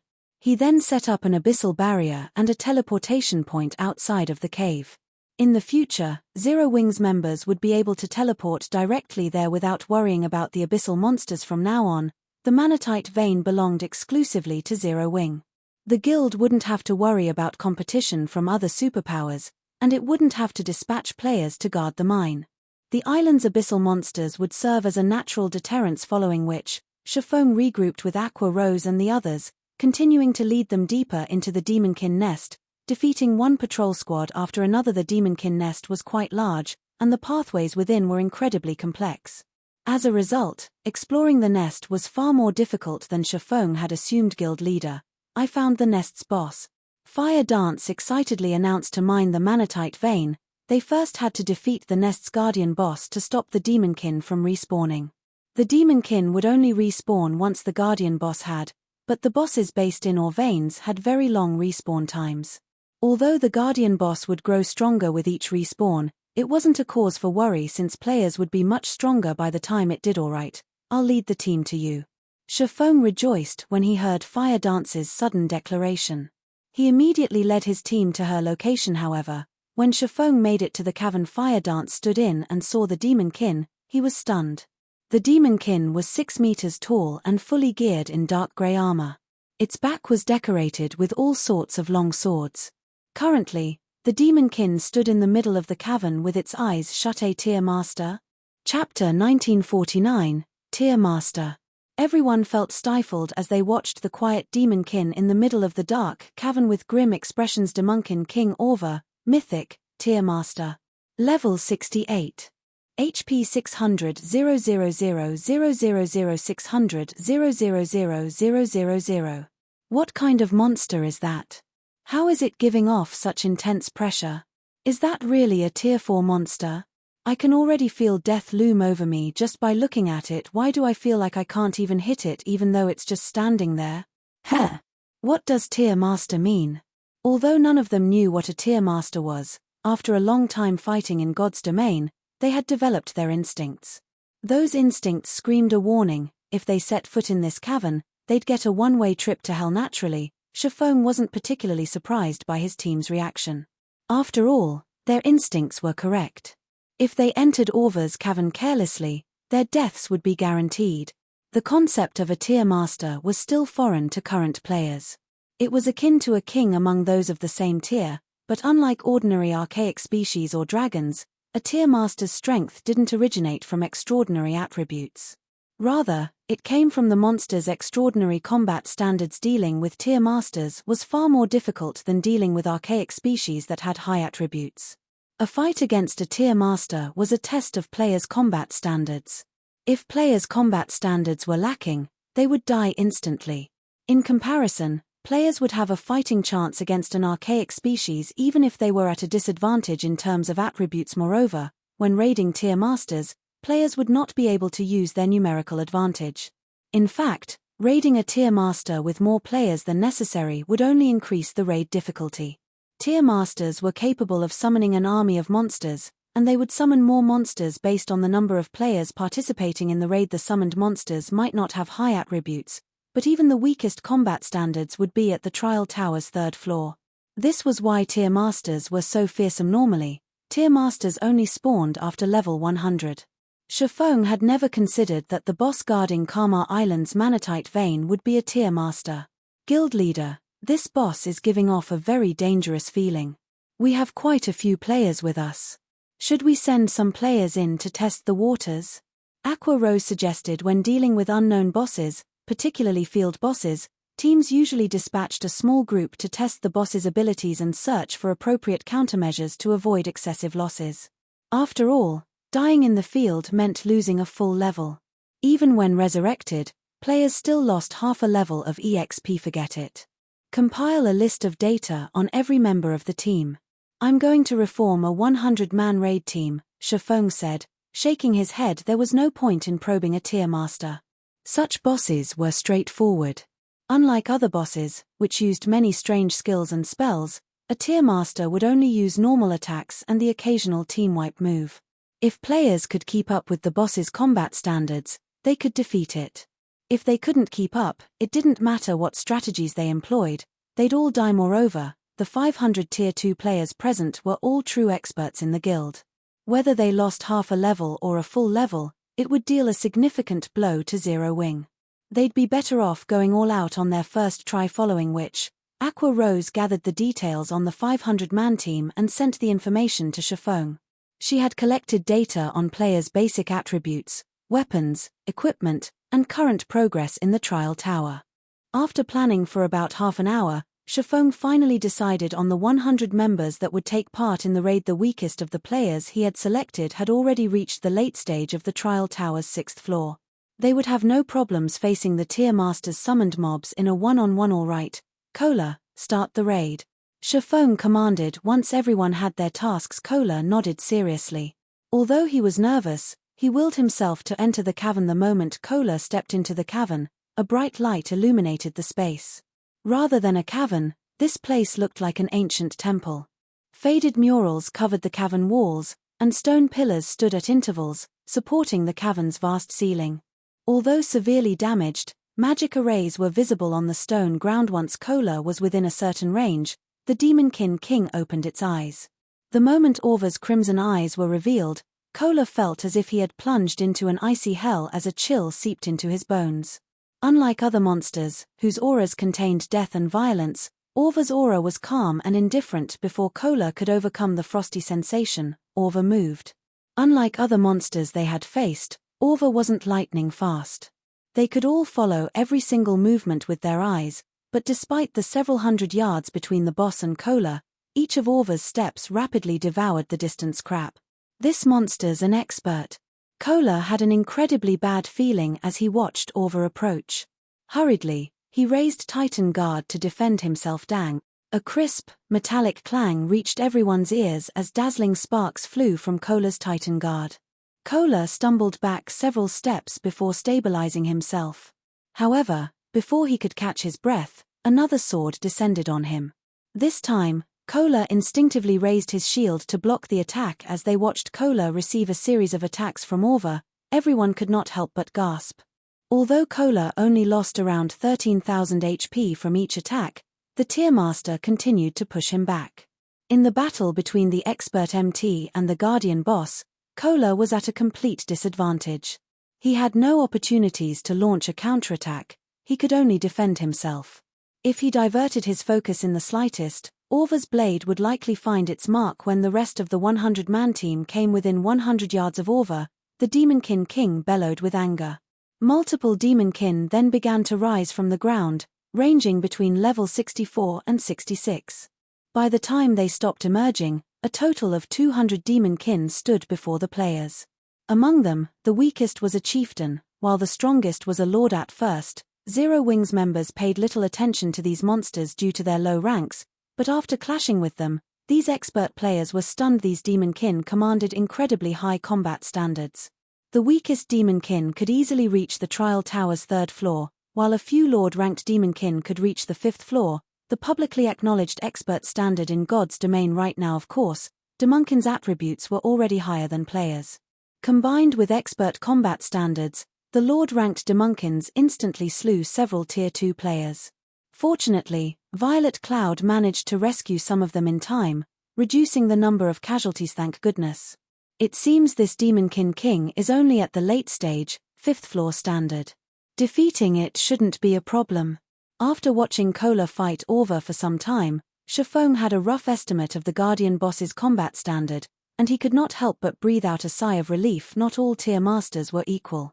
The weakest among them were close to reaching the trial tower's 6th floor, in other words, the 5th floor's late stage. In a large guild, a player with such a combat standard would be considered a relatively strong expert. As for the stronger tier masters, some had even reached the Void Realm. Fortunately, Orva was one of the weakest tier masters. Had it been slightly stronger, Kola would have died instantly even if he met the attribute requirements for this raid. The only reason Orva was able to suppress Kola was its mythic ranked attributes. Although Kola's life dangled off the side of a cliff, Orva couldn't push the MT any farther. Furthermore, Kola could activate his Berserk skill to bridge the gap between them. Under Feng's command, Kola activated his Berserk skill, instantly decreasing the raid's difficulty. Meanwhile, with Turtle Dove and Yi Wumian tanking most of the mobs, the rest of the team was free to attack the Demonkin King, decimating its HP 90%, 70%, 50%. When Orva only had 1% of its HP remaining, Feng activated Divine Providence and finished the Demonkin King off with Shadowblade and Lightning Slash. As soon as the Guardian boss fell, a system notification reached everyone's ears. Chapter 1950, Demonkin King's Loot. System: Congratulations. You have killed the Demonkin King, Orva. Due to the Demonkin King's death, all Demonkin in the area will not respawn. System: Congratulations. You have obtained the first kill on the Demonkin King, Orva. Rewards doubled. Guild popularity plus 500 and humanity reputation plus 20. When they heard the system announcements, Zero Wings members cheered in joy. Now that they had killed the Demonkin King, the Manatite vein had finally come under Zero Wings' control. Their guild could now mine the vein freely. Currently, only a few superpowers had possession of ore veins that produced magic crystals. Once the system notifications ended, the Demonkin King's corpse burst into countless particles of light. Items began to manifest in the air, falling to the ground one after another. These dropped items glowed with colorful lights, dazzling the watching players. By the time they stopped appearing, a small mountain had formed on the ground as expected of the first kill reward. The loot is frightening. Feng was a little astonished as he gazed at the small mountain of loot. Although the Demonkin King hadn't dropped as much loot as the Void Serpent, it still surpassed ordinary mythic monsters of the same level. After Feng had the healers start resurrecting the dead, he began to organize the loot. As his team watched expectantly, Feng spent more than 20 minutes inspecting the items. The Demonkin King had dropped a total of 176 items. Although more than half consisted of materials, there were still 33 weapons and equipment, a considerable amount. As many as 17 were level 60 secret silver weapons and equipment. Level 60 secret silver equipment was better than level 55 fine gold equipment at this stage of the game. Even level 50 secret silver equipment was extremely rare among the various large guilds, let alone level 55 fine gold equipment. Without hesitation, Feng held an internal auction for the 17 level 60 secret silver equipment pieces. Although level 60 secret silver equipment was too high-leveled for most of the players on the team, there were level reduction gemstones in the guild warehouse. They should be able to equip level 60 weapons and equipment. After equipping the gemstones, everyone on the team fervently bid for the weapons and equipment. As for the 8 level 60 fine gold and 6 level 60 dark gold weapons and equipment pieces the Demonkin King had dropped, he had no intention of distributing them via internal auction. Instead, he stored them in the guild warehouse and made them available to the guild's core members for purchase. Not only did these items cost a large number of GCPs, but players also needed to contribute sufficiently to the guild. After all, weapons and equipment of such level and rank could even tempt superpowers. He would not allow other guilds to claim the items by spending a few GCPs. The Demonkin King had also dropped 2 pieces of epic equipment, a pair of cloth armor boots and a leather armor belt. Both pieces offered excellent attributes. The boots granted magical class players a chance to reduce their spellcasting time by half, while the belt increased physique by 5% and granted players the leap skill, which gave players greater flexibility. After some consideration, Feng decided to give the boots to Aqua Rose and the belt to Fire Dance. Both women's combat standards ranked among the top in Zero Wing, and they could best utilize the power of these 2 epic equipment pieces. At this point, Zero Wing lacked peak experts more than anything else. Compared to the various superpowers, the guild's number of peak experts was pitiful. Moreover, as the various superpowers gathered more peak equipment, Zero Wing's attribute advantage would decrease. Hence, instead of splitting the guild's peak equipment among its many experts like the various superpowers, Zero Wing needed to concentrate its resources for greater effect after Aqua Rose and Fire Dance equipped their new epic equipment, their basic attributes soared. Among the two, Fire Dance's current equipment lineup was simply dazzling. Fire Dance currently wore 6 pieces of epic equipment, as well as the fragmented legendary weapon, 1000 Transformations. Not even a super guild's guild leader was a match for her equipment now. Even if she encountered a superpower's apex experts, she'd have a high chance of triumphing. However, the Demonkin King's remaining items delighted Feng far more than the materials, weapons, and equipment the boss had dropped. No matter how many Demonkin patrol squads they had killed, he hadn't been able to get his hands on the last fragment of the magic-breaking crossbow design. Fortunately, it had finally dropped from the Guardian boss, completing the design. So, this is the magic-breaking crossbow? Sure enough, its production method isn't easy. It's no wonder why only superpowers had managed to mass-produce the weapon. Feng could not help his excitement as he gazed at the complete design in his hands. The magic-breaking crossbow had been the perfect tool for ordinary players to combat experts in the past. Even ordinary, Tier 0 players could defeat Tier 3 and 4 experts with the power of this weapon. Because of this, the various large guilds had treated it like a precious treasure. Unfortunately, the magic-breaking crossbow design was incredibly rare, and as a result, most guilds, those that hadn't acquired the design, had only amassed a small stockpile of the tool. Even Shadow had only collected around 500 crossbows after spending a long time accumulating them. Even so, a 100-man expert team that was fully equipped with magic-breaking crossbows could kill a Tier 4 player, much less 500 crossbows. The only downside to the magic-breaking crossbow was that it was a consumable item. It would disappear once its durability ran out. Hence, guilds avoided using the weapon unless they had no other choice. But now that Feng had the complete design, this flaw wouldn't be a problem. Although crafting the magic-breaking crossbow required very rare materials, a master engineer, a master forger, and a master alchemist, these requirements weren't a problem for Zero Wing. After Feng stored away the magic-breaking crossbow design, he shifted his attention to a small, magic crystal box. Among the items the Demonkin King had dropped, this small box's value was only second to the magic-breaking crossbow design. This item was a bloodline box, capable of randomly generating a single bloodline when open. The bloodline this box would generate would range between basic and advanced rank.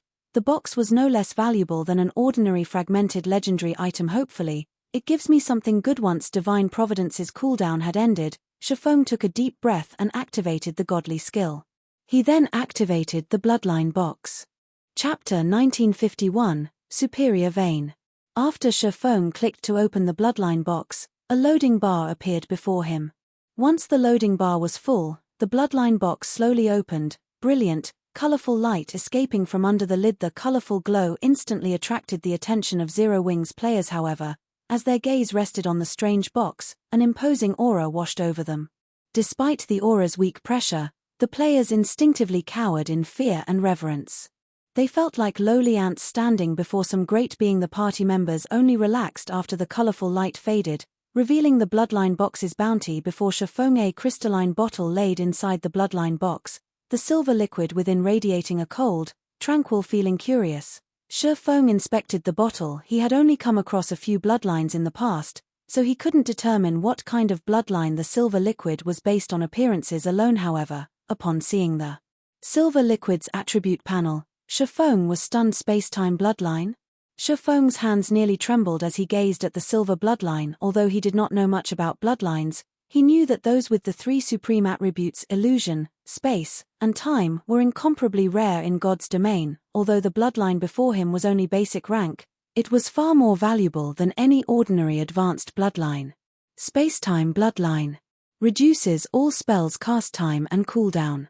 Improves vitality, followed by intelligence, endurance, agility, and strength. Amazing.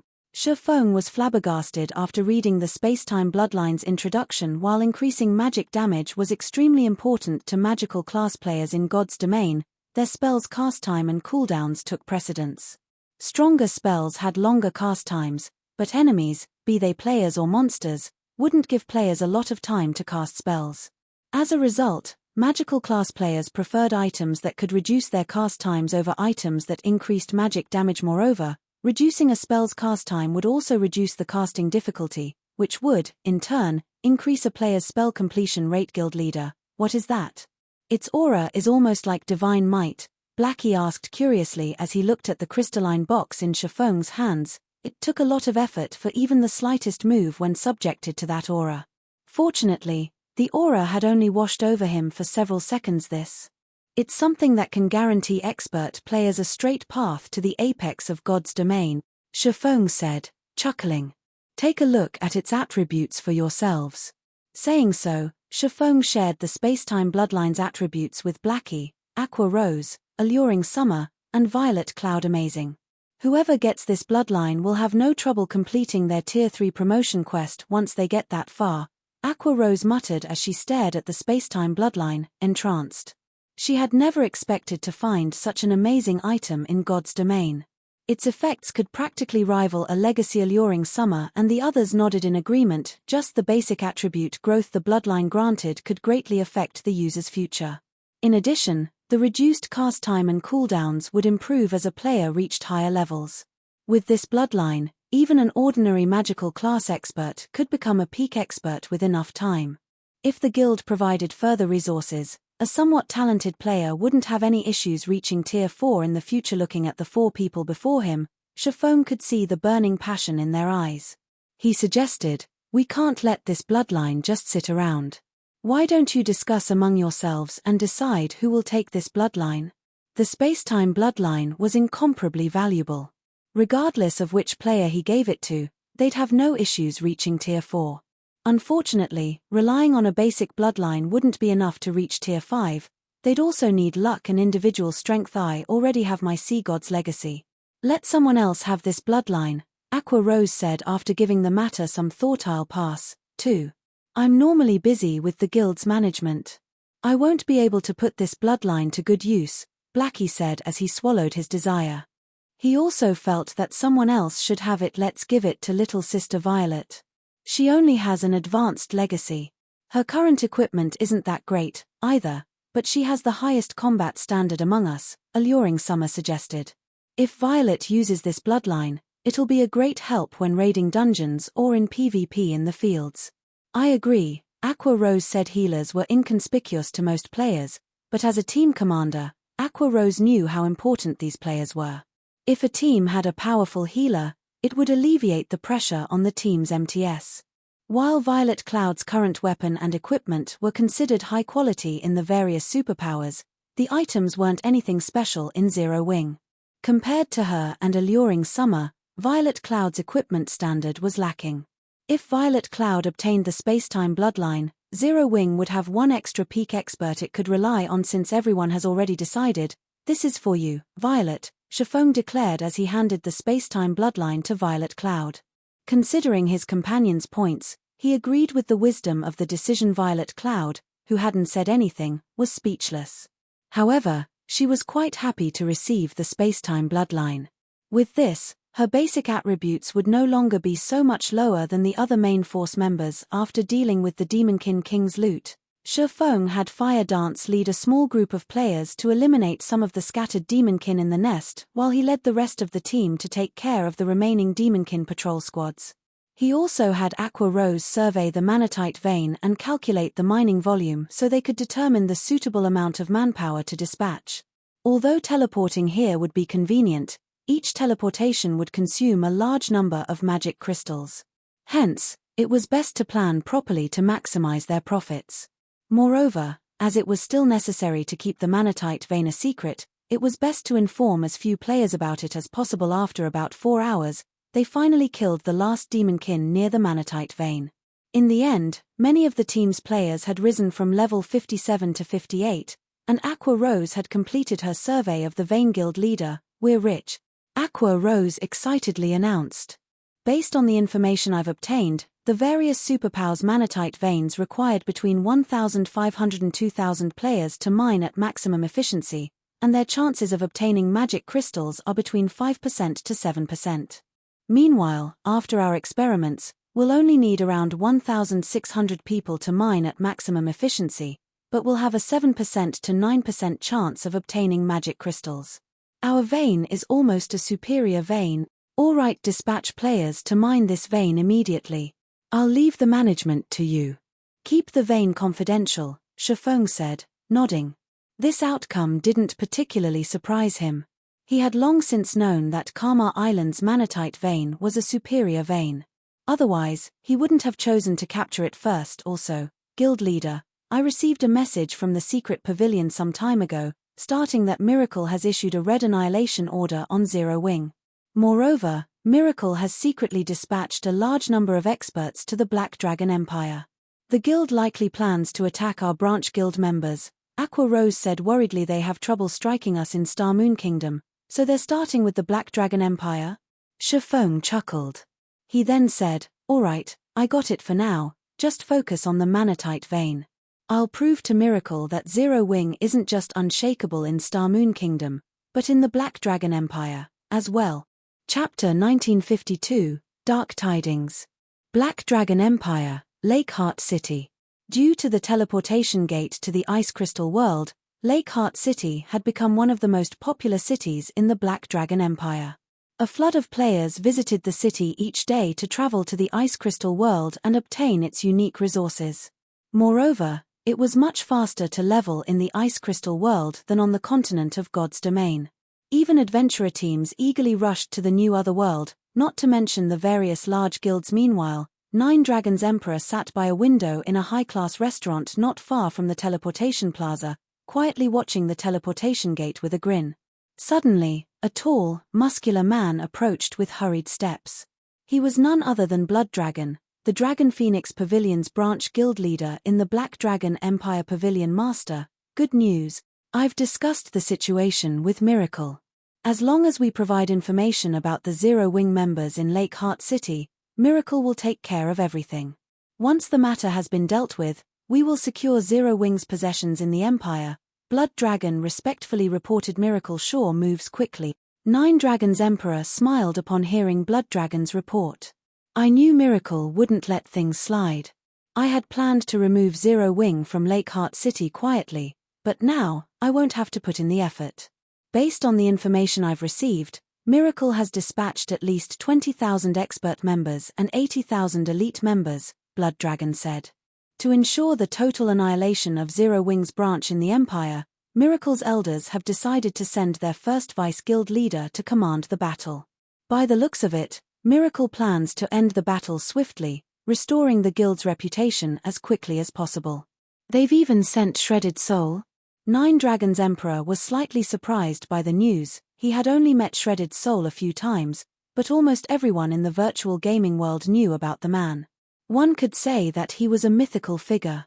Since his rise, Shredded Soul had been responsible for numerous, miraculous feats. He was no doubt the most capable subordinate under Miracle's guild leader. Some time ago, Shredded Soul had led Miracle's forces in a victory over a super guild on the western continent of God's Domain and occupied a neutral city. This incident had caused a huge sensation among the various superpowers and was the reason that Ku Rong, the great pavilion master, wanted to avoid a conflict with Miracle. Miracle was simply too strong. If not for its lacking legacy, it would have already been crowned as a super guild. The fact that Miracle had sent Shredded Soul was utterly unexpected. They didn't only send Shredded Soul. To put a swift end to Zero Wing, Miracle also dispatched 12 of its guild elders. Zero Wing's doom is assured, Blood Dragon said. Those capable of rising to the position of elder in a superpower had a list of impressive achievements in the virtual gaming world. They also had to display certain individual combat standards. Without sufficient strength, after all, no one would listen to their commands. In Miracle, a player had to reach the Void Realm at the very least to become an elder. Since Miracle had dispatched so many experts, the guild had certainly prepared plenty of trump cards, as well. It was clear how furious the guild was with Zero Winged. Keep an eye on Zero Wing's people.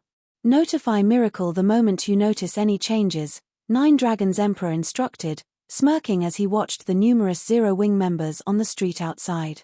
I had thought of involving Beast Emperor, but it seems that won't be necessary. Meanwhile, in Star Moon Kingdom's Zero Wing City, after Feng had assigned Aqua Rose her tasks, he used a return scroll to teleport to Zero Wing City. As soon as he exited the guild residence, he could tell that the city's player population had slightly decreased. The city wasn't as lively as it had been during his previous visit, and there were far fewer guild players in the city. When Feng reached the Candlelight trading firm, he noticed that the shop's business had slowed considerably. As well, guild leader, you're back. When Melancholic Smile noticed Feng enter the shop, she hurriedly reported, the invites we've sent to the various corporations have all been returned. Even some of the corporations that had previously expressed interest in our auction have lost interest. They've declared that they are only willing to purchase Zero Wing City's virtual stores. None of them are willing to rent. Feng was surprised by the news. Has something happened in Witch's Hill?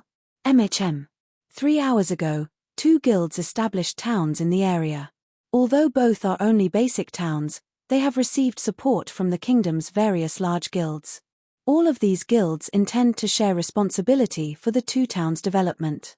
Moreover, both towns are selling a large number of virtual stores and are currently negotiating with the various corporations, Melancholic Smile said, nodding. Based on our investigations, a few major corporations and first-rate guilds have expressed interest and plan to invest in the towns, as well. If they reach an agreement, it will severely affect Zero Wing City's development. Why don't we sell a small number of our virtual stores, guild leader? We've recently moved to a new training ground, and we have to spend a lot of money on multiple aspects. With our current daily income, we can't afford to support the training ground. Not bad. They actually set up towns in Witch's Hill so soon. Feng chuckled. Don't worry about selling the virtual stores for now. If we really need credits, you can sell some of Candlelight's lower quality weapons and equipment. Sell them in batches and don't reduce the price too much. We'll store the higher quality items in the guild warehouse. After saying so, Feng transferred all the weapons and equipment he had looted from Miracle's members to Melancholic Smile. When Melancholic Smile saw the items, she was dumbfounded. Of the 7,000 plus weapons and equipment Feng had just given her, even the most inferior was level 50 secret silver equipment. Although mainstream players had already reached level 50 equipment was still difficult to come by, especially for secret silver rank and above. Even if she only sold 1,000 pieces of level 50 secret silver equipment, she'd earn enough credits to sustain the guild for quite some time. After all, many players and the various large guilds, in particular, preferred to purchase items with credits, rather than spend their coins. Guild leader, I can really sell these items? Melancholic Smile asked. Normally, Feng objected to selling God's Domain's resources for credits more than anyone. Doing so was putting the cart before the horse, after all, yet Feng actually wanted her to convert so many important items into credits. Do it. Just make sure that you don't sell them for too cheap, Feng said, chuckling as he shooed Melancholic Smile away. Normally, he wouldn't agree to something like this since Zero Wing needed resources, but since the guild had secured the Manatite vein, things had changed. Moreover, while level 50 secret silver weapons and equipment were precious right now, after a little more time, they wouldn't be. Rather than wait for these items to depreciate, selling them for credits to sustain the new training ground was a wiser option. Once she had Feng's confirmation, Melancholic Smile left excitedly with the weapons and equipment. She then sorted the items and selected those with inferior attributes to sell in the Candlelight trading firm's various branches. However, these items would cost credits, not coins. Chapter 1953. How dare they? Zero Wing City, Candlelight trading firm's first-floor hall. Although many of the guild players that had resided in Zero Wing City had shifted their operations to the new guild towns in the Witch's Hill, the city was still independent players' first choice when visiting the area. The 2 guild towns weren't a match for the city's level of convenience or its wonderful environment. While players browsed the merchandise in the first-floor hall, a new counter appeared. According to the sign hovering above the counter, it offered weapons and equipment in exchange for credits in NPC City's shops. Items could only be purchased with coins or traded for certain special items, such as magic crystals. There was no function that allowed players to purchase items with credits. However, guild towns and cities were a different story. The owner could freely determine what currency they'd accept. The new counter attracted the attention of every player in the hall the moment it appeared. What's going on? Candlelight is selling weapons and equipment for credits. They're not garbage weapons and equipment, are they? I doubt it. Who would buy them if they were trash? I bet that they're ordinary weapons and equipment. After all, Candlelight is Starmoon Kingdom's #1 trading firm, and multiple lifestyle masters work for the firm. The new items are probably these masters' failed products. Even so, it's better than nothing. I have wanted to replace my level 45 equipment for a while now. However, I don't even have enough coins to buy a piece of ordinary level 50 equipment. Indeed, if Candlelight's asking price isn't too high, I might buy a few pieces for myself. Everyone quietly discussed the new counter. Many among them had already approached out of curiosity. They wanted to know what kind of weapons and equipment Zero Wing was trying to sell. Several dozen level 50 weapons and equipment had been laid out on the counter, and every one of them gave off the glow unique to secret silver items. The dazzling sight dumbfounded the players that investigated the counter. What's going on? These are level 50 secret silver weapons and equipment. Am I hallucinating? Did Zero Wing make a mistake when it set the currency requirement? Even large guilds' internal members have a hard time obtaining a piece of level 50 secret silver equipment, yet Zero Wing is selling them? And they're only selling the pieces for credit. Amazing. Scram. I was here first. I'm buying 5 pieces. I want 10. The players that had only planned to window shop went into a frenzy. Regardless of whether they could use these weapons and equipment right now, they intended to buy as much as they could. Each piece of equipment only sold for a few thousand credits, while the weapons sold for over 10,000 credits. It was much easier to buy these items with credits than with coins. Relatively well-off players, in particular, immediately purchased an entire set. In the end, it took less than 3 minutes for the 100+ secret silver weapons and equipment to sell out, and Zero Wing instantly earned over 600,000 credits. Crap. They've already sold out. I knew I shouldn't have hesitated and bought more. I could have made a small profit by reselling them. The moment the weapons and equipment sold out, many of the independent players who had hesitated regretted their decision. They hated themselves for acting quicker. However, after another 10 or so minutes, another batch of weapons and equipment appeared on the counter. Like the first batch, every piece was level 50 secret silver rank. Is Zero Wing insane? It's selling more? Out of the way. I'm going to buy as many as I can this time. Upon seeing the new batch of weapons and equipment, the independent players' eyes turned bloodshot as they charged over to the counter. This time, the items sold out in less than a minute. Meanwhile, news of the Candlelight trading firm's level 50 secret silver weapons and equipment quickly spread, shocking many powers. What's going on? Our guild has had a massive headache over acquiring more level 50 secret silver equipment, yet Zero Wing is selling such items in large quantities. Is Zero Wing going to disband soon? Is Zero Wing's warehouse overflowing with these items? Quick! Send someone to camp the Candlelight trading firm. As long as Zero Wing sells these weapons and equipment for credits, buy as many as you can. Although the various large guilds had already raided level 50, 100-man team dungeons, they had been limited to normal mode. None of them had any progress in hard or hell mode. Only the various superpowers had the power to challenge these modes. Hence, level 50 top-tier weapons and equipment were still extremely rare. Normally, players could only obtain such items by defeating field bosses or completing high-difficulty quests. At this point, the various superpowers didn't even have enough level 50 secret silver weapons and equipment to gear their expert players fully yet. Zero Wing had so many of these items that they were selling them so cheaply to the public. However, while most of the various large guilds assumed that was the case, the various superpowers knew otherwise. Zero Wing was simply offloading the loot it had taken from Miracle. News of the battle between the two guilds had only reached the various superpowers thus far. Most first-rate guilds had no idea of the incident, let alone those weaker than first-rate guilds. Black Dragon Empire, in one of Lake Heart City's high-class restaurants. Uncle Yuan, is this Zero Wing's way of complaining that Miracle isn't killing it fast enough? Purple Jade was astounded when she read the latest report. Even newly formed superpowers would not dare to provoke Miracle to such an extent, yet Zero Wing was so bold as to throw fuel on the fire. I don't know, but based on my understanding of Shredded Soul, he won't let Zero Wing get away with this. He'll employ the most ruthless methods to deal with the guild, Yuan Taishan said, chuckling. However, this has definitely made our trip here worthwhile. Even if we don't see Miracle's true strength, we should at least witness 3/4 of it. They had come to Lake Heart City to investigate Miracle's power. This was only the third time Miracle had launched such a major assault on another guild, and every major operation was a golden opportunity to investigate a guild's strength. Meanwhile, inside Miracle's temporary residence in Lake Heart City, Miracle's upper echelons and durs currently filled the residence's spacious meeting room. However, the room was deathly silent as everyone focused on an emaciated, middle-aged man. Although he appeared frail, none in the virtual gaming world dared to look down on this man. He was Miracle's first vice guild leader, Shredded Soul. Damn it. Damn Zero Wing. How dare they? I will tear their corpses to shreds.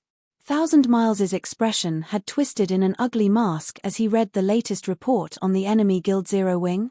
A cold glint flashed in Shredded Soul's eyes as he read the report. How courageous. They dare to sell our items so openly. It seems it has been so long since Miracle has taken action in the Eastern Continent that even an upstart guild dares to look down on us. If any of Miracle's members find Zero Wings outside of an NPC town or city, regardless of their rank in the guild, they are to kill them all on sight. Chapter 1954, Basic Combat Devices Affect Starmoon Kingdom, Zero Wing City. As the crowd in the Candlelight trading firm cheered the level 50 secret silver equipment sales, a disturbance occurred among Zero Wing's internal members. There hadn't been much level 50 secret silver or fine gold equipment in Zero Wing's guild warehouse, but suddenly, a massive stockpile had appeared. There were even plenty of level 50 dark gold weapons and equipment now, tempting many of the guild's internal members. They, too, went into a frenzy to purchase the new items. Level 50 secret silver equipment wasn't very difficult to obtain for Zero Wings members since the guild's various raid teams returned with some of these items from time to time. However, level 50 fine gold and dark gold equipment was a different story.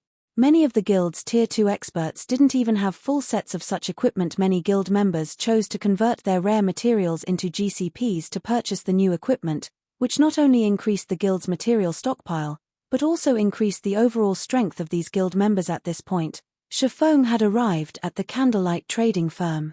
He immediately headed to his exclusive special forging room and was greeted by the sight of various rare materials, all of which he had instructed Melancholic Smile to prepare. He then dived into crafting the basic combat device. Feng was very familiar with the combat device's power. Although the design he had obtained was only for the basic combat device, the basic version was most suitable for current players.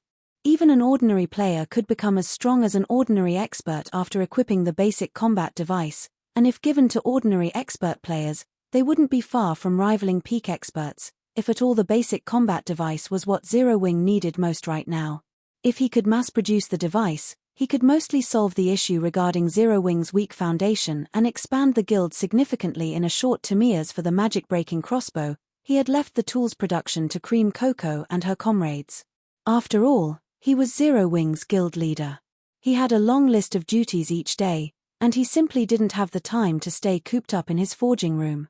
He only forged the basic combat device personally because the design was bound to him. Dense mana filled the quiet special forging room. Using the Philosopher's Stone, Feng began to synthesize one mana stone after another. He then collected the necessary materials and began his first attempt at crafting the basic combat device. Smelting, extracting, engraving. Before 5 minutes had passed, a Rubik's Cube made of pitch-black iron took shape before Feng. Since this was the first time he had crafted a basic combat device, Feng couldn't help his growing nerves as he waited for the system to appraise the iron cube. The basic combat device was a special tool that only basic master forgers or above could produce. Moreover, the tool was quite difficult to craft.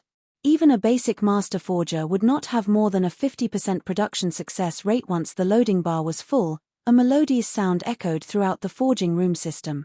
Basic combat device has been successfully manufactured. Forging proficiency increased by 5 points. Obtained 274,000 EXP. So, this is the Divine Library's basic combat device? Feng stared at the basic combat device's attributes in astonishment.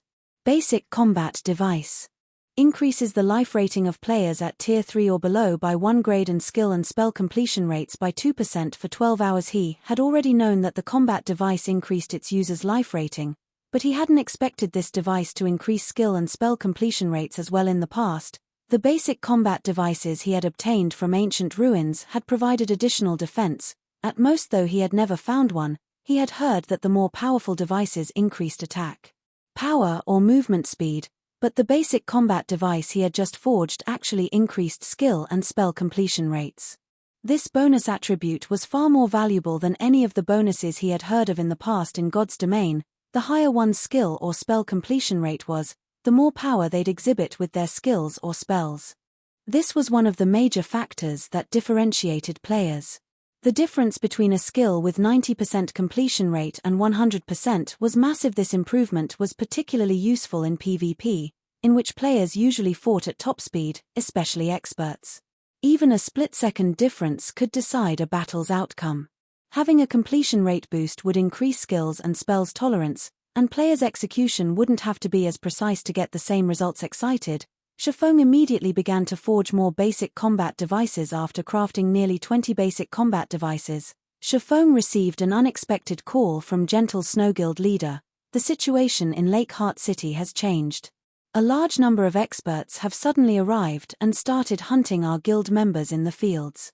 Over 500 of our players have already died, Gentle Snow reported, her head aching slightly. All of these ambushing players have very high combat standards, and although I've sent teams to deal with them, they've turned the tables on our members. Miracle can't sit still any longer, huh? Giving the matter some thought and considering the previous reports, he assumed these players were from Miracle. Only, he hadn't expected the guild to act so soon. Do you know how many people they have? We've confirmed around 50,000 enemies, Gentle Snow replied weakly. Although Zero Wing's development in the Black Dragon Empire had been progressing smoothly, the branch guild did not have many expert and elite members. Overall, there were a little over 2,000 experts and 90,000 elite members. Moreover, the majority of the expert players were her subordinates from Ouroboros. They sure mobilized their forces quickly. The number surprised Feng slightly. After the battle on Kalmar Island, he knew that Miracle wouldn't let him or Zero Wing get away unscathed, but he had thought that it would take the guild some time to muster a large force after so many of its expert and elite members had died. He had never thought that Miracle could gather 50,000 players in so little time. He truly hadn't expected this situation. He had thought that Miracle would, at most, transfer a little over 10,000 players to the Black Dragon Empire to harass Zero Wing. Transferring more than that would leave Miracle's other territories undefended. If Miracle weren't careful, it could easily be ambushed by other powers. Guild leader, what should we do? Gentle Snow asked. Do we fight? Fighting Miracle's 50,000 strong army directly would incur serious losses for Zero Wing. Depending on the severity, the guild's development might even grind to a halt. However, if they avoided fights with Miracle's forces, the enemy guild would continue to ambush Zero Wing's teams. The guild couldn't afford that. Either. Of course, we're fighting. Moreover, we have a big surprise for Miracle, Feng said, smiling faintly as he thought about the basic combat devices he had just completed. Chapter 1955, Foothold. A surprise. Gentle Snow watched Feng on the screen in confusion. Naturally, she welcomed the confrontation with Miracle, but it was a very powerful super-first-rate guild. Moreover, based on Miracle's reaction, the guild seemed quite intent on Zero Wing's destruction. Defeating their 50,000-man army wouldn't be easy. There was also a huge difference between the number of experts in Zero Wing and those in Miracle MHM. In a moment, I want you to visit Zero Wing City's Candlelight trading firm. I've got something good for you, Feng said, nodding. If this had happened before he had obtained the basic combat device design, he wouldn't have dared to drop all pretenses with Miracle on Kalmar Island. Any superpower was terrifying once it got serious. After all, he had watched superpowers slaughter many large guilds in the past, including plenty of first-rate guilds. Top-ranked first-rate guilds might put up a fight against super-first-rate guilds and super guilds normally, but in a serious confrontation, they had no hope of surviving. All right, I'll head there now. Seeing Feng's solemn expression, Gentle Snow understood that the item he spoke of was immensely important. Otherwise, he wouldn't have told her to make the trip personally. After Gentle Snow disconnected the call, she took out a guild transfer scroll and teleported to Zero Wing City's residence.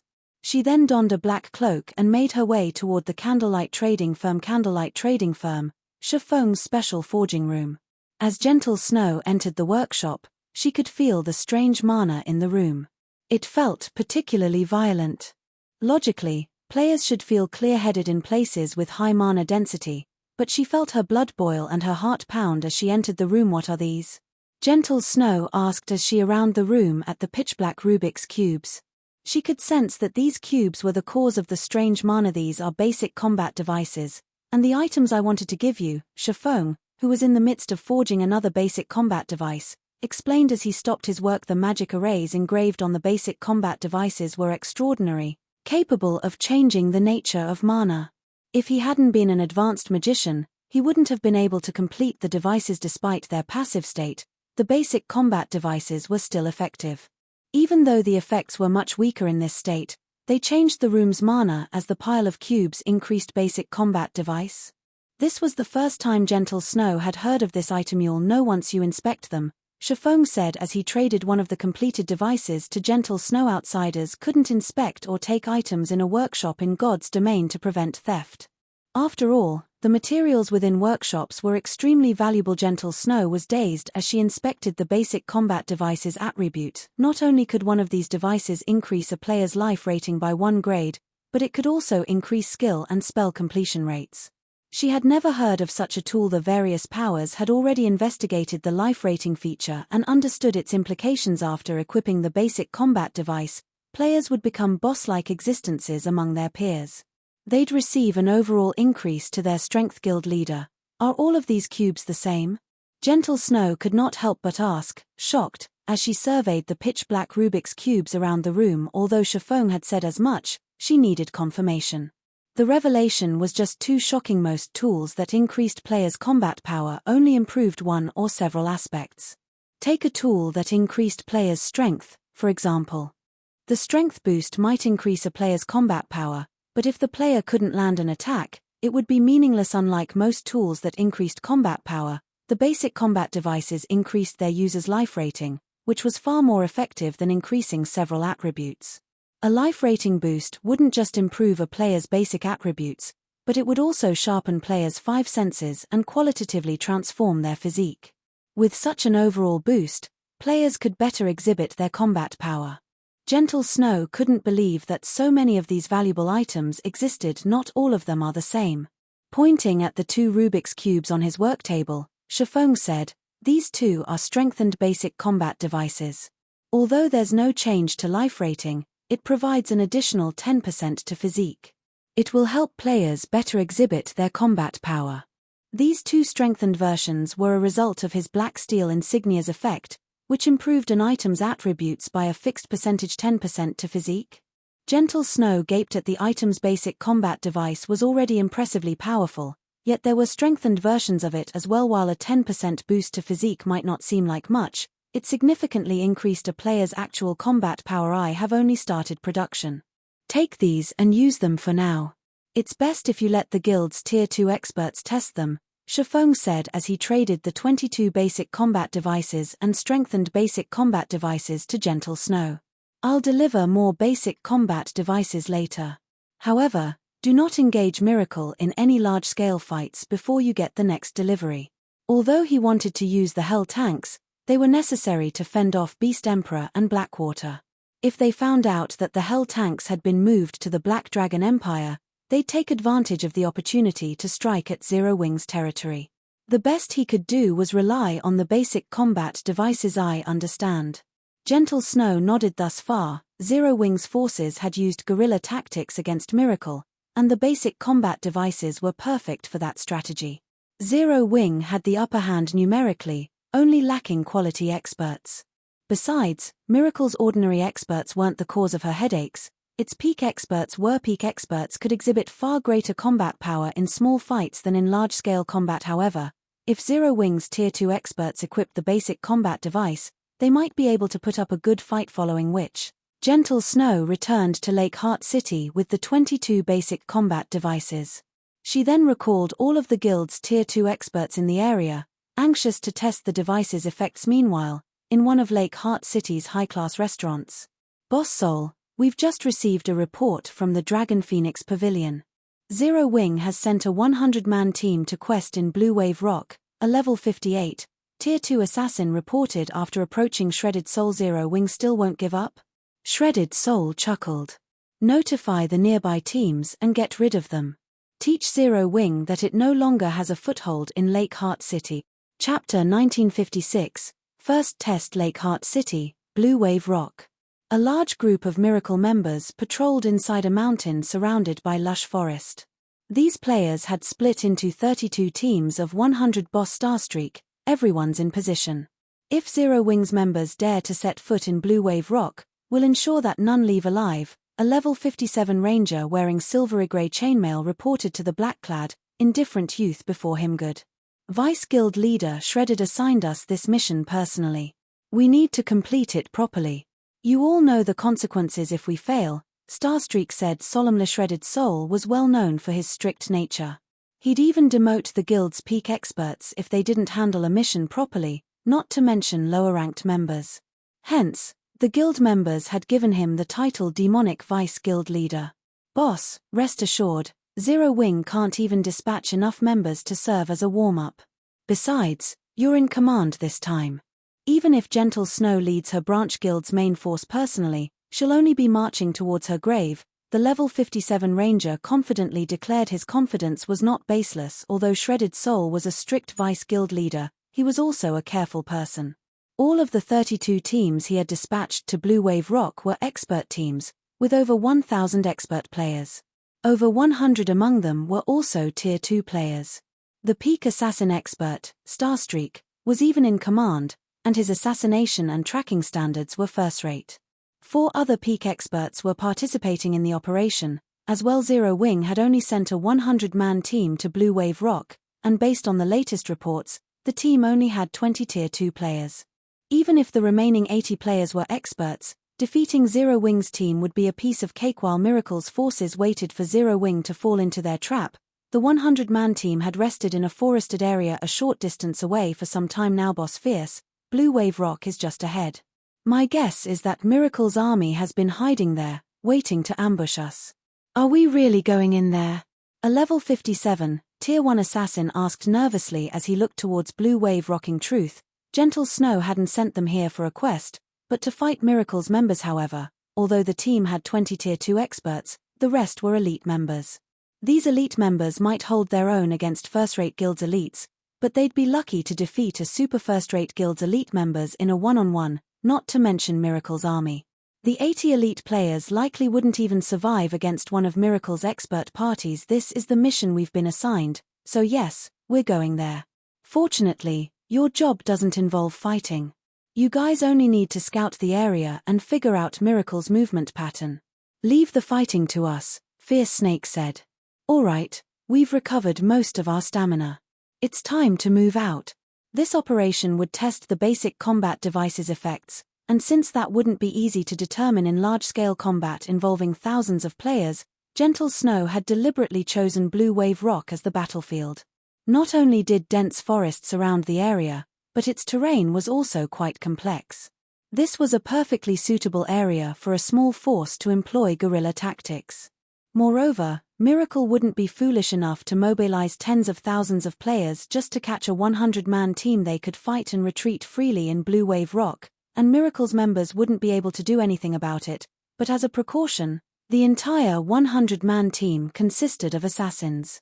These assassins were responsible for scouting Blue Wave Rock and preventing a situation where the Tier 2 players were surrounded and killed. After all, Tier 2 players were important assets to the guild. They must not be lost. When Fierce Snake finished speaking, the 80 Tier 1 assassins went into stealth and dispersed. Fierce Snake and the Tier 2 players then moved as a 20-man team. After wandering Blue Wave Rock for around 20 minutes, the scouting assassins located 4 100-man teams. The closest among them was less than 1,000 yards from Fierce Snake's team, while the farthest was within 4,000 yards. At this distance, the farthest team would need 10 minutes at most to reinforce the closest force. Everyone, equip your combat devices. The 100-man team ahead will be our first test subject. Fierce Snake commanded after verifying the scouting team's location. Zero Wing's Tier 2 experts then eagerly retrieved the basic combat devices they had been assigned and used them. Although they had a general understanding of the item, they didn't how effective it would truly be. Moreover, they had signed confidentiality contracts, which would force them to delete their accounts should they leak any information. To take part in this operation, this feels amazing. Zero Wing City's high mana environment is nowhere close to half as effective as this device. I can even hear the leaves rustle over 100 yards away. That's nothing. Look at the birds in the sky. They seem so much slower now. Once the team members had equipped the basic combat devices, the mana around them became turbulent. Although their bodies felt so much lighter, they felt their blood boil as they were overcome by an urge to fight charge. Fierce Snake roared without hesitation. Fierce Snake's 20-man force charged toward Miracle's closest team when less than 600 yards separated the two. One of Miracle's rangers discovered the charging players. The ranger immediately reported to his Tier 2 commander, a 20-man team dares to charge at us. They must be tired of living. Leader, should we request reinforcements from the other teams? Are you joking? It's only a 20-man team. If we notify the other teams, we'll only become a laughingstock. Don't worry about that. We'll handle these fools ourselves, the Tier 2 elementalist leading the team growled before readying his players. Although his was only one of many teams Miracle had sent to Blue Wave Rock, he had more than 30 experts under his command. For players were even Tier 2 experts, and he was even a refinement realm expert. He alone was enough to defeat several non-refinement realm, Tier 2 experts. Why would he ever fear Fierce Snake's 20-man party?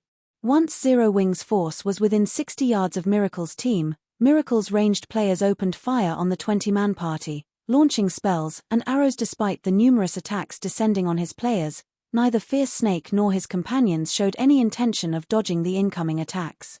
Rather, the Tier 2 MTS moved to the front of the team, while the rest of the Tier 2 experts fell in behind them. The party then charged into the bombardment. Boom. Boom. Boom. A rain of spells and arrows showered Zero Wing's Tier 2 MTS. However, the results left Miracle's members dumbfounded. Not only did the 3 MTS block every one of their attacks with their shields, but they also retained all of their HP after doing so. Before Miracle's members snapped out of their daze, Fierce Snake reached the enemy melee players and brandished his level 55, dark gold ranked battle axe. Boom. A violent storm sent several players flying back by over a dozen yards, losing a significant chunk of their HP. The difference in strength was clear. The rest of Zero Wing's Tier 2 players had also spread out, pouncing on Miracle's members like starving tigers. Zero Wing's players dodged Miracle's attacks without much effort, even the Tier 2 experts' attacks. With Zero Wing's strength and speed advantages, Miracle's Tier 2 experts were forced to retreat, continuously losing HP. Miracle's Tier 2 experts only stayed alive, albeit barely, thanks to the support from their healers and companions. How? He clearly hasn't reached the refinement realm yet, so how is he displaying such great combat power? The Tier 2 elementalist leading Miracle's team couldn't believe his eyes. Although Fierce Snake had higher basic attributes, the man's attributes were high enough to keep him on the run. However, not only was Fierce Snake's perception astonishingly acute, but the Berserker's reaction speed was also impressively fast. The Berserker even blocked attacks that no normal player should be able to after less than 30 seconds. Nearly half of Miracle's 100-man team had been annihilated. Quick! Notify Boss Starstreak and the others, the Tier 2 elementalist shouted in a panic. Chapter 1957, Experts Close to the Peak. Starstreak and his team had set up camp on one of Blue Wave Rock's barren hillsides. They had excellent visibility, which allowed them to scout their surroundings. Unfortunately, the monsters in the area had short respawn times and constantly need to be cleared out. Currently, Starstreak's team fought dozens of level 62 cliffside gargoyles. Boss Deep Trace's team has been attacked by Zero Wing and is requesting immediate backup. A level 57 ranger reported Zero Wing has taken the initiative to attack. Starstreak, who commanded the battle against the gargoyles, could not help but chuckle. It seems they haven't learned from the previous lessons. Send the nearby teams to reinforce Deep Trace immediately. Tell the other teams to head towards their location, as well. Do not allow Zero Wing to escape. The level 57 ranger immediately relayed the command to the various teams. Fortunately, the closest team was only 3 minutes away from Deep Trace, and once the two teams grouped up, they should have no problems pinning down Zero Wing long enough for the other two nearby teams, which were about 10 minutes away, to arrive. Once the 4 teams surrounded Zero Wings members, the latter would have no chance to flee. Starstreak then led his team as they withdrew from the battle, ignoring the provoked the cliffside gargoyles and heading straight for Zero Wing. Shredded Soul had given him this mission personally, and he had no choice but to take it seriously. Although Starstreak felt that 4 teams should be enough to defeat Zero Wing's 100-man team, he decided to head there personally as a precaution. Elsewhere, Fierce Snake's 20-man party fought with more vigor as time passed. On the other hand, fear overwhelmed the Tier 2 Elementalist that led Miracle's team as he watched his teammates die, one after another. What is this? Just what is going on? The Elementalist couldn't believe his eyes as he watched Fierce Snake and his comrades cut down Miracle's players. At first, Zero Wing's defense had contained many weak points, but as the battle progressed, these weaknesses had vanished.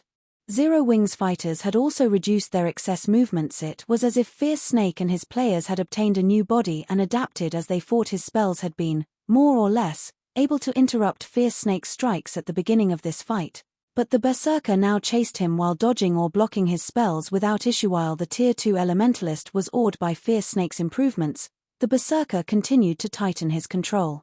Now, he completely abandoned defense and utilized the basic combat technique, Wind Shadow Footwork, for the first time in this battle. Like a light breeze, Fierce Snake weaved his way through the incoming spells in 2 breaths. Fierce Snake dodged the spells and reached the Elementalist. He then swung down with his Battle Axe Tier 2 skill, Thundering Impact. The Battle Axe descended on the Tier 2 Elementalist like a lightning bolt. The enemy player had no way of coping with the attack's speed or strength. Boom. When the lightning bolt landed, the blast carved out a massive crater beneath the Elementalist. The caster, who had only had 1/3 of his HP remaining, vanished from the forest with his shattered magic shield. Only a robe remained of the player. When Miracle's members saw this, they despaired. The Tier 2 Elementalist had been their leader and a bona fide Refinement Realm expert. He could hold off several non-Refinement Realm, Tier 2 experts by himself during their sparring sessions. Now that even their powerful leader had died, how were they supposed to face Fierce Snake and the others? Run away! One of Miracle's members instinctively shouted before turning and fleeing the battlefield. Run away? Can you, though? Fierce Snake ran after the fleeing player before snatching up the robe his prior prey had dropped. When the basic combat device increased his and his teammates' life ratings, their basic attributes had received a significant boost. The improvement was akin to activating a miniature berserk skill. Their HP, in particular, had doubled. At the same time, their movement speed had risen considerably. Fierce Snake was even confident of defeating an excellently equipped, Tier 2 assassin with his current movement speed. After less than a minute since the battle had begun, all of Miracle's 100 elite and expert players were dead. In contrast, Fierce Snake's team of 20 had suffered 0 casualties. Boss Fierce, Miracle's other teams are heading your way, one of the scouting assassins reported in the team chat. The nearest team should arrive in about 2 minutes. 2 minutes? After giving the matter some thought, Fierce Snake looked at the teammates around him and asked, "We should have enough time. Brothers, what do you think? Will you be ready for round 2 after a short break?" "Don't be insulting, boss. That fight was barely a warm-up." "That's right. Boss, you're so sneaky. You fought the enemy leader by yourself and only left the small fries for us. We barely got a chance to test any new combat techniques." Every player in the 20-man party agreed with Fierce Snake's conclusion. In fact, they brimmed with fighting spirit. They had discovered how powerful the basic combat devices were in their previous battle, and due to their new life ratings, they could finally execute the combat techniques that had given them too much trouble before. This was a great opportunity to grasp these techniques fully. Of course, they still couldn't use these combat techniques casually since it was such a burden on their stamina. By using combat techniques they had yet to master, they lost stamina even faster than usual. Hence, they only used the techniques when they fought powerful enemies. Tier 1 experts simply weren't worth the effort. Good. I'll leave the big ones to you in the next battle, Fierce Snake said, laughing. After resting for a short time, another team from Miracle stumbled on Fierce Snake's party. However, before the new arrivals could get a grasp of the situation, Fierce Snake and his players charged toward them. Fierce Snake's party had already adapted to the basic combat device's effects, so they eliminated the second miracle team with far more efficiency. Once their enemies were dead, they retreated from the battlefield. By the time the third and fourth miracle teams arrived, only an empty battlefield was there to greet them. What did you say? Zero Wing killed 2 teams with just 20 people. Starstreak paled when he heard his subordinate's report. After calming his burning rage, he continued coldly, "Send me the battle videos. From now on, I want all teams to move in pairs." Starstreak examined the battle videos he had received after disconnecting the call. How is this possible? Since when has Zero Wing had so many powerful experts? Starstreak's anger vanished when he saw the fight between his guildmates and Fierce Snake's group, his expression hardening. Originally, he had refused to believe that Zero Wing had slaughtered 2 100-man teams with only 20 players, even accomplishing this feat before reinforcements could arrive. They shouldn't be able to wipe out 2 teams so quickly, even if Fierce Snake and his party were all Tier 2 players, but after watching the videos, he understood how it had happened. Although Fierce Snake and the others had not reached the refinement realm, their combat power nearly rivaled that of peak experts due to their attributes, extraordinary perception and reaction time, and combat techniques. Even Starstreak would need some time to take Fierce Snake down by himself if he had to face 2 or 3 experts of this caliber. Even he'd be forced to retreat, and every member of Zero Wing's 20-man party wielded the same combat power. Even his 100-man team might lose against such a monstrous party, much less the other teams patrolling Blue Wave Rock. Starstreak, what's happened? A level 58, Tier 2 Ranger asked when he noticed Starstreak's twisted expression. It's nothing, Starstreak said, shaking his head. Inform all teams to give up the search for Zero Wing immediately. Give up? But we have orders from Vice Guild Leader Shredded. The Ranger stared at Starstreak in astonishment. I understand. I'll report the situation to the Vice Guild Leader personally, Starstreak said, nodding. Even so, shouldn't you give us a reason? The Ranger asked. A reason? Smiling bitterly, Starstreak responded, what if I tell you that the 20-man team we're chasing consists of experts with the combat power to rival peak experts? Is that enough of a reason? What a joke. If their remaining 3,000 members worked together to fight Zero Wing's 20-man party head-on, it might be a different story, but trying to catch 20 peak experts in this forest was impossible. Even though Blue Wave Rock's forest wasn't particularly large, they'd still need 10 times their current manpower to accomplish such a feat. Chapter 1958, Promotion to Intermediate Master. Black Dragon Empire, Lakeheart City. Several guild elders and over a dozen upper echelons occupied the guild leader's office within Miracle's temporary residence. They all quietly and carefully watched the emaciated, middle-aged man before them. This man was none other than Shredded Soul, one of Miracle's mythical existences. Although the people present were all peak experts, they were tense with fear as Shredded Soul's aura washed over them. The tension in the room was all due to the message Starstreak had just sent. Has Starstreak gone mad? He only has to take out 100 Zero Wing members, yet he dares to retreat despite having over 3,000 players under his command. Doesn't he know that the Vice Guild Leader hates retreating more than anything? This is the first time I've seen the Vice Guild Leader so angry. Hopefully, Starstreak's punishment won't be crippling. The upper echelons whispered amongst themselves as they gazed at Shredded Soul's frosty expression. They all agreed that Starstream must be tired of living in God's domain. Shredded Soul's authority in the guild was only second to the guild leaders, and while the other vice guild leaders had command of their subordinates, the man before them could mobilize any player in Miracle. Even the guild's trump card legions were forced to follow Shredded Soul's commands. Shredded Soul even had the authority to remove guild elders from their positions as long as he had enough reasoning to do so, let alone regular guild members. Even the other vice guild leaders feared this man, but there was no helping it. Shredded Soul was responsible for major contributions to the guild, and all of the guild's founding elders and the guild leader stood behind his authority. A chill ran down the various upper echelons' spines as they thought about Starstreak's opposition to Shredded Soul's command. After a long moment of tense silence, Shredded Soul finally seemed to relax. The watching crowd then released a sigh of relief. Good. Very good. Shredded Soul's lips curled as he read the report from Starstreak. I have underestimated Zero Wing. It's no wonder why such a small guild dares to provoke Miracle. Vice Guild Leader, what happened?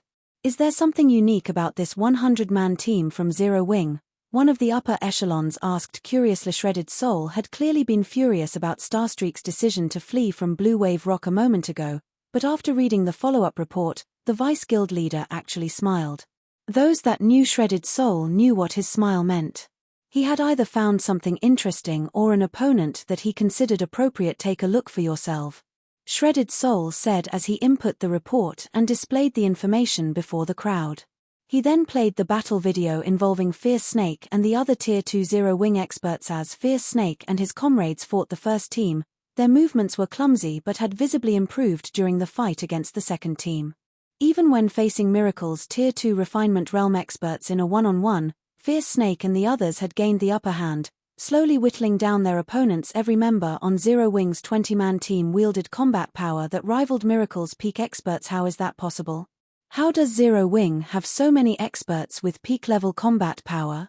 Based on our information, although Zero Wing is stronger than the average first-rate guild, it has less than 10 peak experts. How did it suddenly gain an additional 20? Miracle's upper echelons watched Fierce Snake and his team fight with wide eyes. After watching the videos, they realized why Starstreak had ordered a retreat. With the forces under his command, facing 20 experts with peak-level combat power who used guerrilla tactics would be suicidal.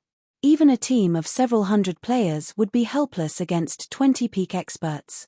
If they wanted to hunt these players down in the field, they'd have to dispatch 1,000-man teams for the search, and several tens of thousands for the fight. Notify Starstreak that his forces are allowed to retreat, Shredded Soul said calm. The Vice Guild leader, Zero Wing is clearly trying to put on a show. Are we just going to let them get away with this? One of Miracle's upper echelons asked. With the forces Miracle had sent to the Black Dragon Empire, cordoning off Blue Wave Rock and hunting down Zero Wing's team was entirely possible. We are Miracle. We do not need such wasteful tactics to eliminate Zero Wing. Since the guild wants to show off its abilities in guerrilla warfare, we'll do the same. Shredded Soul snapped, smiling. Split up our forces and have them deal with Zero Wing's members. Rather than focusing on the areas around Lake Heart City, we'll target every Zero Wing player in the Black Dragon Empire. I want to see who can rack up the most kills. When they heard Shredded Soul's command, realization dawned on the crowd. So what if Zero Wing had a party of peak combatants? Zero Wing's overall strength was nothing compared to Miracle's. If Miracle scattered its forces and attacked multiple locations at once, how many areas could Zero Wing keep safe? Although doing so would incur losses, Zero Wing's suffering would be much greater. After Starstreak received the command to retreat, he led his forces away from Blue Wave Rock. Meanwhile, news of this situation quickly spread to the various superpowers. Miracle has retreated. What happened at Blue Wave Rock? Miracle's retreat surprised the various superpowers, and they immediately ordered infestations on the battle at Blue Wave Rock. However, when the reports came in, the superpowers that had been watching the war between Zero Wing and Miracle were astonished. They had never considered that Zero Wing had such a sturdy foundation. They also marveled at Zero Wing's performance. They hadn't expected Shredded Soul to suffer such a loss, albeit a minor one, at Zero Wing's hands. It had been a long time since a non-superpower had accomplished such a feat. When Phoenix Rain, who was busy on Thunder Island, received the news, she was stunned.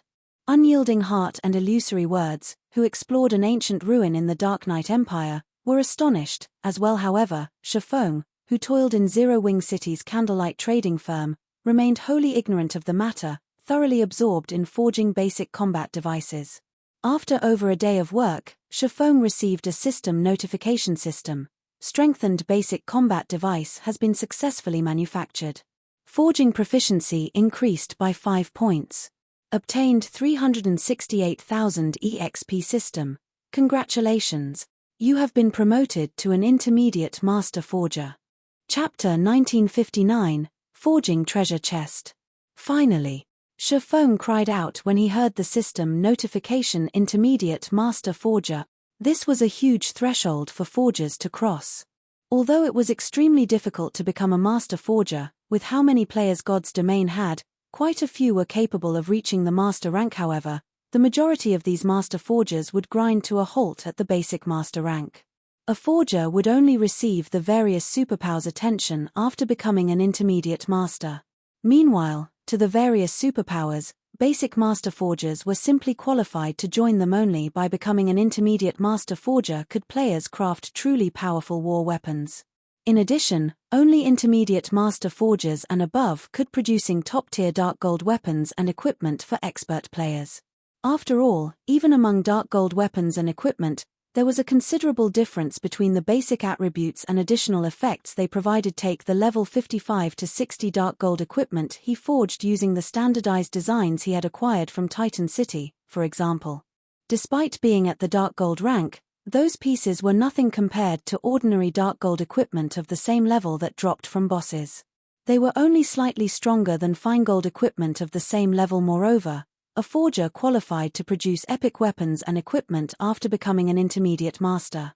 In contrast, basic master forgers could only produce Dark Gold weapons and equipment, at best. Moreover, they would be limited to forging the most ordinary Dark Gold ranked items since they'd have such a low success rate when attempting to craft top-tier weapons and equipment of the same rank. While a basic master had a chance of successfully producing epic weapons and equipment, in theory, not even the various superpowers would be willing to front the production costs. They'd only tolerate an intermediate master forger's success rates. Now that Feng was an intermediate master forger, he could finally begin production for the Guardian puppet. Now, all he needed to do was to stockpile the necessary materials to mass produce it. Once he had amassed enough Guardian puppets, not only would Zero Wing be capable of defending its territories, but it could also afford to relax its guard. The guild would be able to fight the evil god's temple in the fields. Even capturing Ancient Rock City would be possible. Shortly after Feng received the notification informing him of his subclass's new rank, a second notification reached his ear system. Congratulations! You are the first player to become an intermediate master forger in Starmoon Kingdom, rewarding 1 silver forging treasure chest and humanity reputation plus 50 silver forging treasure chest. Surprise flashed in Feng's eyes as a silver chest, studded with a 5-colored gemstone, appearing in his bag space. At this stage of the game, players were ignorant of forging treasure chests. However, all forging players had dreamed of acquiring one during his previous life. As the name suggested, forging treasure chests contained items specifically for forgers, such as secret forging techniques, forging designs, and various forging tools. In the past, there had even been rumors that these chests could drop mysterious flames to forging players. Forging treasure chests were far more valuable than ordinary treasure chests. Normally, players had to complete high-ranked quests for their subclass to obtain such a treasure chest, and even then, the quests normally only awarded bronze forging treasure chests. Feng had only ever heard of the silver version. He had never seen one personally. He had never thought that he would receive such a reward for being the first person to become an intermediate master forger in Starmoon Kingdom. Immediately, Feng removed the silver forging treasure chest from his bag and activated Divine Providence. When Feng opened the treasure chest, the lid slowly lifted. A dazzling, 5-colored light escaped the chest, illuminating the forging room. When the glow eventually faded, 2 items appeared before Feng. One was a hammer engraved with dark purple runes, while the other was an old book. When Feng tried to inspect the items, all they would reveal was the word unknown. These are, after Feng appraised both items with omniscient eyes, he could not help but stare at the items with wide, surprised eyes. Magic Refining Hammer, Dark Gold rank, durability 200. Equipment requirement, Master Forger. Increases production speed by 10%, success rate when producing items below epic rank by 5%, and success rate when producing items at epic rank by 2%. 100 Refinement Gold design.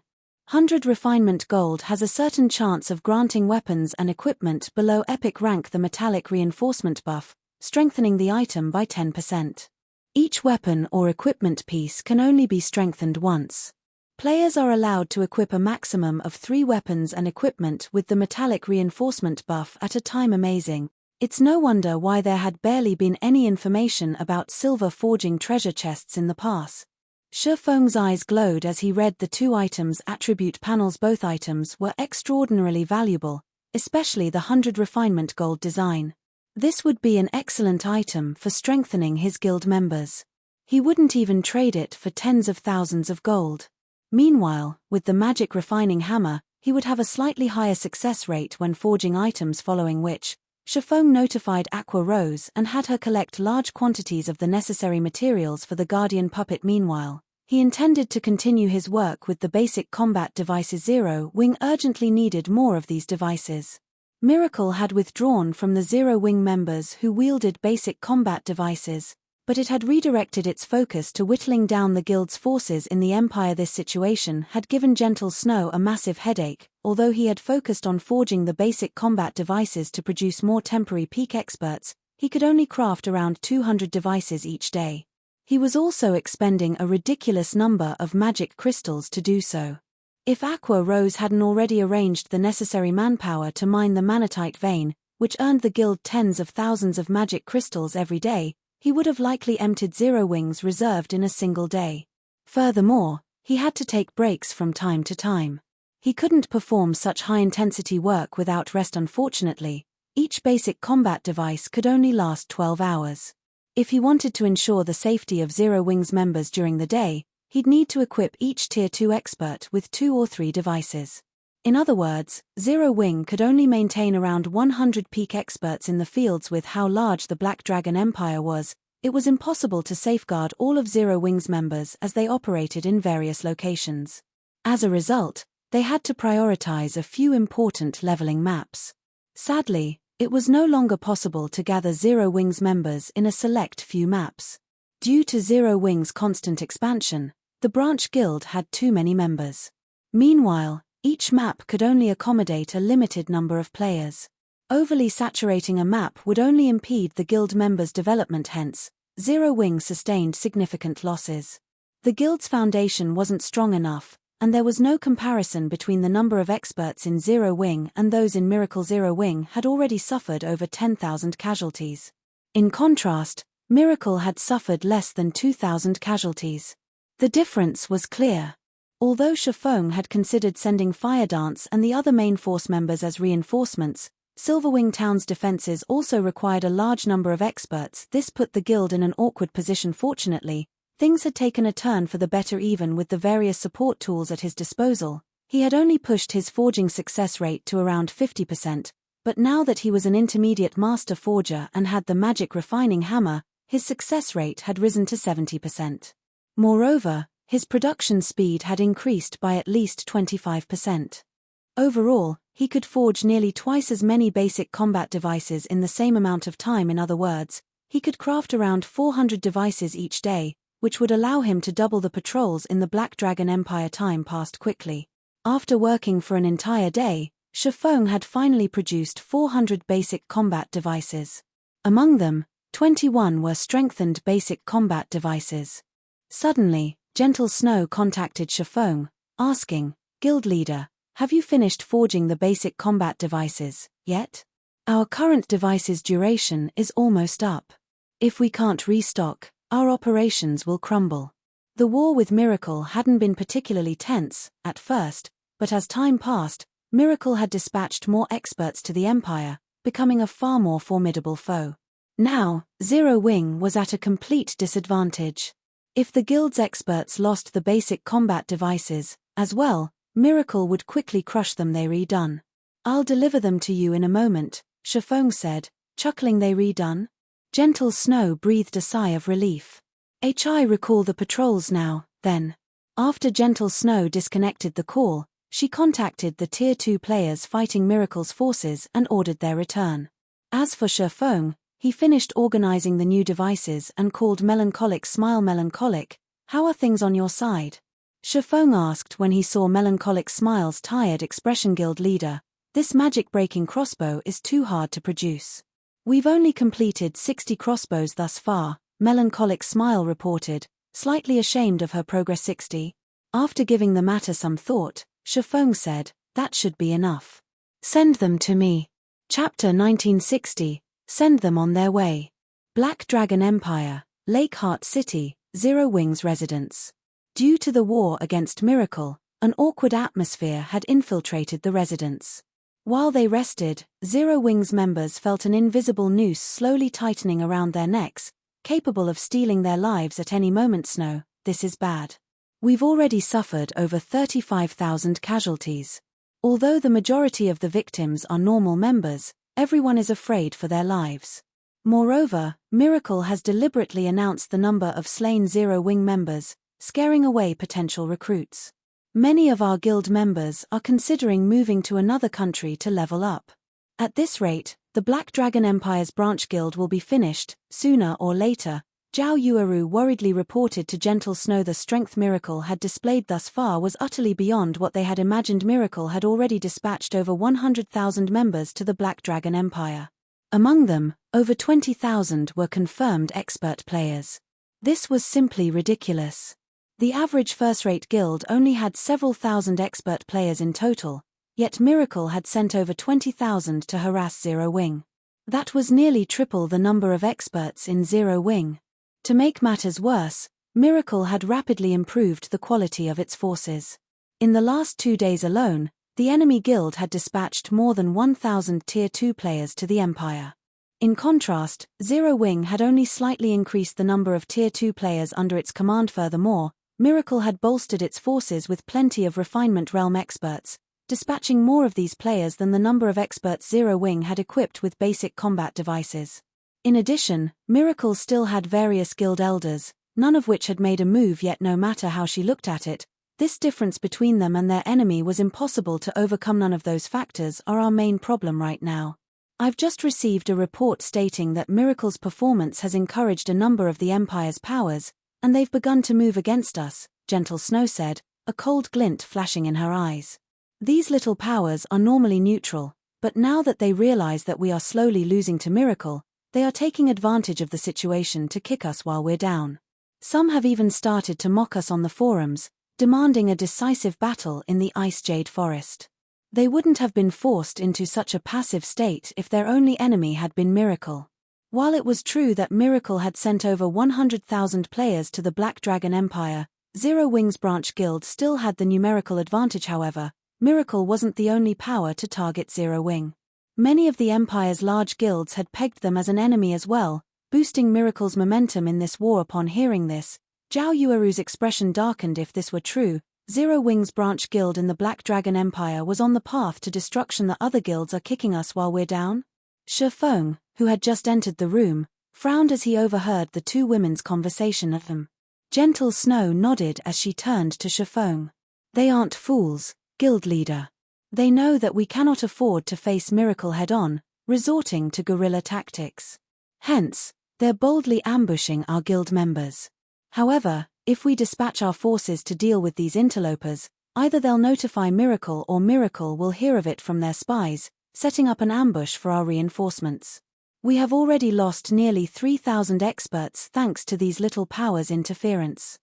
With the branch guild's strength, Zero-Wing could easily deal with these large guilds, but they were using themselves as bait to lure Zero-Wing's experts in. For Miracle, Zero-Wing couldn't simply dispatch a small group of experts as reinforcements since these large guilds employed 1,000-man teams for their ambushes, yet if their guild dispatched an equally large force, Miracle would discover their movements immediately and use the opportunity to cripple Zero-Wing. This was the cause of her current headache.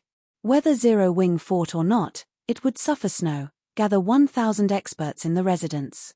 Smiling, Feng continued, since Miracle wants a frontal confrontation and we have enemies who want to act like bait, we'll fulfill their wishes, but... Gentle Snow wondered if Feng truly understood Miracle's situation when he issued his command, but before she could dissuade him, he sent her a trade request, dropping a large number of basic combat devices and magic-breaking crossbows into the trade window.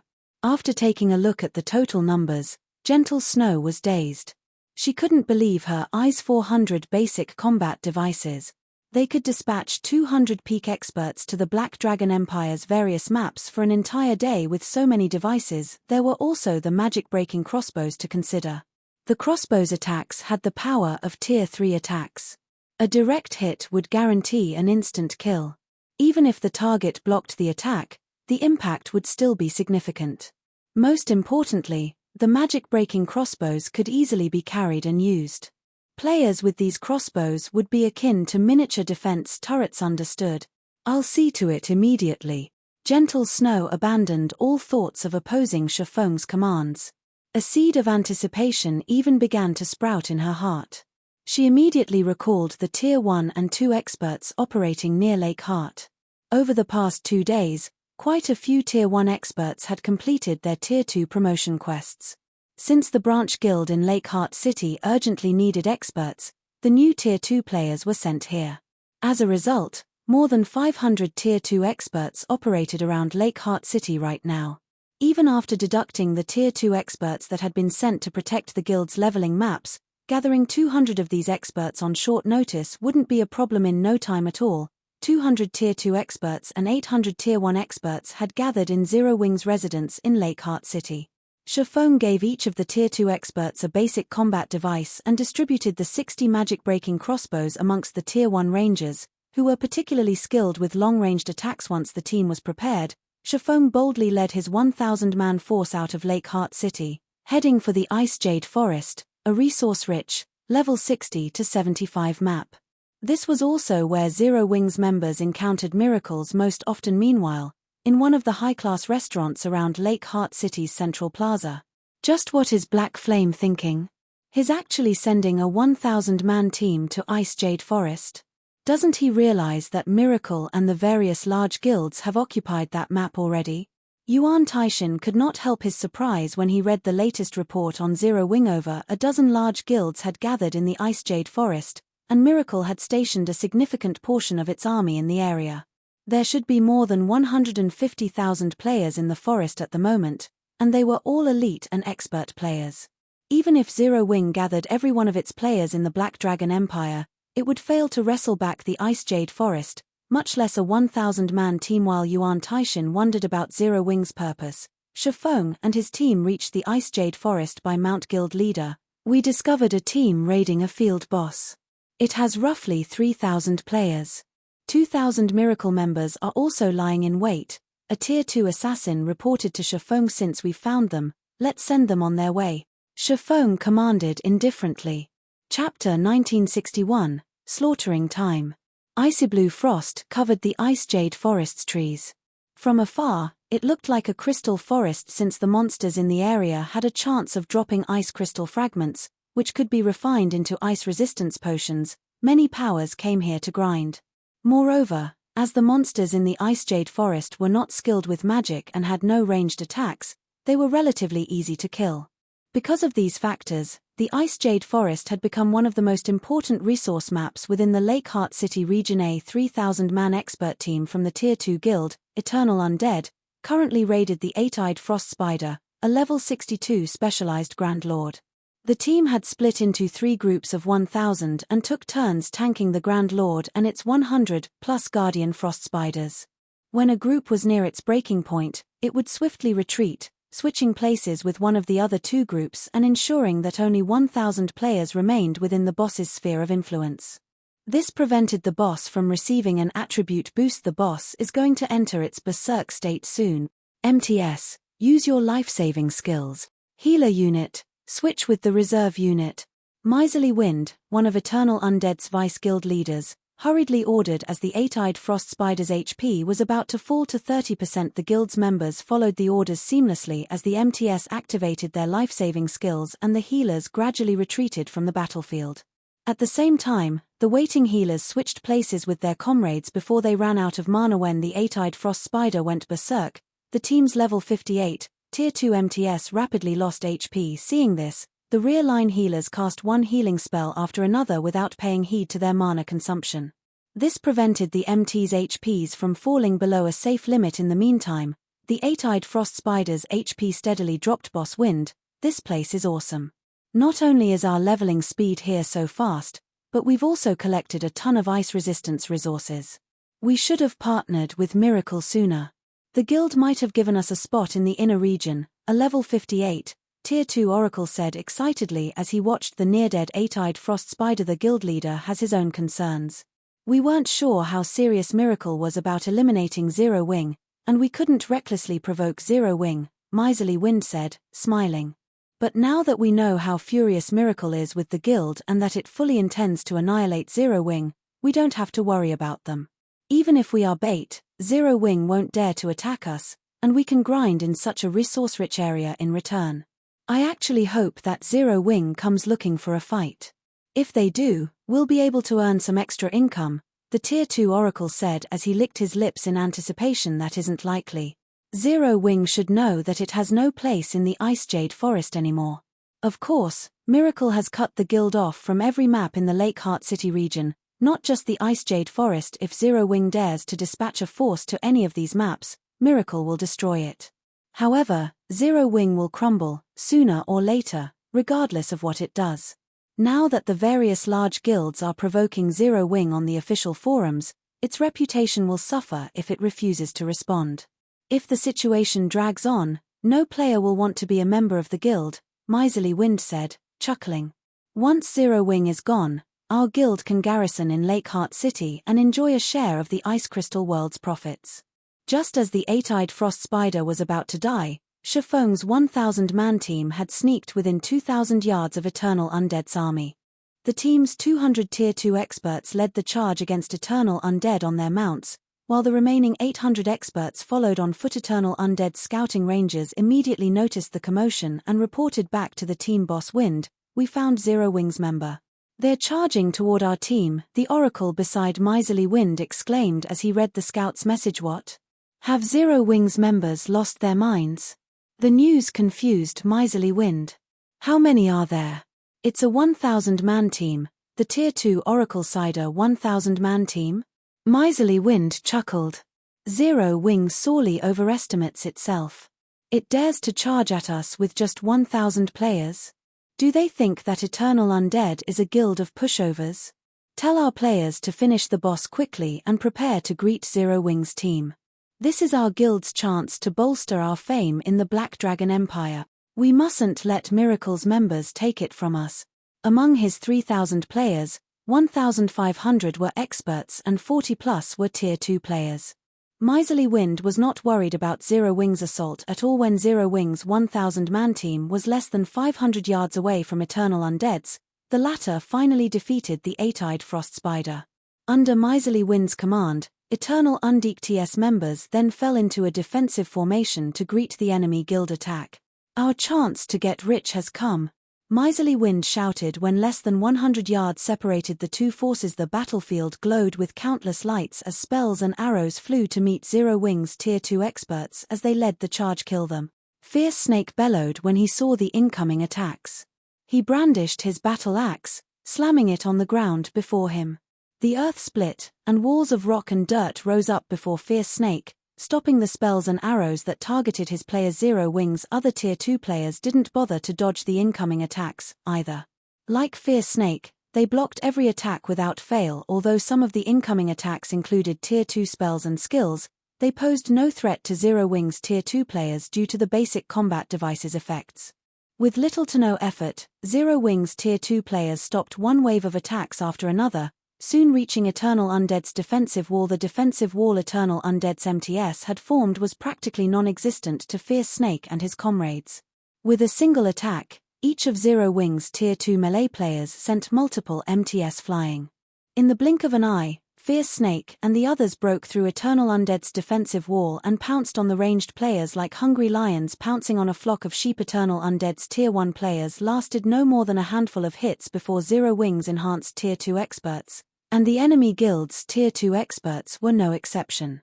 The difference between their basic attributes was already massive, and after including physique, reaction speed, and several other aspects, Eternal Undead's members stood no chance against these Zero Wing experts.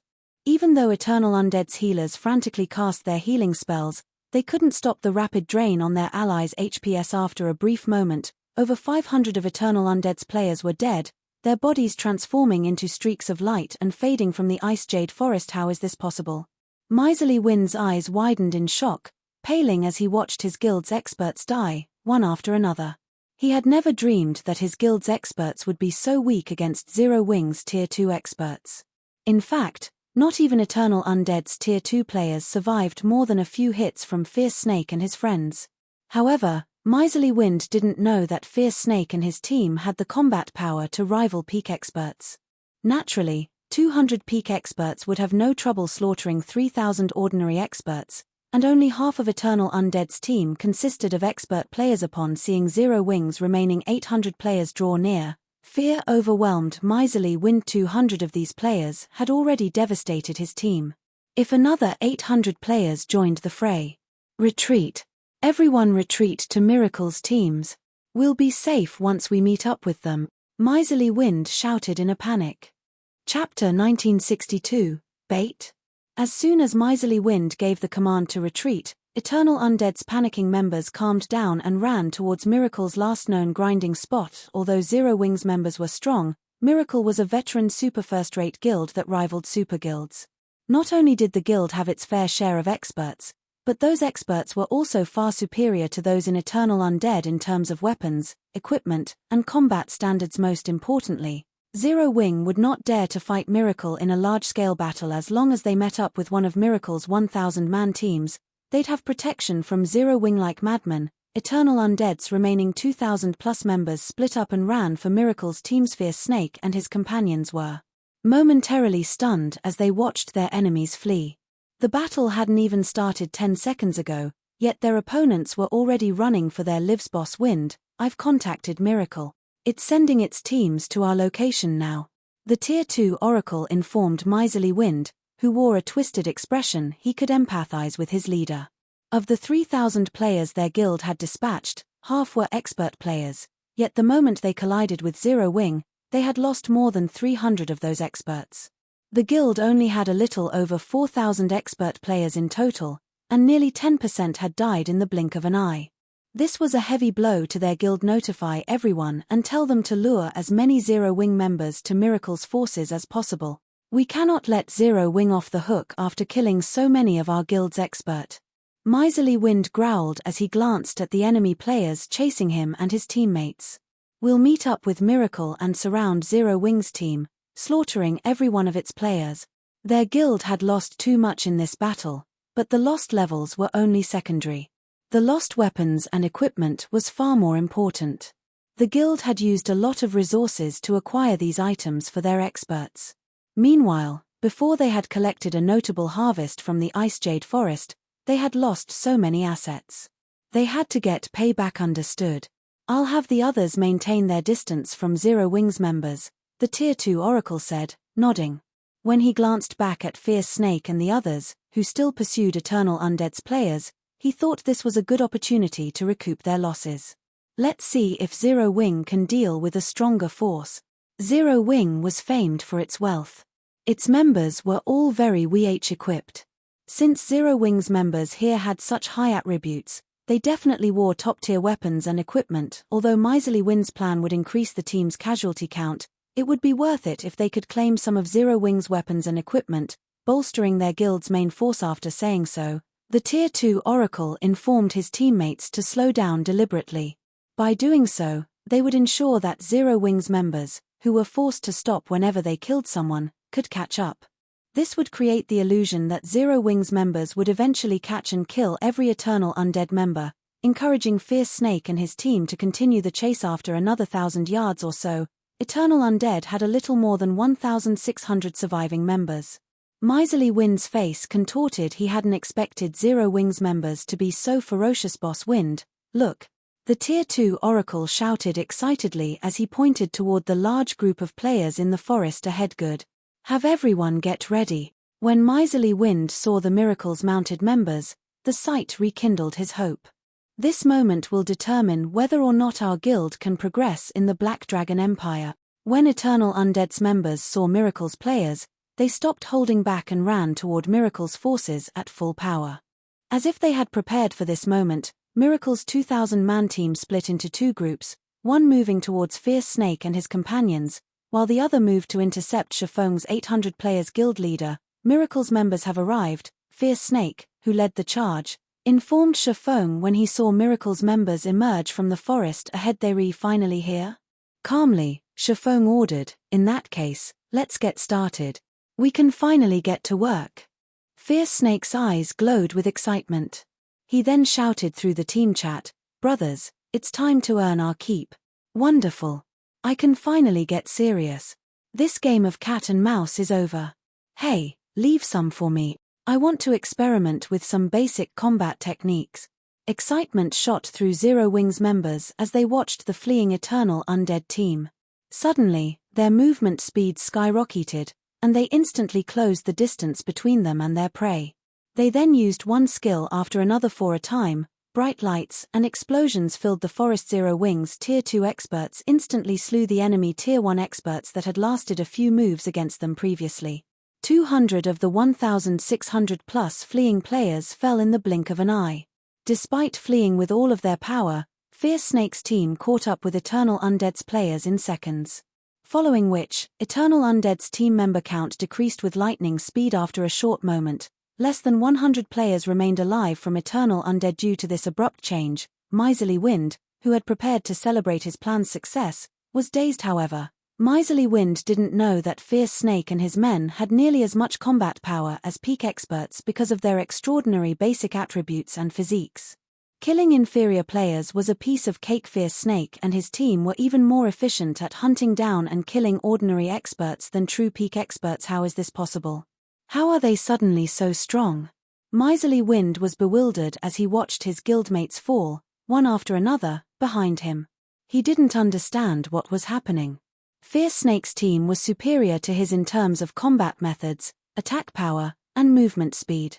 They fought like completely different people than they had in the earlier battle. As Miracle's members drew nearer, Miserly Wind thought of a possibility. Could it be?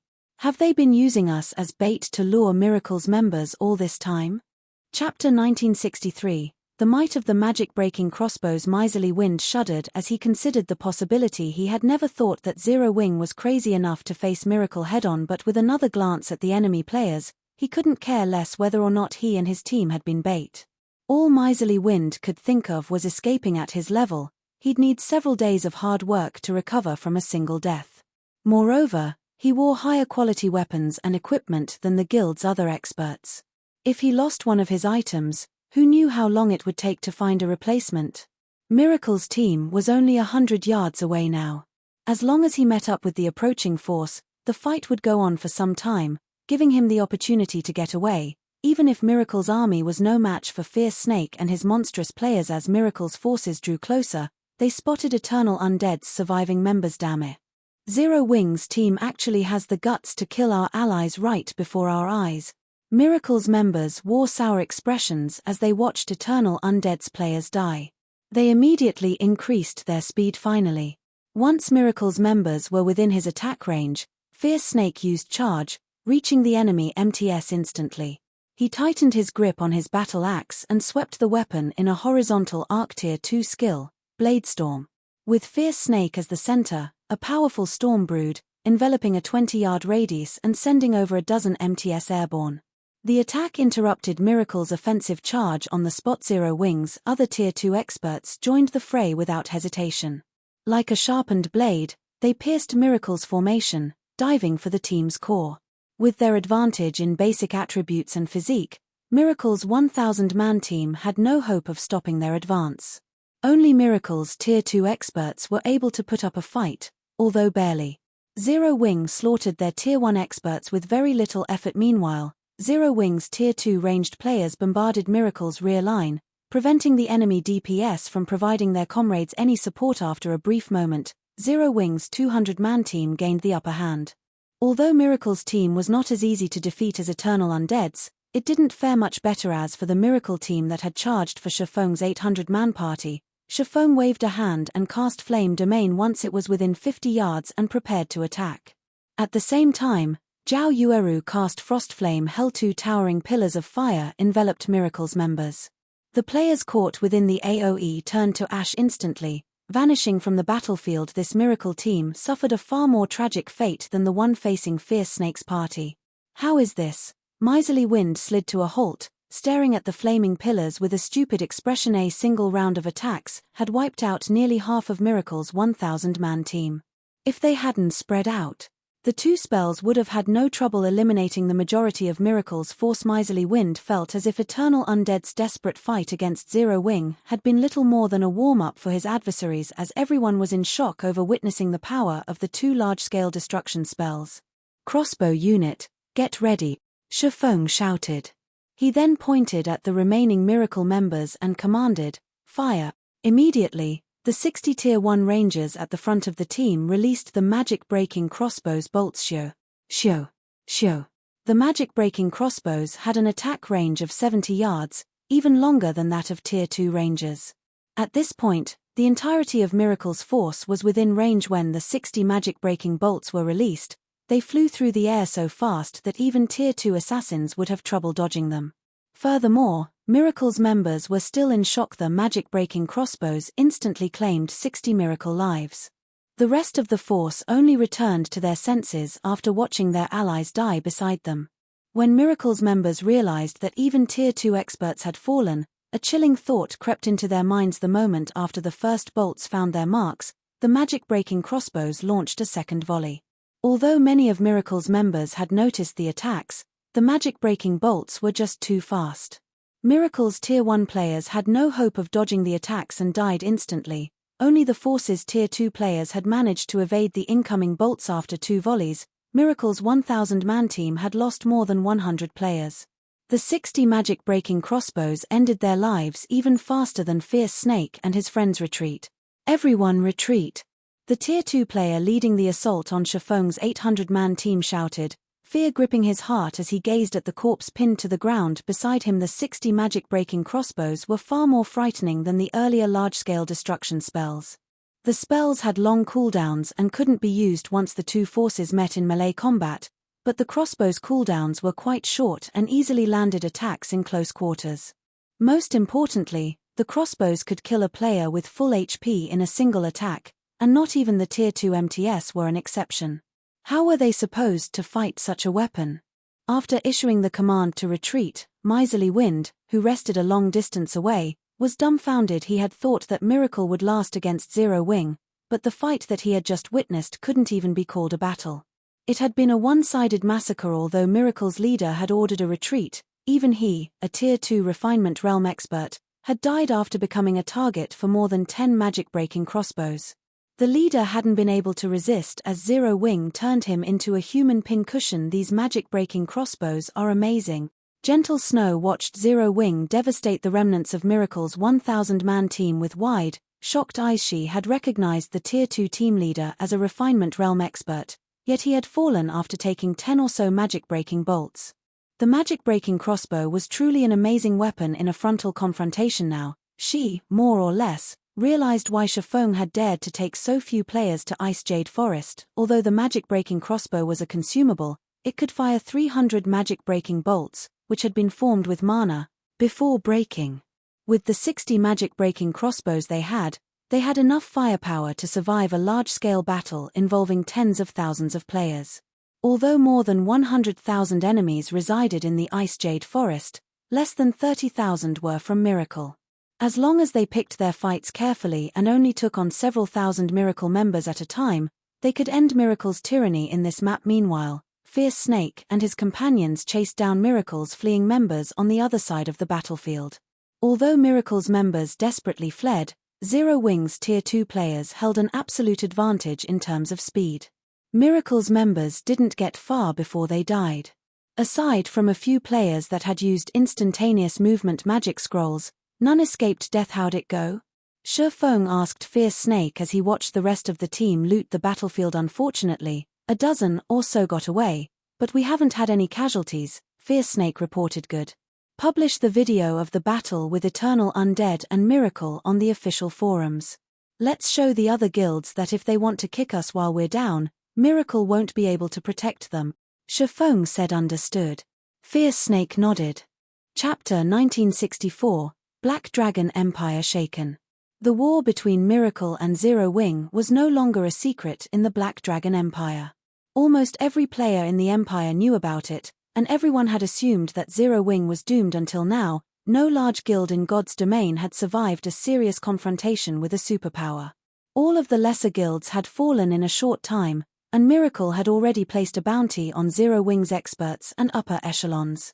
The offer was high enough to tempt many of the Empire's experts, and countless players had secretly taken action. Miracle had even recruited the Black Dragon Empire's various large guilds in its war with Zero Wing, and despite the public provocations on the forums each day, the guild hadn't responded, and Zero Wing's reputation in the Empire had plummeted. At this point, many of Zero Wing's members had considered withdrawing from the guild. After all, Players joined guilds to ease the burden of leveling up and share in the guild's glory. Nobody would join a cowardly guild that the public ridiculed. Meanwhile, the Empire's various large guilds spent their time preparing. The moment Zero Wing withdrew from the Black Dragon Empire, they would swoop in to take over its abandoned territories. However, an uproar shook the forums shortly after Fierce Snake uploaded the battle videos he and his teammates had recorded. The forum post's title was particularly eye-catching: Death to Those Who Support Miracle. He had published the post under Zero Wing's name, and the imposing response was hard to ignore. Less than a minute after the post went live, it had become the most popular of the day with over 1 million views. Amazing. Zero Wing is simply amazing. Eternal Undead's members died right in front of Miracle's members, yet Miracle couldn't do anything about it. I wonder how the various large guilds feel now. Zero Wing is obviously showing them that even if they have Miracle's support, the guild can't protect them. Zero Wing is so arrogant. It's just one guild. Does Zero Wing really think it can survive if so many guilds band together? This warning will only enrage its enemies and make Zero Wing's situation worse. That might not be the case. Did you see how Eternal Undead's members died? They were fish on the chopping board in front of Zero Wing's team. Although Eternal Undead is only an average second-rate guild, it is still a bona fide second-rate guild, yet Zero Wing slaughtered its members. The other guilds will only suffer the same fate. That's right, this 1,000-man team from Zero Wing is simply ferocious. It almost annihilated Miracle's 2,000-man army. If such a team targets other guilds' expert teams, the outcome will likely be the same. Zero Wing is really a guild of experts. I think I'll stick with joining Zero Wing. The Empire's players had a heated discussion over the battle videos Fierce Snake had published. They had never thought that the moment Zero Wing took action, the guild would make such a terrifying move. With a single battle, it had deterred other guilds from trying to take advantage of the war and humiliated Miracle. Zero Wing hadn't suffered a single casualty in this latest battle, while Eternal Undead and Miracle's teams had been almost extinguished. Despite the two guilds having 5 times as many players, their defeat had still been miserable. This proved to everyone in the Empire that Zero Wing's strength wasn't superficial. When Zero Wing's members saw the post, however, their passion and enthusiasm rekindled. They all wished they had taken part in the battle and given Miracle a good beating. At the same time, many Zero Wing members aspired to become expert members more than ever. They hoped that they could one day fight overwhelming odds, securing an absolute victory like Fierce Snake and the others. Just the idea was exhilarating. Hahaha. Let's see if those guilds dare to act so arrogantly before us again. All hail Zero Wing. All hail the guild leader. When the various superpowers' upper echelons received news of the battle, an indescribable shock overwhelmed them. The battle's outcome had a greater impact on them than it had on the general public. Ordinary players might not be able to determine Fierce Snake and his team's exact strength, but they could. How has Zero Wing secured so many experts with the combat power to rival peak experts? Yuan Taishin read the latest report with furrowed brows. Peak experts were a guild's core combatants. Not even the various superpowers had many peak experts, yet Zero Wing had just revealed a force of 200 seemingly out of nowhere. A team of 200 peak experts would be an absolute nightmare out in the fields. Destroying such a force would require an army of tens of thousands of elite and expert players as well. The use of magic arrays. Miracle likely has quite the headache over this situation right now. It had probably never considered that the little bug it was trying to crush would turn out to be a steel spike, Purple Jade said. Giggling. Miracle had always been overbearing. Normally, even super guilds avoided clashing with the guild, whereas super-first-rate guilds were often oppressed by it. However, she also had to admit that Miracle had the strength to do so. Seeing the guild suffer such devastating, repeated losses was extremely rare. Meanwhile, in Miracle's residence in Lakeheart City, the room's atmosphere was intensely chilly. Many of the Empire's large guilds had given up on provoking Zero Wing due to its recent demonstration. After all, the guild had proven that Miracle couldn't guarantee their safety in the fields. No matter how one looked at it, letting a large number of guild experts die just to grind in a better resource map wasn't worthwhile. Damn it. How did Zero Wing suddenly obtain so many experts? 1,000 Miles paled as he watched the battle video before him. I thought Zero Wing could only produce a small number of those basic combat devices. After Fierce Snake's team had displayed their strength at Blue Wave Rock, Miracle had sent spies to investigate the source of their power. With Zero Wing's current standards, gaining so many peak experts so quickly was impossible. The only explanation was that the guild had acquired a special tool based on those investigations. They had learned that Fierce Snake and his companions had become so powerful through a tool known as the Basic Combat Device. However, while this tool was very powerful, it had a limited duration, and only a small number could be crafted each day. At most, Zero Wing could supply a 100-man team for a full day. Fortunately, once these players scattered across the Empire, they'd no longer pose much of a threat, but Zero Wing had revealed 200 of these experts in the latest confrontation. 1,000 Miles could not figure out how Zero Wing had managed to craft so many more basic combat devices. If Zero Wing could truly maintain a 200-man team of these experts at all times, it would impact the current war's status quo. Moreover, they had discovered that Zero Wing had a powerful collection of heavy crossbows during the battle. Not only did the crossbows' attacks contain immense strength, but they were also impressively fast.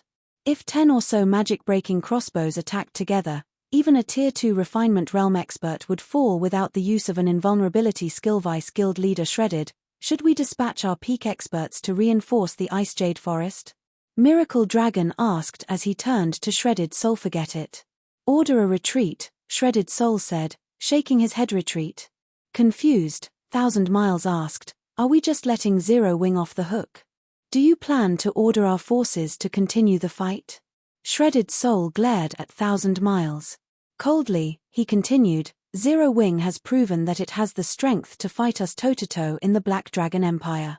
We might win if we continue fighting, but we'll pay a heavy price and fulfill the other superpowers' long-held wish. If we have to pay such a price for defeating Zero Wing in the Empire, what will we gain?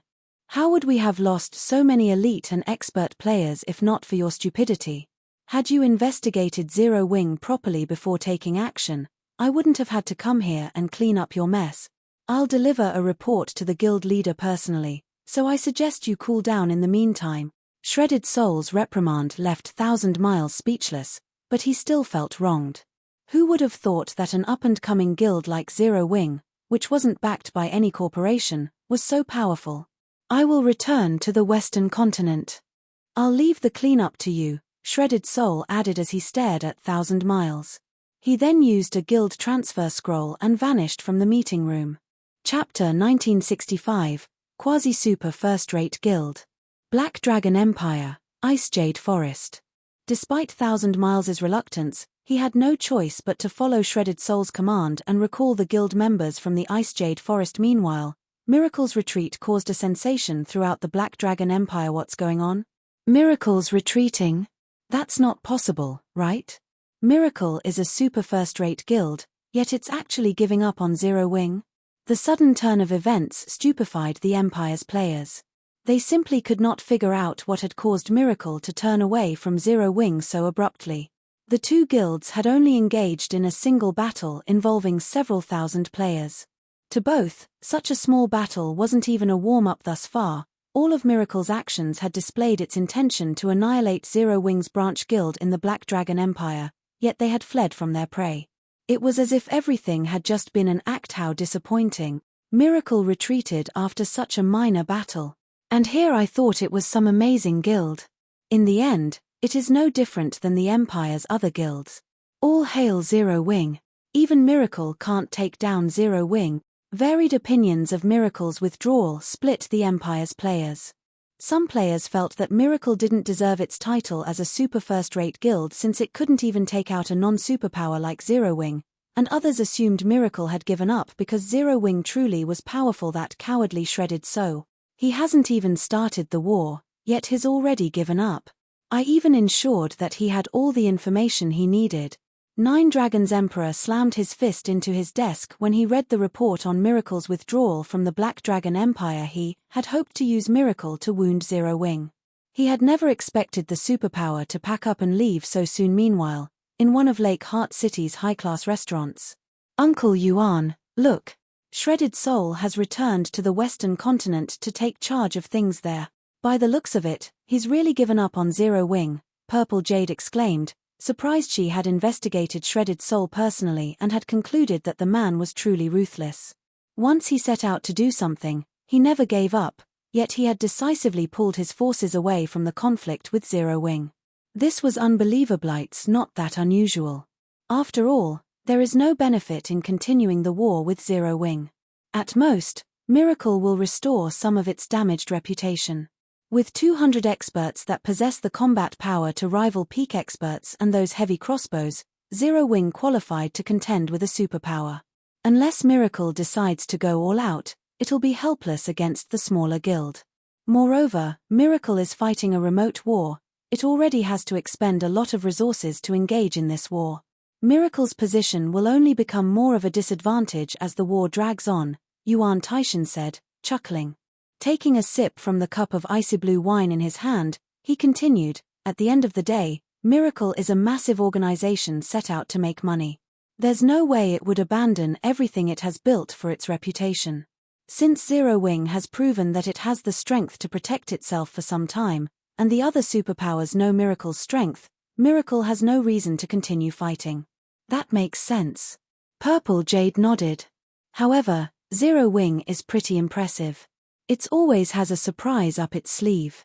I had thought the guild was doomed this time.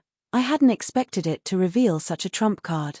It's no wonder why Zero Wing dared to compete with the various superpowers over the Or Empire's resources. In God's domain, might was right. Provoking Miracle wasn't a problem as long as Zero Wing could endure the larger guild's wrath. If Zero Wing couldn't do that, Miracle would destroy the guild. If it could, it would survive. It was just that simple. The various superpowers would not ridicule Miracle for being weak because it failed to destroy a guild that merely rivaled first-rate guilds. They would only take joy in the fact that Miracle had accidentally tugged on a tiger's tail. However, it's too early for Zero Wing to celebrate. The guild still has a bumpy road ahead. Furthermore, Miracle will definitely strike if given the chance in the future. Yuan Taishan said Miracle had only given up on dealing with Zero Wing this time because the losses outweighed the gains. Even if it defeated Zero Wing, all it would gain was reputation. While reputation was important for a guild's development, it was not particularly important to a veteran super-first-rate guild like Miracle. However, it was a different story for the various superpowers operating in the Or Empire. These superpowers were there to obtain resources for their development. It was entirely possible for these organizations to use everything they had to remove Zero Wing. They wouldn't give up as easily as Miracle. Now that Zero Wing had exposed 2 more trump cards, its development in the Or Empire would be at risk. While Yuan Taishan and Purple Jade conversed, the various superpowers expressed their astonishment over Zero Wing's performance. They had never dreamed that a guild with no background was capable of forging such a sturdy foundation. They all ordered further investigations on Zero Wing, desperate to know more about the basic combat devices and magic-breaking crossbows. Due to this latest battle, the various superpowers realized that while guild experts were important, God's Domain's tools were just as crucial. Zero Wing's success in fending off Miracle was the best proof of this. The Black Dragon Empire's large guilds, in particular, feared for their survival after watching Zero Wing slaughter Eternal Undead's 3,000-man force. When they heard that Miracle had withdrawn its players from the war, they immediately recalled their forces from the Ice Jade Forest and reached out to butter up to Zero Wing. If even a super-first-rate guild like Miracle was powerless against Zero Wing, what hope did their guilds have? Zero Wing had proven its strength to everyone in the Black Dragon Empire with the battle in the Ice Jade Forest. Although it was not a super-first-rate guild, it had the power to stand against one. Zero Wing was now only second to the Dragon Phoenix Pavilion in the hearts of the Empire's players.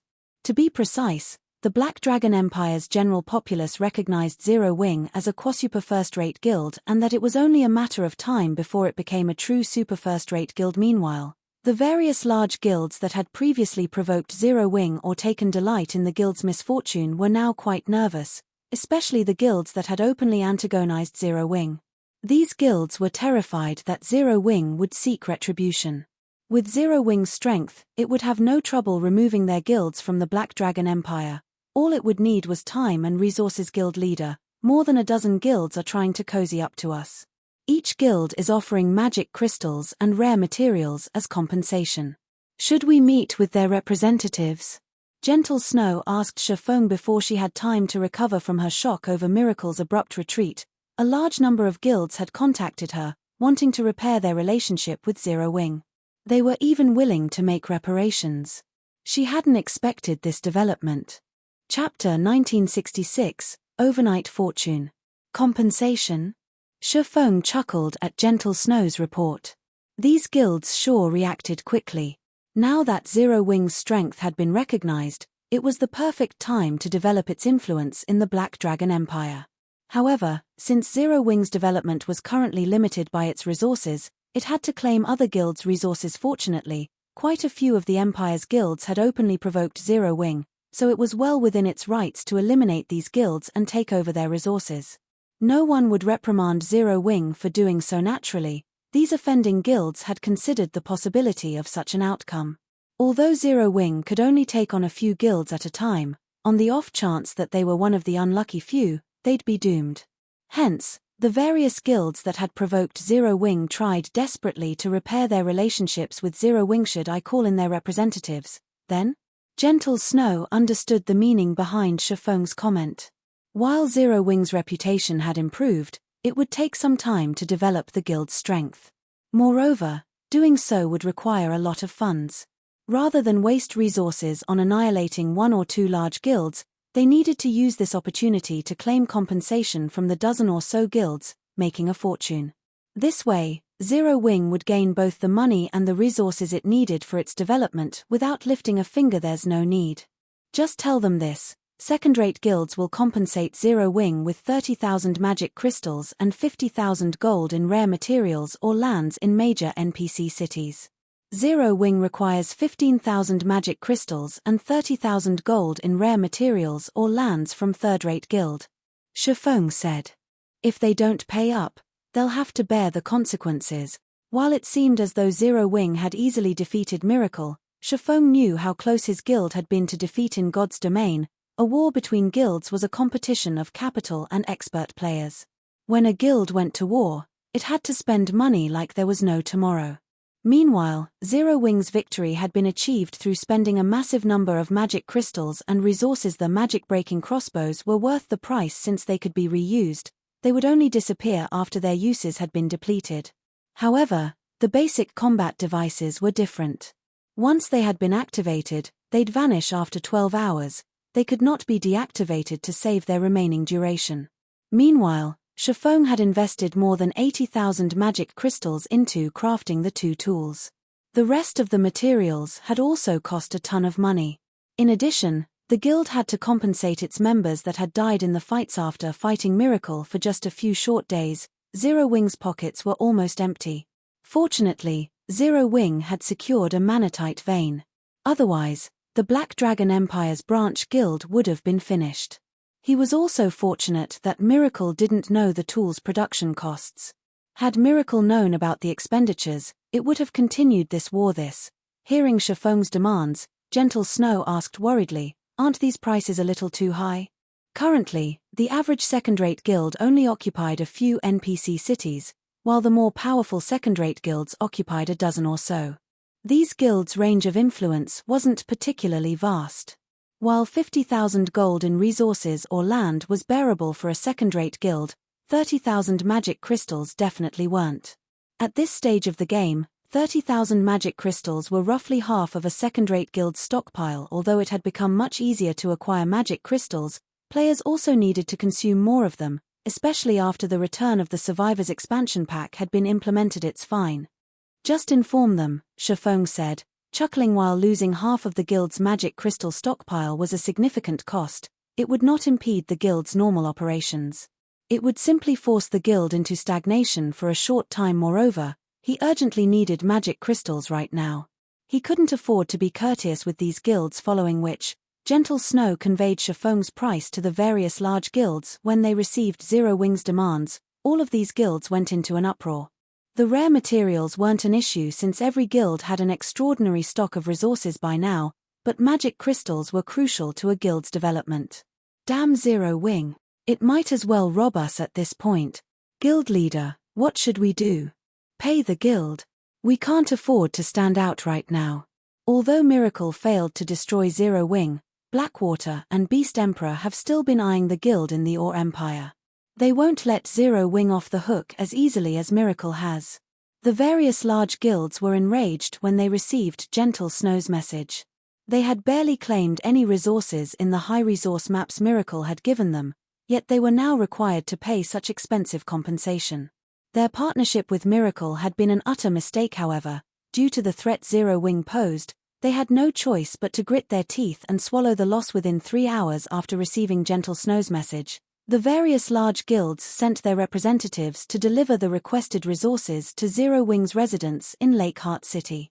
When Gentle Snow and the guild's other upper echelons received the payments, they were ecstatic. "Snow, we're rich," Zhao Yueru exclaimed as she gazed at the magic crystals and multiple resources in the guild warehouse. They had received compensation from more than a dozen guild.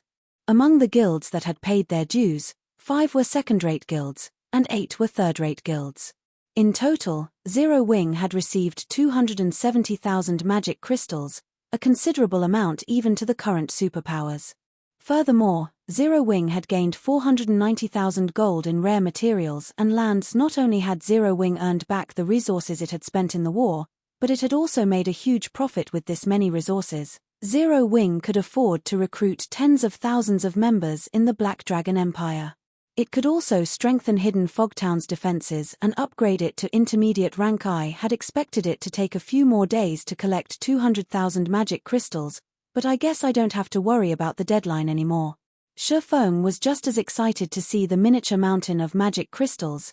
He didn't dare to take risks with the inferior legendary quest from the Jealous Witch. The penalty for failing the quest was no laughing matter. Moreover, he absolutely needed to the field magic array. Void field magic arrays were extremely rare in God's domain, and the only one he knew how to obtain was the one in the Witch's Hill. He'd just have to get lucky to secure another one. Field magic arrays were so rare because of how powerful advanced field magic arrays were in wars, and when plundering resources. Once players reached level 65 and beyond, resources would become significantly more difficult to acquire due to how dangerous the monsters were in the appropriately leveled maps. Although these monsters had higher basic attributes, they also have visibly stronger combat standards once they reached level 65 and beyond. Moreover, the more resource-rich a map was, the more visible this improvement would be. In comparison, monsters below level 60 had roughly the same combat standards regardless of what kind of map they occupied. At most, their basic attributes would differ slightly. The weakest monsters in level 65 plus maps had combat standards on par with the early stage of the Trial Tower's 3rd floor, while the stronger monsters could reach the 5th floor's early stage. Most importantly, they would travel in larger numbers. Against such an abrupt difference, one could imagine how the various large guilds would fare. Moreover, guild experts had obviously lower basic attributes than monsters. If these guild experts lost their combat standard advantage as well, they'd have a difficult time grinding. Because of this, few large guilds had taken advantage of level 65 plus maps in his previous life since they weren't strong enough to grind the map's monsters. Hence, field magic arrays had become extremely important.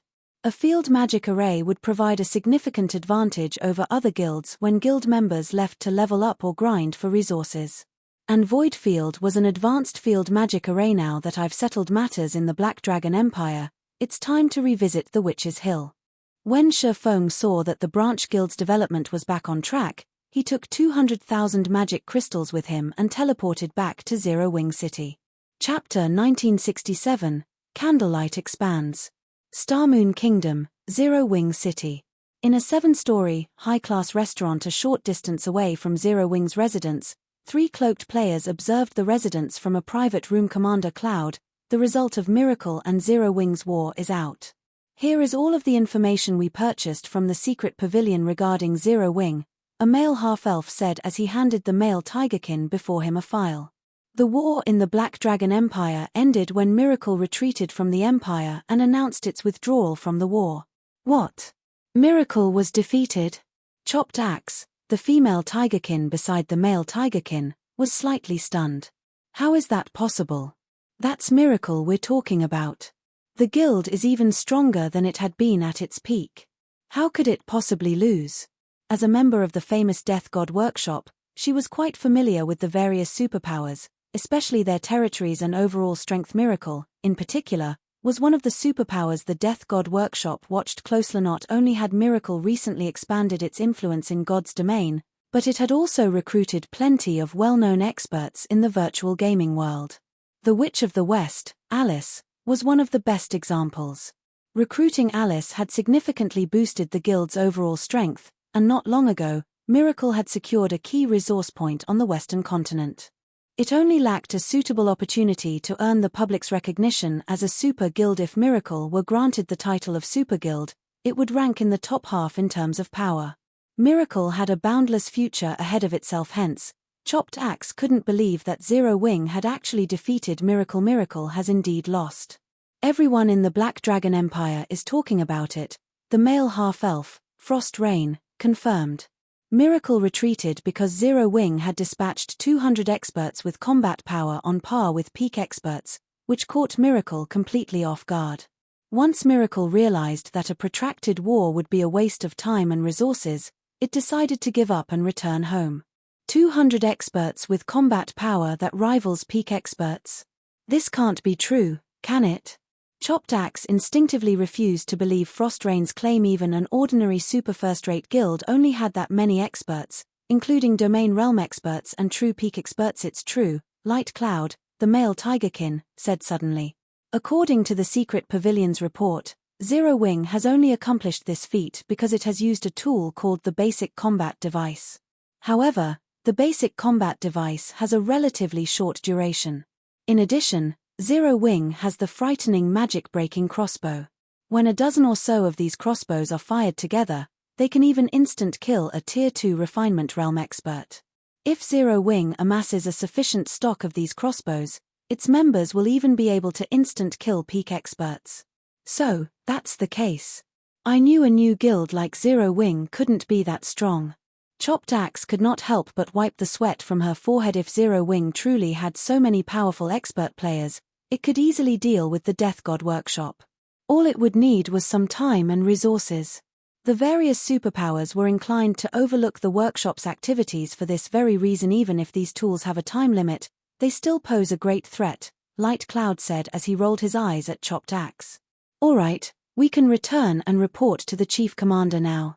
We'll let the Chief Commander decide how to deal with Zero Wing in the fairy country. After saying so, Light Cloud took a return scroll from his bag. He had no intention of wasting any more time in Zero Wing City. Frost Rain and Chopped Axe nodded in agreement. They had never expected Ninth Heaven to secure such a powerful backer. Meanwhile, the first thing Feng did after returning to Zero Wing City was store the rare materials he had obtained in the Black Dragon Empire in Candlelight's warehouse. He then had Melancholic Smile ramp up Candlelight's recruitment for lifestyle players and expand the firm's operations. Although the Candlelight trading firm was developing nicely, it could only afford to nurture a limited number of lifestyle players due to the lack of materials. As a result, Candlelight was restricted when recruiting lifestyle players. Fortunately, Zero Wing had secured 490,000 gold in rare materials through the war in the Black Dragon Empire.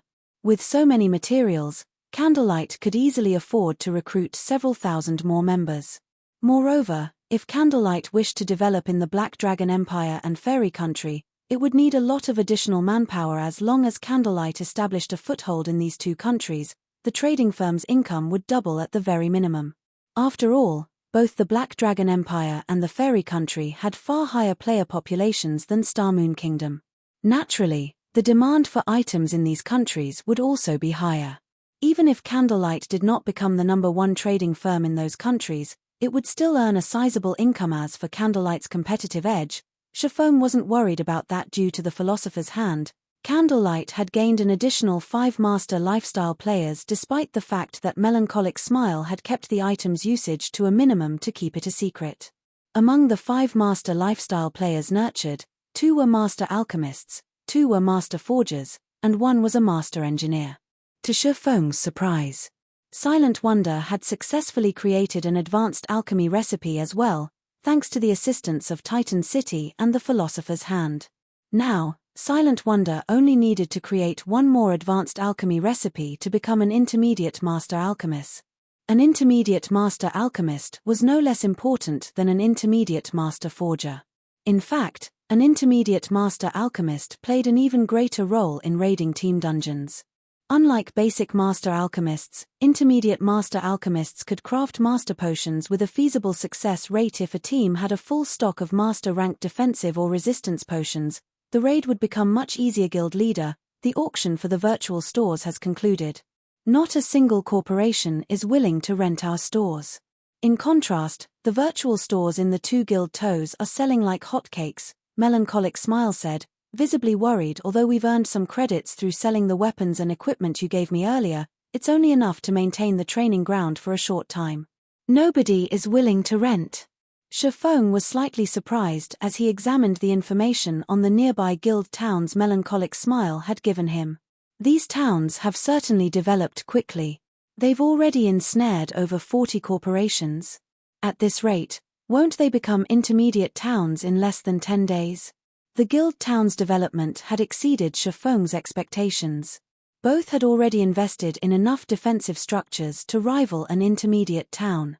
Even more surprising was both towns' defensive magic arrays, protecting the towns from monster assaults. These defensive magic arrays were the reason that the various corporations were so confident in investing in the town's guild leader. You're still in the mood to joke around? Now that we've moved to the new training ground, our daily expenditure has gone through the roof. With the credits we currently have, we'll only last another 5 or 6 days, Melancholic Smile said. Exasperated, she had already seen Liang Jing's financial report, and she had been horrified. The number of credits the guild spent each day was absurd. Weary burning through that much money. Even Feng was surprised when he saw the daily costs. He hadn't realized that Ouroboros had spent such a frightening amount of credits each day to maintain its training ground. The operational cost of Zero Wing's training ground could already rival that of Shadow in the past, and this was only the beginning. As Zero Wing recruited more internal members, the costs would increase. However, Feng revealed a faint smile after a moment and said, "Let's see who can outlast who, then." Feng instructed Melancholic Smile to sell some of the crafted level 50 bronze and mysterious iron equipment for credits. The credits from these sales should help the guild survive for a while longer. Although primordial gas slowly spread throughout the Witch's Hill, increasing the local monsters' strength and weakening players' combat power, monsters still needed time to evolve. After Feng settled his affairs with the Candlelight trading firm, he used the 7 Luminaries ring to teleport to the Million Forests teleportation array. He then spent 1 magic crystal to teleport to the Otherworld Gate the Jealous, which appeared not long after Feng had arrived. She quietly hovered in the air while looking down on Feng. "Young adventurer, why have you returned so soon?" The Jealous Witch demanded. "Lady Witch, I have completed the task you gave me. Here are the 200,000 magic crystals you asked for," Feng said as he removed 200,000 magic crystals from his bag, instantly forming a small mountain before him. Once all 200,000 magic crystals were accounted for, the Jealous Witch waved her hand lightly, and every crystal vanished into thin air. At the same time, the gigantic Otherworld Gate released a dazzling glow. Primordial gas surged out. Then, a series of system notifications reached his ears. Chapter 1968, Divine Runic Armor. System, you have triggered the new expansion pack Primordial Heart. Starmoon Kingdom Region System Announcement, players have triggered the new expansion, Primordial Heart. The Primordial Heart will descend in the Witch's Hill in 3 hours. Please prepare. The system announcement echoed in every player's mind throughout Starmoon Kingdom. When it finally ended, players fell into heated discussions over the new expansion. What's this Primordial Heart thing? Has some major event occurred in the Witch's Hill? This new expansion pack will definitely be a huge opportunity. I wonder how Witch's Hill will change this time. I knew I should have gone to the Witch's Hill to develop. Starmoon Kingdom's players shifted their focus to the Witch's Hill the moment the system announced the new expansion pack. Previously, due to the map's strange phenomenon increasing monsters' strength and reducing players' combat power, only strong independent players had ventured to the Witch's Hill to level and grind. With the addition of the various large guilds' competition over the region's resources, it had become nearly impossible for ordinary players to get a share of the area's benefits. Hence, the Witch's Hills hadn't been very popular among independent players. Only the various large guilds and adventurer teams still vied for the land. Naturally, The kingdom's independent players weren't the only ones paying close attention to this new expansion. The various major powers in the Witch's Hill had launched fervent investigations to learn what changes this expansion pack would bring to the region. So, this is the Primordial Heart's activation condition? Surprise flashed in Feng's eyes as he read the system notification. The Primordial Heart expansion pack had appeared during his previous life as well, but it hadn't activated until long after the Otherworld Gate had been discovered. Now that he had triggered the expansion pack so early, Feng did not know how to feel about it. In the past, the Witch's Hill's Otherworld Gate had been discovered far too late. A large number of players had already reached Tier 3, and as a result, the Otherworld Gate had only been considered a good area to grind for unique materials and for independent players to level up. It hadn't been a particularly valuable map. While it was true that the new expansion pack was an opportunity, the Primordial Heart expansion had hardly been any help to players in the past. When Feng had sealed the Otherworld Gate, it had caused the Primordial Heart's descent, increasing the primordial gas in the Witch's Hill. The gas, in turn, increased the strength of the region's monsters and decreased players' combat power. Even the monsters' levels had increased considerably, though the level cap was still level 70. As for the monsters that had come through the Otherworld Gate, not only were they quite powerful, but their bodies also contained dense primordial gas. When these monsters were killed, they had a certain drop rate for primordial crystal fragments, crystallized primordial gas that contained intense, turbulent energy. One could synthesize these fragments into primordial crystals, which contained even denser energy. The primordial crystal was one of the best materials for nurturing living mounts, even more effective than energy essence that dropped from the Eclipse Gate's monsters. After all sorts of monsters had ruled over God's domain during the ancient area, and they had become so powerful due to primordial gas. However, the primordial crystals had a drawback. Although they were far more efficient than energy essence when nurturing mounts, they could only increase a mount's rank to bronze rank. Hence, players in Feng's previous life had considered the Primordial Heart expansion pack useless. The majority of large guild members had already nurtured their guild mounts to bronze rank by the time the expansion had taken effect, and ordinary players hadn't usually had mounts that were capable of growth. Only guild players that intended to replace their guild mounts had any use for the primordial crystals. However, the primordial crystals were far more valuable to current large guilds. God's Domain's guilds had only started to acquire stables and grow their guild mounts. If they could upgrade their members' mounts to bronze rank with the primordial crystals, they could significantly help their guild's development. Mounts could provide some assistance in battle once they reached bronze rank, and they were considerably faster than common mounts. However, while the Primordial Heart expansion pack would benefit the various large guilds, it also came with plenty of trouble. Activating the Primordial Heart expansion pack would double the number of monsters in the Witch's Hill and increase the number of field bosses in the area by several fold. Moreover, the field bosses' raid difficulty would increase, making survival far more difficult in the Witch's Hill for current players. In addition, the monster sieges would occur far more frequently. Originally, guild towns and cities' chances of being besieged by monsters had only been 10% to 20%. However, once the Primordial Heart expansion took effect, those chances would increase to 20% to 35%. As Feng pondered about how to deal with the Primordial Heart's descent, the jealous witch, who still hovered in the air, began to reclaim her youth. In a matter of seconds, the old, hunchbacked lady transformed into a charming, middle-aged woman with fair, supple skin. Her black robe also transformed into a pitch-black, sleeveless dress. She now wore a black mage hat, as well, and her wooden staff had become one made of black jade. As she hovered, she radiated an indescribable charm that drew others' gaze. Excellent. Young adventurer, you have helped me seal the Otherworld Gate in time and avoided catastrophe for Starmoon Kingdom. You have also helped lighten the curse I bear. Take this magic array design as a token of my gratitude, the jealous witch addressed Feng. This should have been the end of your job here, but sealing the Otherworld Gate had made the Witch's Hill unstable.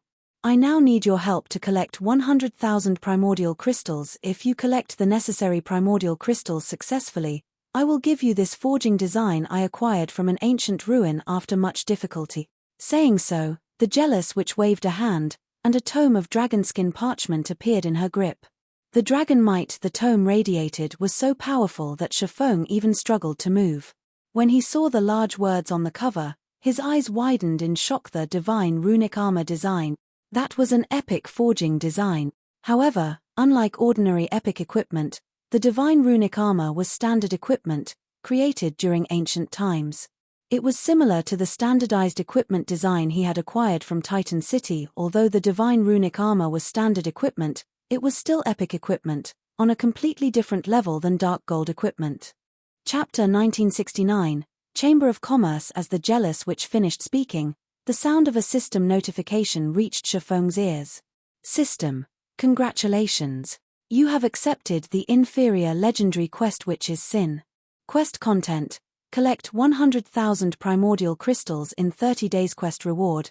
Divine runic armor design. After the system notification repeated 3 times, the jealous witch vanished without a trace. Now, only Feng remained before the otherworld gate. Collect 100,000 primordial crystals in 30 days. Feng frowned as he fell deep into thought. This inferior legendary quest was simply ruthless. Only chieftain rank and above monsters dropped primordial crystal fragments, and the drop rate for chieftain monsters was only 3%. Furthermore, synthesizing a single primordial crystal required 10 fragments. He'd need 1 million primordial crystal fragments to complete the jealous witch's latest quest. Completing the question wouldn't be that big of an issue if it didn't have a time limit, but there was a time limit. There weren't even 100,000 guild members operating in Zero Wing City right now. Trying to collect 100,000 primordial crystals in just 30 days would be a nightmare. It seems I have no choice but to increase the guild's strength and give it a try, Feng thought to himself as he decided to recruit more players. Fortunately, there was no penalty indicated for failing the quest this time. Thus, the penalty wouldn't be too severe if he failed. Even so, giving up now would be a waste. Unlike standardized fine gold and dark gold equipment, standardized epic equipment was in no way inferior to ordinary epic equipment when it came to basic attributes. The only difference was the lack of additional skills and effects, as standardized equipment didn't have as many to offer players as ordinary epic equipment. Even so, the various major powers would consider the equipment precious since epic equipment was still so rare in God's domain. Had the divine runic armor been ordinary epic equipment, though, he wouldn't be able to mass-produce it due to the rarity of the required materials, and forging the equipment would have been far more difficult. Even an intermediate master forger like himself would only have a small chance of success, and no first-rate guild could afford the total production costs.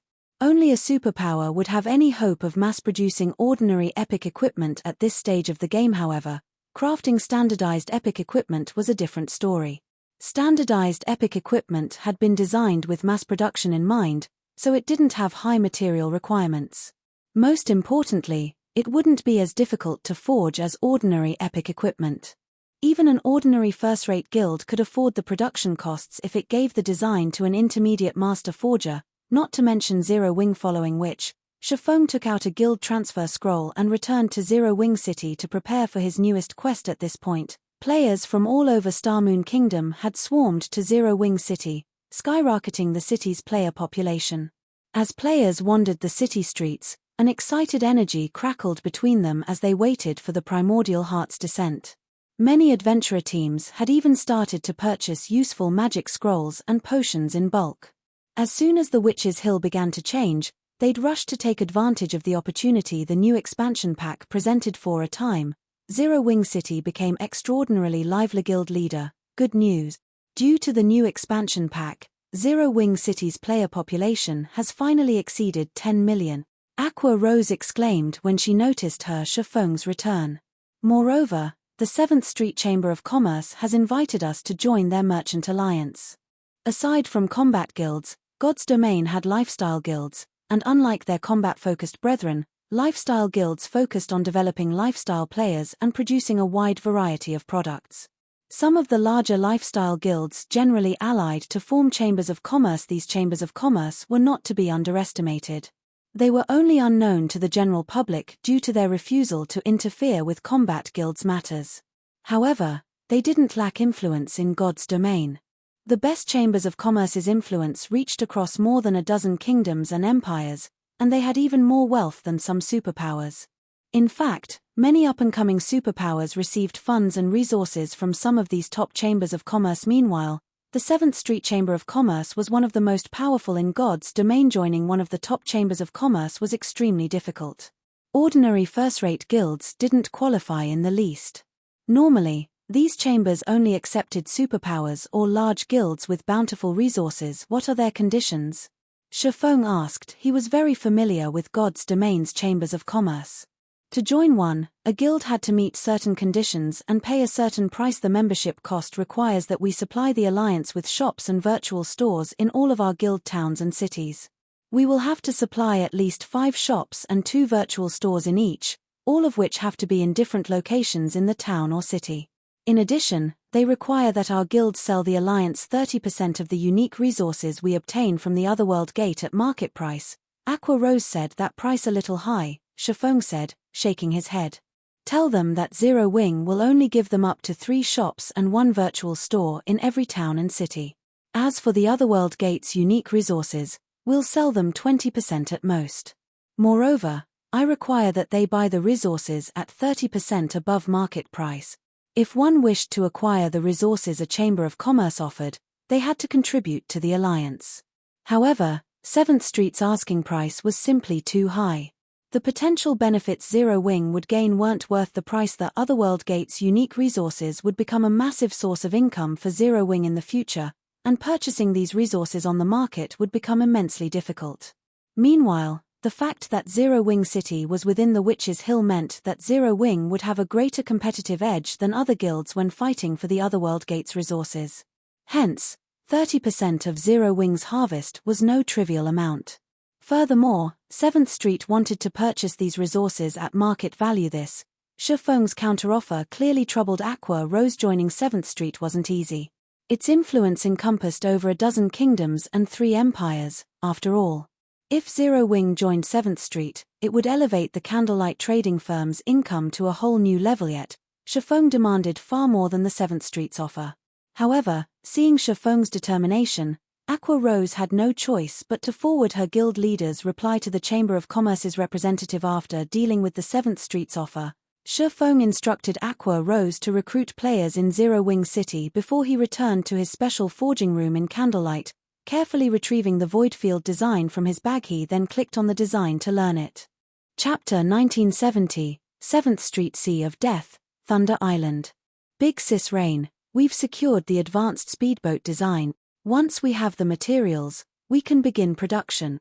Blue Phoenix excitedly reported as she entered the room. Although advanced speedboats were not particularly rare, they weren't available in large quantities. The majority of the various superpowers armadas was still made up of ordinary speedboats. Only the core fleets had a higher number of advanced speedboats. Meanwhile, as players reached higher levels, the competition for resources on land grew increasingly intense. As a result, more guilds shifted their focus to the sea every day. Since Thunder Island was the best locations to develop naval strength, new guilds constantly arrived to take advantage of its resources. This increased competition on the island. The Dragon Phoenix had worried about the increasing competition, but now that it had acquired an advanced speedboat design, it could further fortify its fleet's strength by mass-producing the advanced speedboats, maintaining its lead on the island. It seems they completed the quest. Phoenix Rain breathed a sigh of relief and smiled when she heard Blue Phoenix's announcement. She then changed the topic and asked, "How are things with 7th Street? I've sent our nomination to the Chamber's representative, and 7th Street has accepted it. However, Zero Wing apparently thinks the Chamber's asking price was too high. Unfortunately, 7th Street has its own bottom line. Zero Wing doesn't have claim to a lot of resources, and its territory isn't that large. The only thing Zero Wing has going for it is its temporary victory over Miracle. Zero Wing still doesn't qualify to join the alliance, and 7th Street's representative has stated that the Chamber only agrees with our nomination since you were the one who made it. Now that Zero Wing has rejected the offer, his hands are tied." Blue Phoenix said. Zero Wing rejected 7th Street. Phoenix Rain blinked in surprise. 7th Street was one of the top chambers of commerce in God's domain, with as many as 3 super-first-rate guilds in its alliance. The alliance's other guilds also had the backing of powerful corporations. The Chamber had access to bountiful resources, as well. By joining the Chamber of Commerce, one would have access to a variety of conveniences, and as long as they had enough money, they could purchase rare materials in bulk. The Alliance also sold valuable items that were almost never available to the public, but 7th Street's connections were far more important. By joining 7th Street, one could sell their products in the Chamber's territories, and the 7th Street only demanded a 15% service charge. If Zero Wing joined 7th Street, it wouldn't lack a market to sell its products. Joining 7th Street would be a golden opportunity for Zero Wing, yet Zero Wing had rejected the offer. Apparently, while he's still willing to return the favor he owes us by helping in another way, he can't do anything more about the situation. Blue Phoenix nodded. She was just as frustrated about Zero Wing's response. All right, then. Since Zero Wing has its own plans, we'll let the matter rest, Phoenix Rain said, smiling bitterly. It seems we'll have to find some other way to pay Zero Wing back. She had nominating Zero Wing as a candidate for the 7th Street's Alliance as a way of thanking the guild for its help on Savage God Island, but the Chamber of Commerce had its own rules. She couldn't possibly 7th Street to accept Zero Wing. Meanwhile, in Zero Wing City's Candlelight trading firm, Feng focused on learning the void field magic arrays drawing process. Drawing field magic arrays was incredibly difficult as, unlike other magic arrays, field magic arrays consisted of multiple arrays.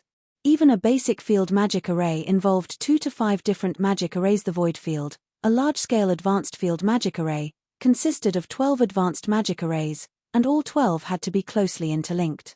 The slightest mistake would render the link useless. The void field was several times more complex than ordinary advanced magic arrays, as well, and even an advanced magician like Feng was under immense pressure when attempting to draw the arrays. Just learning how to draw the 12 magic arrays individually had taken him nearly 2 hours. Sure enough, this thing is amazing. It's no wonder why it can rival master magic arrays. Feng took a deep breath as he examined the design in his hands. In the past, the void field had even been effective against mythic monsters. Field magic arrays weren't like arrays that summoned magic barriers. Magic barriers were mainly used to suppress boss monsters, so they were even effective against high-ranked monsters. As long as one used an advanced barrier, a team could suppress a mythic monster. However, field magic arrays had to cover a larger area, thinning its energy distribution. Even suppressing Grand Lord ranked archaic species would be difficult, not to mention mythic monsters. Fortunately, the void field could manage it.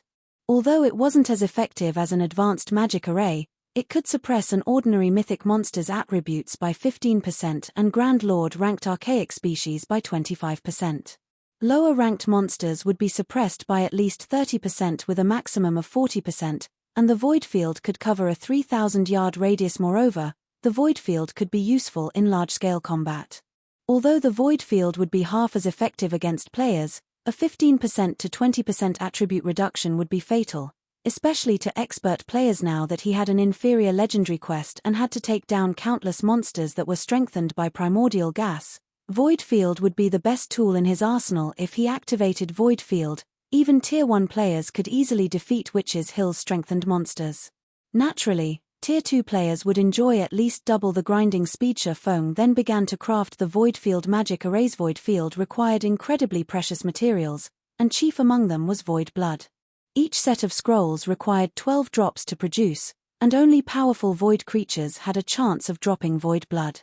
These 12 drops of Void Blood would serve as the core that controlled Void Field's 12 magic arrays. Fortunately, Feng had acquired 2 bottles of Void Blood after killing the Void Serpent, with each bottle containing 100 drops. If he failed to produce the Void Field, all of the Void Blood he invested would be destroyed. The rest of the materials for the Void Field cost over 500 gold per set, making each attempt extremely expensive. However, money was not Feng's main concern. The material's rarity was far more important. Hence, he needed to be extremely careful with each set of materials during the production process. Feng had activated Soul Fire to clear his mind. Each of his strokes on the blank magic array scrolls was smooth, but just as he reached the final step and linked the 12 magic arrays together, something unexpected happened. Boo!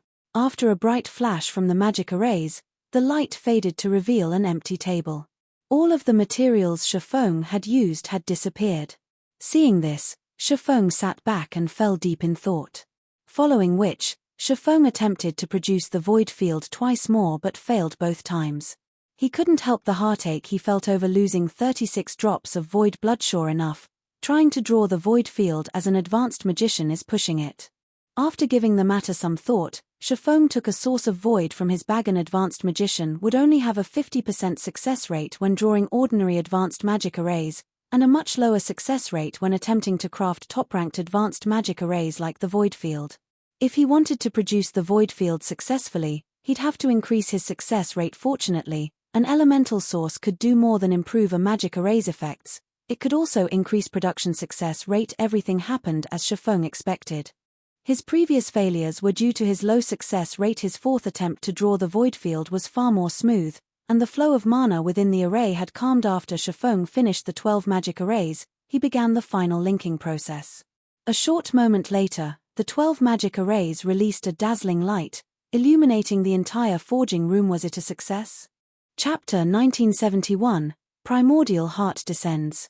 As the light in special forging room faded, a brilliant magic array appeared on the table. The 12 arrays had combined perfectly to form a gigantic, silver magic array that caused the space inside the room to freeze. As the silver magic array flowed into the 12 magic array scrolls before Feng, the room reverted to its original state. The 12 magic array scrolls across the table then began to glow with a silvery light. Wonderful. I've finally succeeded. Feng was a little excited as he gazed at the scrolls on the table. Although he had gone so far as to spend an elemental source, he had, at least, managed to produce one set of void field scrolls.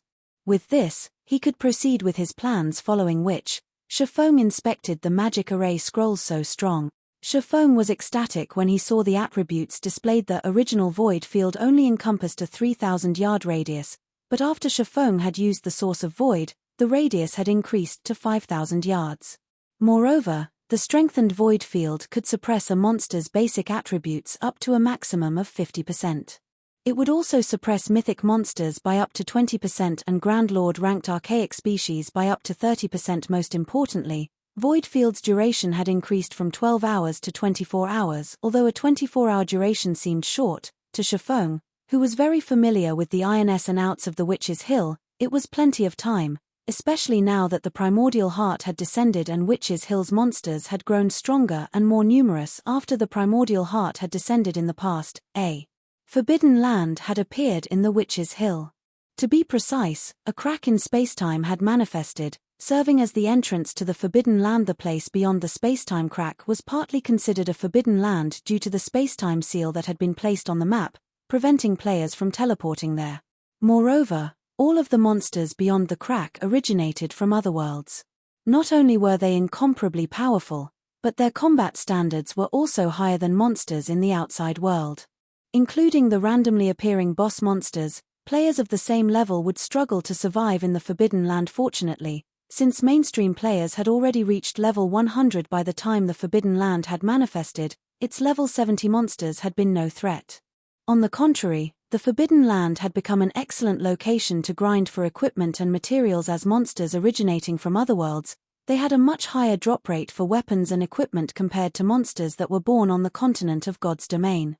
Many of the materials they dropped were also unique to other worlds, and they had a chance of dropping the resuscitation potion recipe, which even level 100+ players coveted. The resuscitation potion only had one function, resurrecting players. However, unlike the healer class's resurrection spells, a player wouldn't lose any EXP when resurrected with the resuscitation potion, although they would have to endure a weakened state for 12 hours.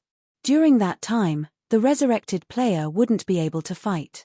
Furthermore, the resuscitation potion could only be used once every 24 hours, and it couldn't be used on Tier 4 or above players in God's domain.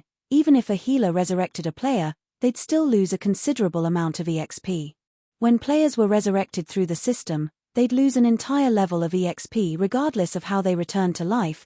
Players would have to grind for several days to recover their losses. Hence, the resuscitation potion had been extraordinarily popular among players in the past. Only, the resuscitation potion recipe was not easy to acquire.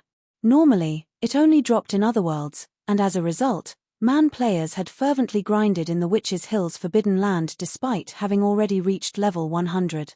Due to the recipe's rarity, Players had even been able to sell it for several thousand gold in a proper auction. Demand for the resuscitation potion had also been relentless on the market. Despite the 20 silver production cost, the potion had sold for 2 gold per bottle.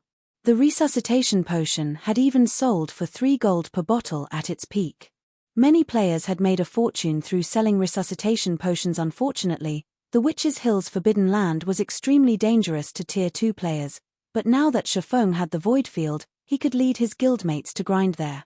Not only would they level up quite fast, but they could also grind for the resuscitation potion recipe and primordial crystal fragments, killing 3 birds with 1 stone. Now that Feng had experienced successfully producing a void field, he continued to craft more. He knew that he had made a mistake when combining the 12 magic arrays during his first 3 attempts, but after his success, he had a more accurate grasp of the array's flow of mana, following which, Feng attempted to produce the void field magic array 4 more times, resulting in 2 success.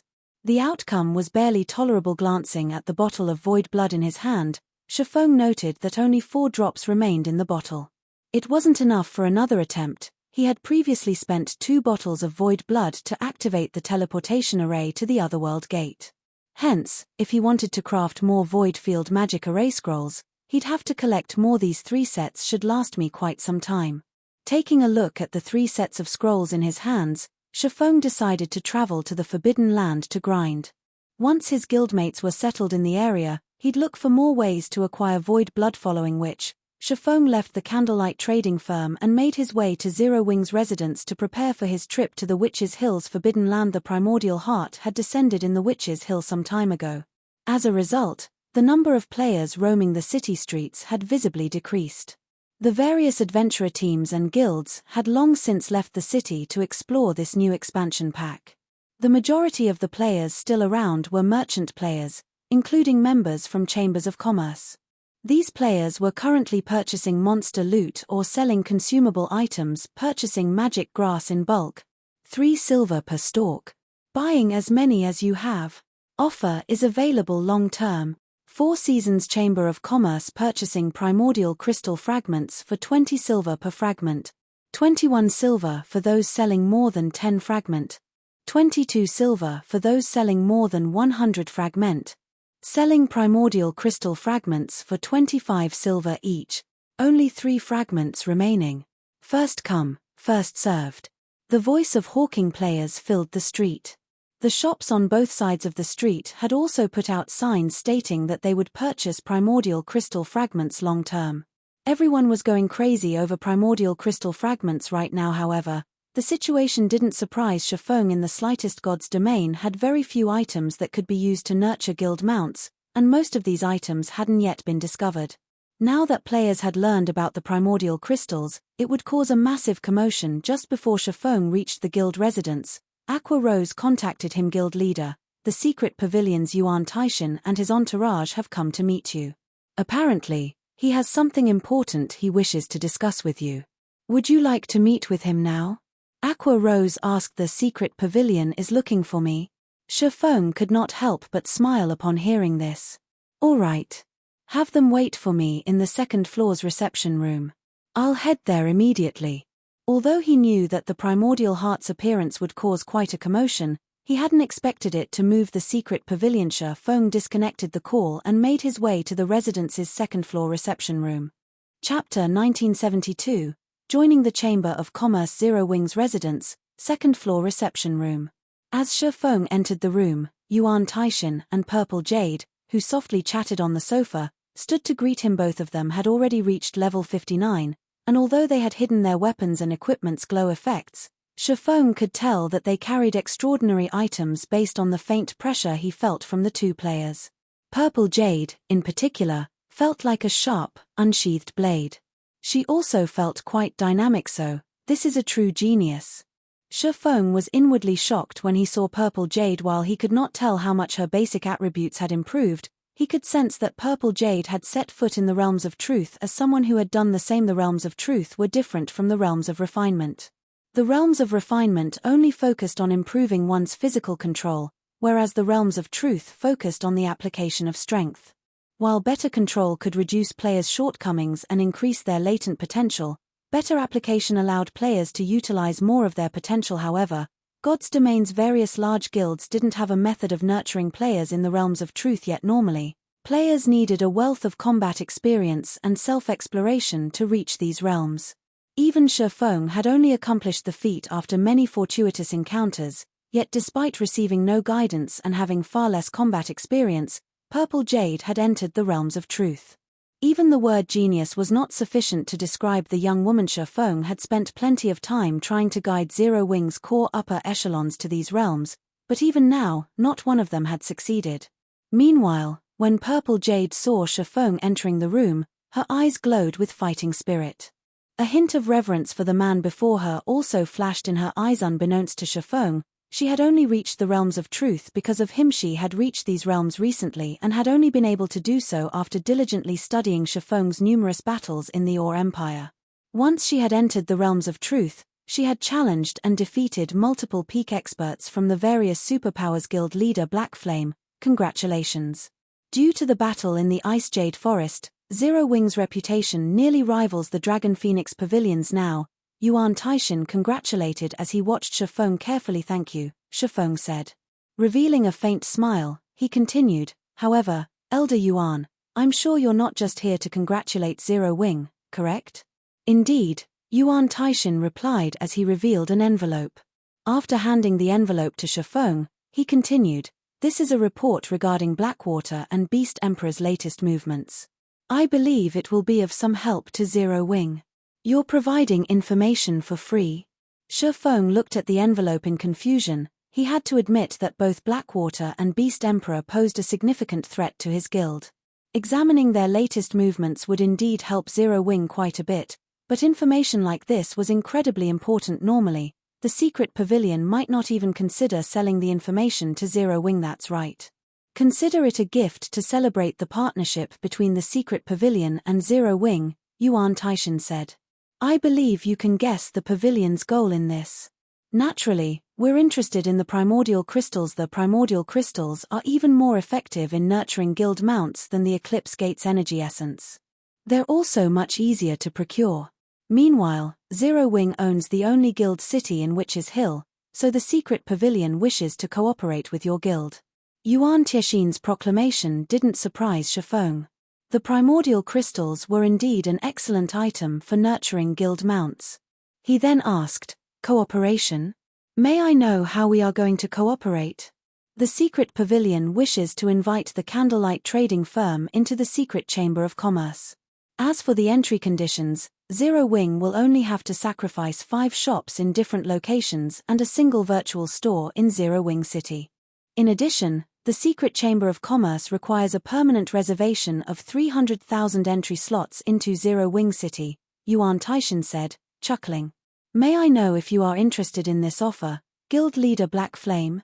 Joining the secret chamber of commerce? When Yuan Taishan finished speaking, Aqua Rose, who had accompanied Feng, was stunned, flashing the pavilion's representative an incredulous look. The secret pavilion was a transcendental power in the virtual gaming world. The strength it wielded was simply unfathomable. The secret chamber of commerce the pavilion had developed was similarly unfathomable, as very few chambers of commerce could rival Secret's range of influence. Needless to say, Secret was far more powerful than 7th Street. Without a doubt, Secret was one of the best chambers of commerce in God's Domain right now. Many superpowers were desperate to join, but very few were actually invited into the alliance yet. The secret pavilion had visited Zero Wing City to invite the guild personally. Frankly, Aqua Rose didn't know what to say. If Zero Wing joined the secret chamber of commerce, the Candlelight trading firm's income could increase severalfold as long as the firm offered sufficiently attractive products. I'm curious. Why Zero Wing? Feng asked the man before him. There are 2 other guild towns in the Witch's Hill, and both will soon be promoted to intermediate rank. If the secret pavilion gives the word, both ruling guilds will likely hand their towns over on a silver platter. Naturally, we have considered that option, but the Primordial Heart's descent has increased monsters' strength in the Witch's Hill. Monster raids also occur frequently at night. With the town's defenses, they'll have a hard time coping with the map's current monsters. Who knows how long they will last? However, Zero Wing City is different. Even if the Witches' Hills monsters continue to grow stronger, Zero Wing City will likely remain unaffected. Moreover, Zero Wing City has an excellent environment, which will be of great help to the guild members we send here, Yuan Taishan said. He withheld no information regarding the secret pavilion's reasons for selecting Zero Wing for a partnership IC. Feng could not help but admire the secret pavilion's information network and decisiveness. The primordial heart had only recently descended, so the monster's changes weren't yet obvious. Yet the secret pavilion had already considered various possibilities. Feng hadn't expected the pavilion to place so much importance in the primordial crystals that it would offer Zero Wing a seat in the secret chamber of commerce, either to protect both parties' interests. A guild would offer 1% of its shares when attempting to join a chamber of commerce. Hence, the various chambers of commerce took member recruitment very seriously. Guild leader Blackflame, if you are fine with these conditions, why don't we sign the contract now? Yuan Taishan asked Feng, who had maintained a calm composure throughout the conversation. Once we sign, Zero Wing's Candlelight trading firm will become a member of the secret chamber of commerce and enjoy all of the connections the alliance possesses. You will find it far easier to sell and buy items.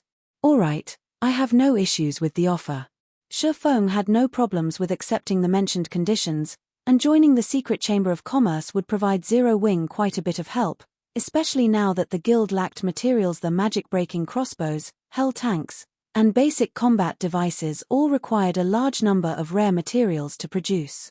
If Zero Wing relied on its own strength, it would only be able to collect a limited supply of each material, but with the secret chamber of commerce's connections, it could easily build its stockpile in a short time. After Feng signed a contract with Yuan Taishan, he handed over 5 shops and 1 virtual store in Zero Wing City. In addition, he reserved 300,000 entry slots in Zero Wing City for the secret pavilion's use. After all, a flood of players visited the city each day, and there was a limit to how many the city could accommodate at one time.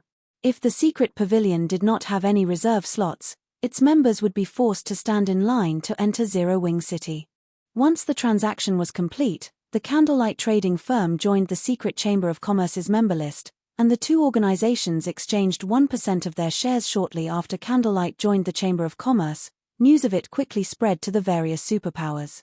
Chapter 1973, Guild Potential. As news about Zero Wing's Candlelight trading firm joining the secret Chamber of Commerce spread, a commotion erupted among the various superpowers in God's domain. What's going on? How did the secret Chamber of Commerce accept a guild like Zero Wing? Zero Wing really is impressive. It has already proven its strength to contend with a superpower, and now, it has even joined the secret chamber of commerce. The guild's financial strength will grow considerably, now. As long as Zero Wing solidifies its foundations, it definitely has the potential to become a super-first-rate guild. It seems that God's domain will soon have a new superpower. Send someone to investigate Zero Wing immediately. From today on, I want a team stationed in Zero Wing City. I want to know the guild's every move. Many superpowers had no power to join the secret pavilion's chamber of commerce regardless of how much they wanted to, yet a non-superpower like Zero Wing had done just that. This situation earned Zero Wing many superpowers' envy. In addition, this turn of events had forced the various superpowers to pay closer attention to Zero Wing. They no longer considered the smaller guild insignificant, but one with the potential to become a competitor. Sufficient financial strength was crucial to developing a guild in God's domain. Zero Wing might have repelled Miracle, but it had relied on various tools to do so. Meanwhile, as the various superpowers continued developing in God's domain, it was only a matter of time before they obtained such tools of their own. At that time, Zero Wing would lose its advantage. Hence, the various superpowers hadn't truly considered the guild a threat, but the situation had changed. The secret chamber of commerce was a goldmine. If a guild joined the trade alliance and utilized its connections appropriately, it would generate a massive income and secure a large number of resources. Even if the guild failed to take advantage of Secret's connections, it could still increase its trading firm's income by a large margin through service charges from helping the alliance's other members sell their products. This increased income would greatly help the guild's development, and these benefits would be available until the trade alliance crumbled. Meanwhile, on one of the islands in the Sea of Death. Big Sis Rain. Big news. Zero Wing's Candlelight trading firm has joined the secret chamber of commerce. Blue Phoenix reported as she ran up to Phoenix Rain, who currently commanded a battle, joined the secret chamber of commerce. Phoenix Rain blinked in surprise. How is that possible? So many superpowers have tried to join secret only to be rejected. Even Starlink only managed to join after purchasing the magic crystal vein at the secret pavilion's internal auction. It's true. News of this has already spread to the various superpowers. Everyone's saying that the secret pavilion has lost its mind to invite Zero Wing, Blue Phoenix said, grinning. Big Sis Rain, now that Zero Wing has joined secret, Nine Dragons Emperor won't be able to attack the guild's financials even if we don't help out. That's right. Even if Nine Dragons Emperor uses everything he has to stop Zero Wing's sales, he can't cut off secret's channels. Now, we can focus on that large-scale team quest, Phoenix Rain said, nodding. She had nominated Zero Wing to 7th Street because she had been worried that she couldn't stop Nine Dragons Emperor from moving against her ally once she left the continent of God's domain. Now that Zero Wing had joined the secret chamber of commerce, which was even more powerful than 7th Street, the situation couldn't be any more favorable. Similarly, news had reached the various top chambers of commerce. Zero Wing seems to be quite capable. 7th Street rejected Zero Wing's conditions, yet the guild has joined secret. I wonder how 7th Street's members will feel after hearing about this. Zero Wing demanded less than half of what 7th Street required. There's nothing unusual about its refusal. As for Zero Wing's membership with secret, based on the chamber's focus on profits, I assume its entry conditions were quite strict. Most likely. The secret chamber of commerce's greed is insatiable. Zero Wing must have suffered quite a loss to join secret. While the various top chambers of commerce were surprised to hear that Zero Wing had joined the secret pavilion's chamber of commerce, they did not consider the matter that important. After all, Zero Wing had no value in their opinions, nor did the guild have the support of any corporations. It was a miracle that the guild had risen to its current position without falling. Even if Zero Wing had a future in God's domain, it wouldn't be very bright. Since the secret pavilion had extended an invitation to Zero Wing, it must have demanded an absurd price. However, when the 7th Street Chamber of Commerce heard the news, its members simply smiled. They didn't share the other top chambers' opinions. Whether Zero Wing joined the secret chamber of commerce or not, it had nothing to do with them. They only knew that Zero Wing wouldn't have benefited their alliance. Even if it had joined, Zero Wing wouldn't benefit secret, either. This incident was nothing but a farce. While God's domain's various powers discussed the matter, Feng had designated Aqua Rose and Melancholic Smile to handle matters regarding the secret chamber of commerce. He then led a team of 10,000 elite and expert players out of Zero Wing City and to the Witches' Hill's Forbidden Land. Zero Wing's members bounced with excitement during their journey. They got to see a mythical player like Feng up close, and he had even informed them that he would take them out to level up during their operation. This meant they would personally get to watch Feng fight. Once they returned, they'd definitely boast about the trip to their friends, but despite their enthusiasm, following Feng wasn't easy. The Primordial Heart's descent had drastically changed the Witches' Hill. Now, large groups of monsters were a common sight. Moreover, not only did these monsters possess powerful basic attributes, but they also used strangely impressive combat standards. They encountered a few powerful, 100-man adventurer teams that these monsters had nearly wiped out along their journey. As for the 20-man teams they stumbled upon, they had tread very carefully through the area unless they had a Tier 2 metric tons with them. The Witches' Hill was far more dangerous than anyone had expected. Only the various large guilds' 1,000-man teams barely succeeded near the border of the Witches' Hill's inner region. These guild teams did not dare to venture any farther. As for the teams that operated in the Witches' Hill's inner area, they were either expert teams from the various large guilds or 1,000-man teams from well-known adventurer teams.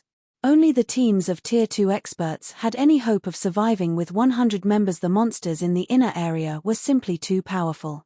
Even the weakest monster was a level 61 chieftain, and the chieftains employed combat power that was on par with the late stage of the Trial Tower's 2nd floor. Even an ordinary Tier 1 expert would die against such a monster in a one-on-one, not to mention ordinary players. However, despite entering the Witches' Hill's inner region, Feng showed no intention of letting his team fight here. Rather, he continued to lead his team deeper into the Witches' Hill. As Zero Wing's members followed their guild leader, they couldn't help their growing nerves. Although they had 10,000 elite and expert players, the majority of them had only reached Tier 1 and were level 55 or 56. The team's ordinary experts were only level 57, and the Tier 2 experts that accompanied them had only reached level 58 after following Feng's lead for more than 2 hours. These players arrived before a gravel-filled gorge. Not only did this area drown in a deathly aura, but it was also within the Witch's Hill's core area. The weakest monster here was a level 65 chieftain, while most of these monsters were level 66 and 67 lords. There were also quite a few level 69 Grand Lords around the gorge. At first glance, the gorge contained tens of thousands of monsters, and all of them were far closer to each other than the inner region's monsters. Most importantly, a gigantic, level 70 mythic monster lay in the center of the gorge. Chapter 1974, Sacred Leveling Ground. A mountainous, scaled lizard lay in the center of the gorge, and a layer of poisonous, green fog covered a 50-yard radius around it. No life survived within this fog, and even the earth seemed dry beneath it, as if the fog had devoured the ground's very life force. Despite gazing at this lizard from afar, Zero Wings members couldn't help but shudder. A level 70 mythic monster. Aside from the fact that it was more than 10 levels higher than they were, the potent, poisonous fog around it made the monster impossible to approach. In addition, its gigantic body, over 100 meters in length, could easily change the terrain with a casual move. A single claw swipe could likely eliminate dozens of them. They hadn't even reached level 60, but even if they were the same level as this monster, they'd likely be able to do little more than watch the giant lizard from afar.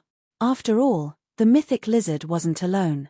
Tens of thousands of Lord and Great Lord monsters lingered around the boss. To make matters worse, primordial gas filled the gorge. It would likely take a Tier 2 party of the same level to defeat any of these lords, while defeating each Great Lord would require a full, Tier 2 20-man team. Even the guild's Tier 2 MTS, Cola, Turtledove, and Yi Wumian, felt uneasy as they watched the Forbidden Lands monsters, much less the team's elite members. With their current attributes and combat standards, they shouldn't have any issue tanking 1 or 2 level 67 or 68 Great Lords by themselves without activating a Berserk skill. They could even tank 1 level 69 Grand Lord, although they'd have to push their limits to do so. But more than 20 Grand Lords wandered the Forbidden Land, as well as plenty of Great Lords. If all these monsters charged at them together, only death would await these players. Guild leader, even Tier 2 players like us will have trouble grinding here. With the Tier 1 player's strength, I'm afraid that, Shadow Sword said worriedly as he eyed the gorge below him. Ignoring the mythic monster in the center, he could feel the threat of death from several other areas. If he felt like this while subjected to such pressure, the Tier 1 team members would fare far worse. It was safe to say that their team didn't have the power to grind in this Forbidden Land right now. If we try to grind these monsters as they currently are, it is impossible. But if we halve their basic attributes and remove the primordial gas's negative effects? Feng asked, smiling. The Witch's Hill's new Forbidden Land wouldn't pose any threat to level 100+ players, but it was an immensely hazardous area to players who hadn't yet reached level 70. Of course, it was also a sacred area for leveling and grinding equipment. Since no one had explored the Forbidden Land yet, it contained the maximum number of monsters it could hold. However, that also meant that the area's drop rate and monster respawn rate were much higher than normal. Even if 10,000 players grinded in this Forbidden Land, there would be plenty of resources to go around. Unfortunately, transforming this hazardous area into a treasured land required players to fulfill one condition. They had to be strong enough to grind these monsters. A bunch of Tier 1 players that hadn't even reached level 70 would be seeking their own death by coming here, but they could change that with the Void Field. If they could decrease the monster's basic attributes by nearly half and remove the primordial gas's negative effects on players, even level 60, Tier 1 players could slay these creatures. Only, their grinding efficiency would be quite poor. However, the bonus EXP from killing monsters of a higher level would even the playing field. Feng had led so many Zero Wing members to such a dangerous area specifically to help them level up quickly, as well as collect primordial crystal fragments. He might be a particularly powerful player in God's domain and capable of nurturing a significant number of experts in a short time, but at the end of the day, there was a limit to what a small number of powerful players could achieve. If he wanted Zero Wing to become truly formidable, he had to improve the strength of Zero Wing's members as a whole. Naturally, one of the ways players could grow stronger in God's domain was by leveling up. Every 5 levels was a major turning point in the game since better weapons and equipment would become available at those intervals. Hence, Feng had decided to raise his guild members' levels as quickly as possible. If he could help a large number of guild members reach level 60 within the next few days, it would elevate Zero Wing's overall strength. After all, even the various large guilds' peak experts had only recently reached level 59. They were still far from the level 60 threshold, and the various guilds' elite and expert members were even further halve the monster's basic attributes and remove the primordial gases suppression. After considering Feng's comment, Shadow Sword deemed that grinding here would be possible if that were true. Even if their Tier 1 MTS couldn't tank these monsters, they could leave the task to the Tier 2 MTS, plenty of which had joined this expedition. But is that possible? Relax.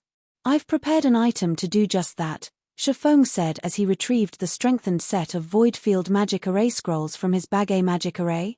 But, with so many monsters, Shadow Sword roughly understood what Feng intended to do when he saw the stack of Magic Array scrolls, but with so many monsters around them, they'd need dozens or hundreds of arrays to cover the gorge. Wait a moment, you'll understand what I mean, Feng said. He then passed the Void Field scrolls to Alluring Summer and a few other magical class experts. Take these scrolls and activate them in these locations. Try to avoid any monsters while you activate the scrolls. Leave it to us.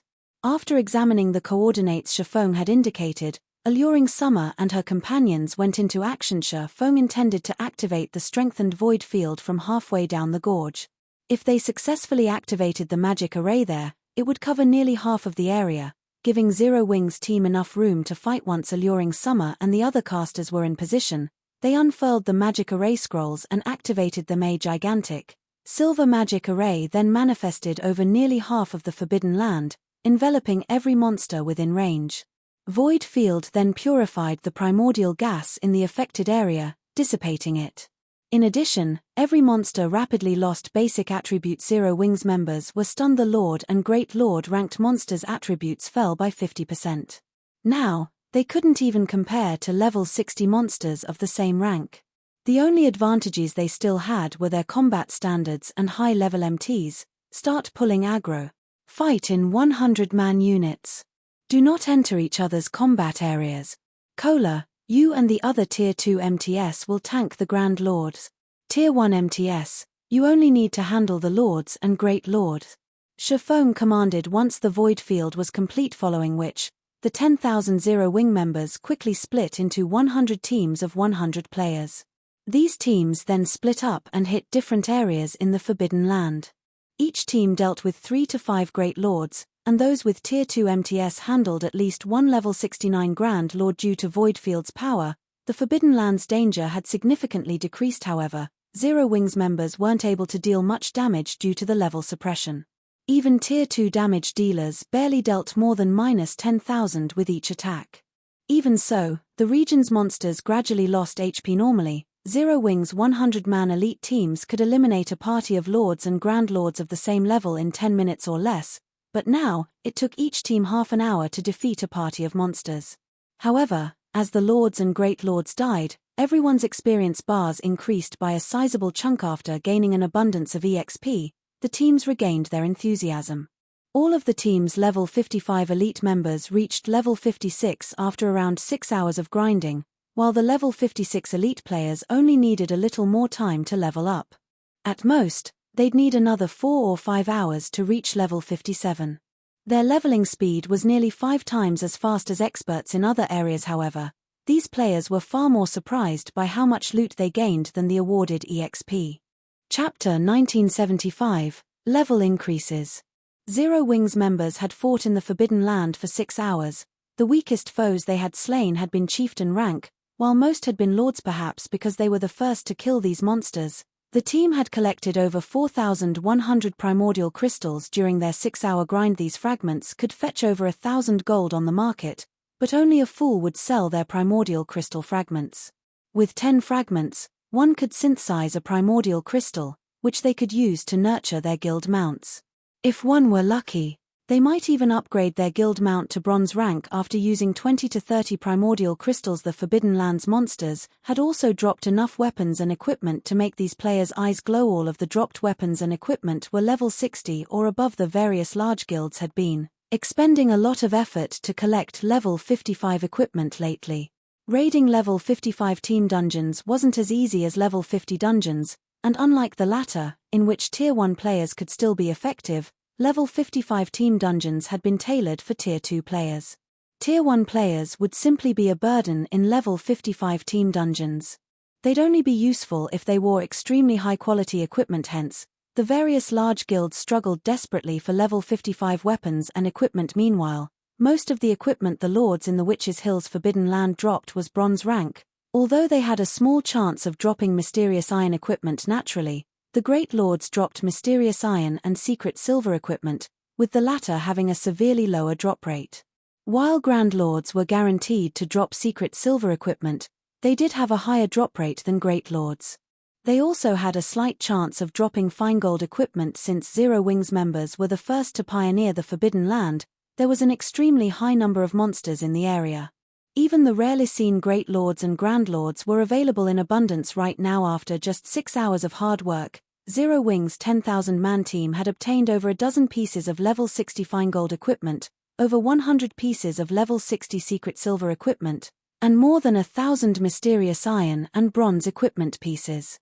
Their operation had been quite lucrative. The team's latest harvest was already worth more than the strengthened void field magic array's production costs. Leveling up here is so fast. At this rate, I'll climb from 57 to 58 in less than a day. Grinding higher-leveled monsters is amazing. Our guild leader is still the best.